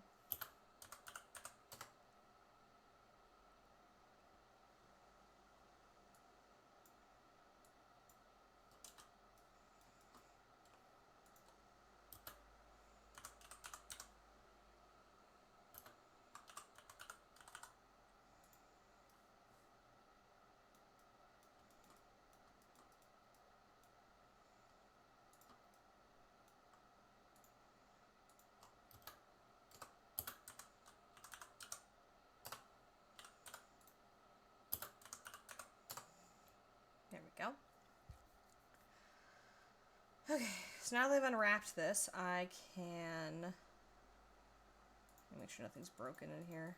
That looks fine. Okay, so now I can start planning for the breast version. Breasts.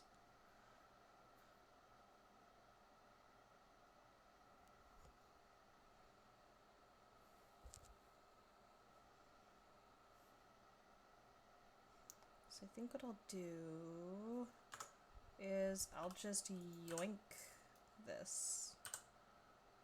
Yeah, I'll just yoink it. Duplicate, separate by selection, and then I need to make this fit boobs. Should be easy enough.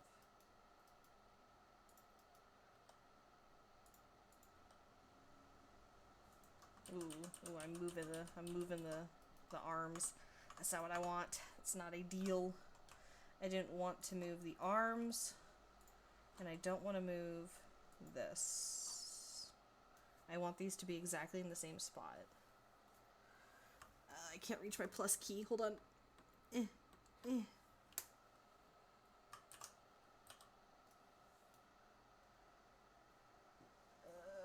Please don't advertise at me. My tablet's in the way.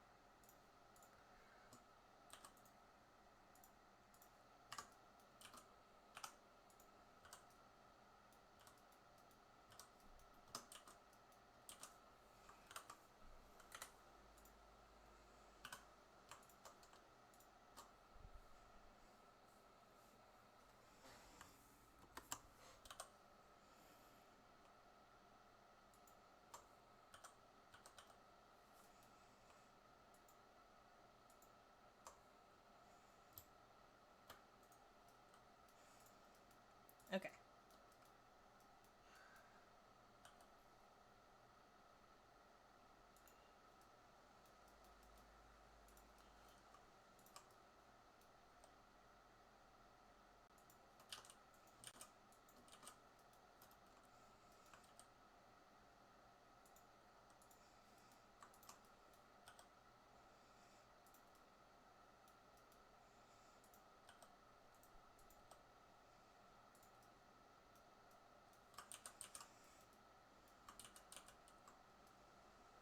I'm probably gonna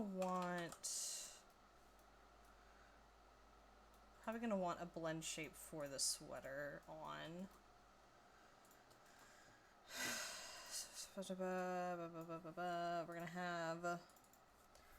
We're gonna have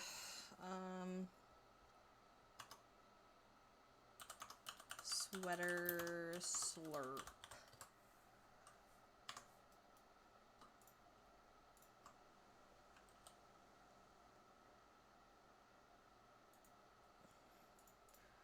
And I would want this to work by itself.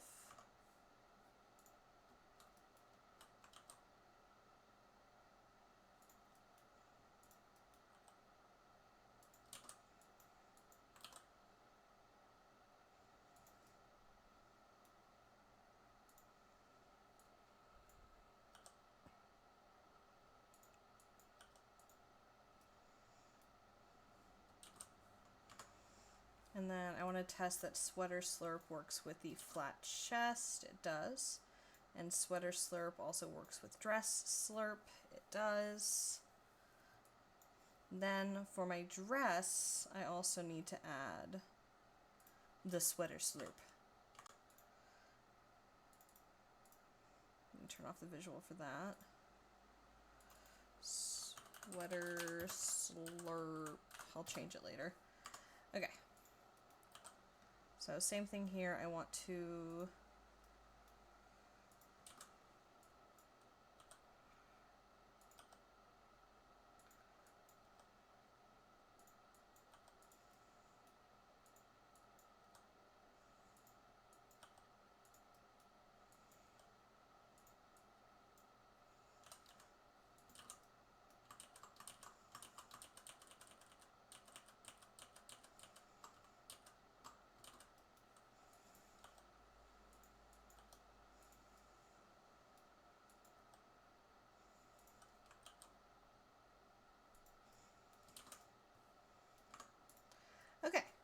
So now we have sweater slurp, so I can make this look less like a weird pointy thing.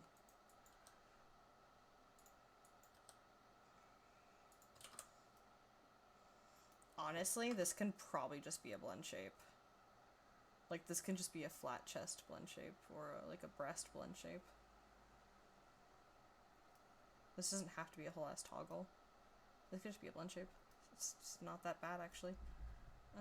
Let's delete that.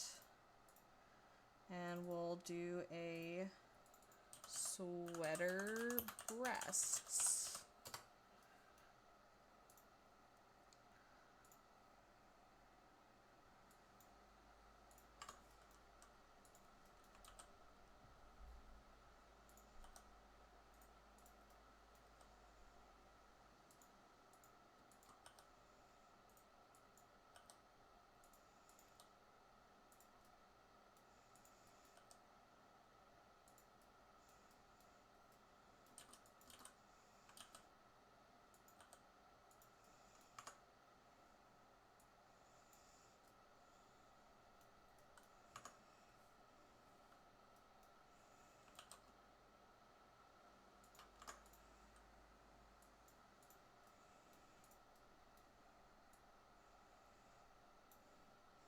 Now I just need to see if this works. Yeah, that looks okay. It looks good. The shading can carry it.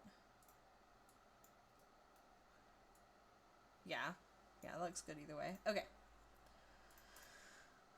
So the sweater is done. The socks are done. The dress is done. This is shaping up to be done. It's getting there. Okay.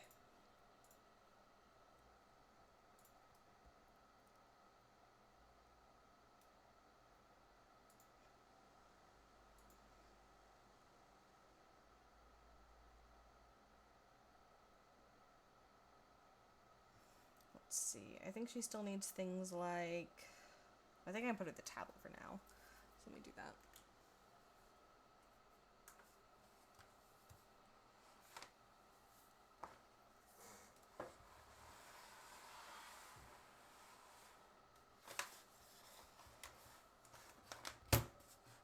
Okay, tablet's been put away. Back to just pure Blender. Pure vertexies. Oh, oops. I kind of left it on my tablet monitor. Oops.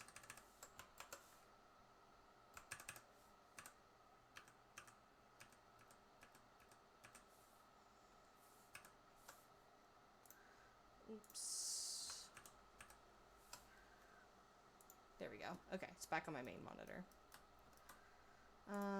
Why has my Mulan music stopped? Hello? There we go. Okay, so save.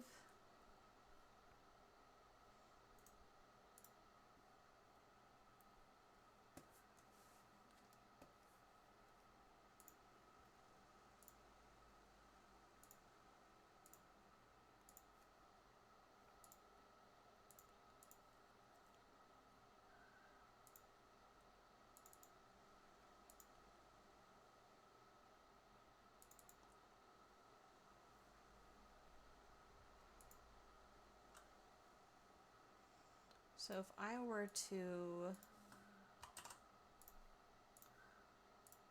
save,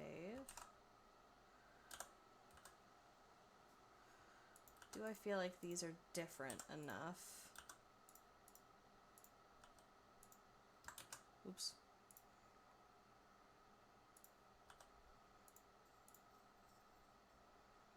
Yeah, these are just totally different styled sleeves. I like them better. The dress is the same basic shape, but with a different collar.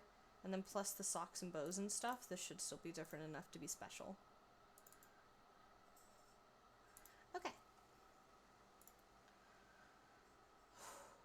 So I guess the next thing to do is blend shapes, because I need to make sure that the blend shapes work for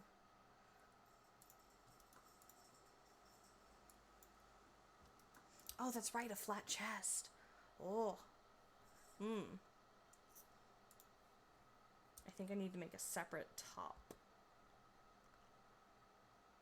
I didn't even think about that. Fuck. That's so much extra work. Shit. Okay. Flat chest, right? Let's go. Time to make it. So if I were to duplicate this dress, we're going to make a flat chest top.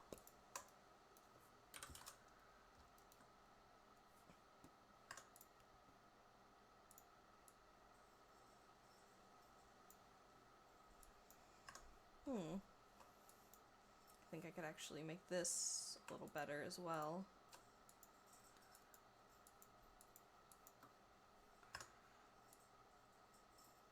Yeah, too much of that changes. Let's fix that.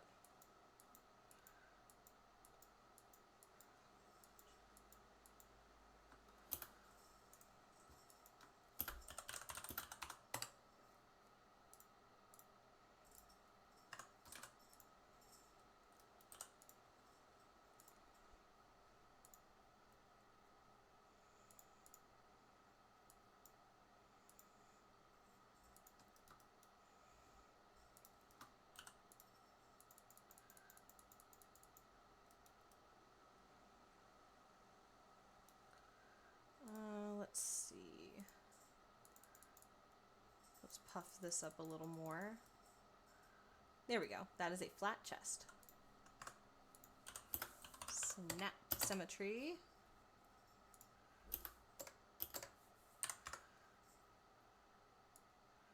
There we go. Much less drastic. Okay. Now we have our flat chest, and this is going to be our flat chest dress. I think I want to cut it off right about here. And that means I need to cut this one off right about here.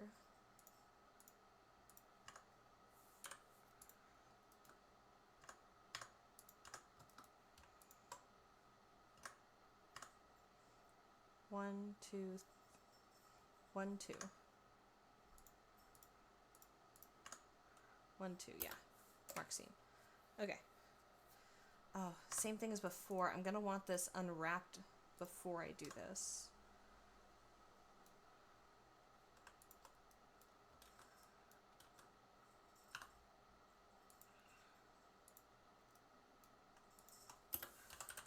Do your seam. And I guess we can remove this seam.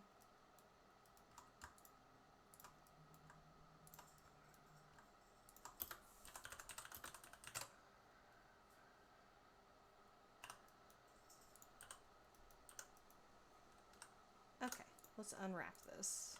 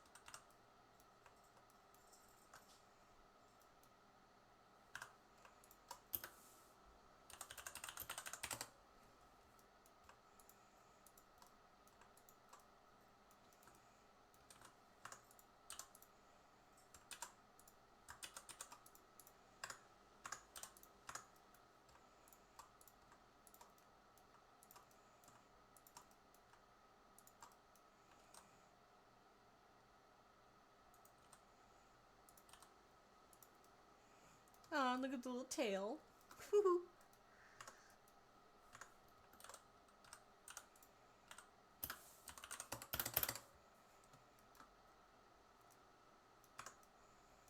Okay, so now that we have that unwrapped, we can now duplicate this.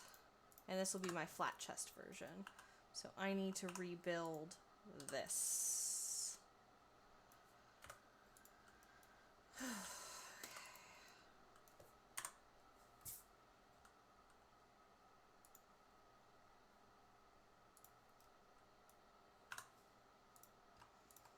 So I'm going to do what I always do, where I grab this and this, and it's going to connect to this.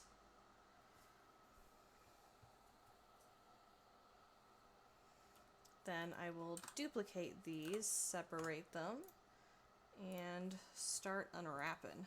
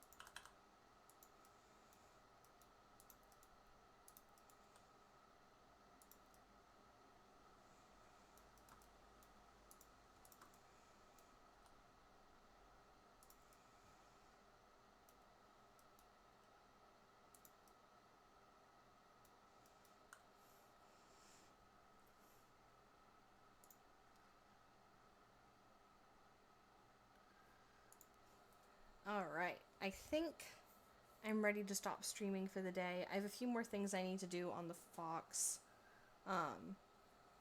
but I'm ready to stop streaming. I underestimated how much talking while working was going to tire me out, so I'm going to be finishing up here in a little bit. Thank you guys for coming. I have had so much fun getting to show off my process. I'm looking forward to streaming again tomorrow. Goodbye.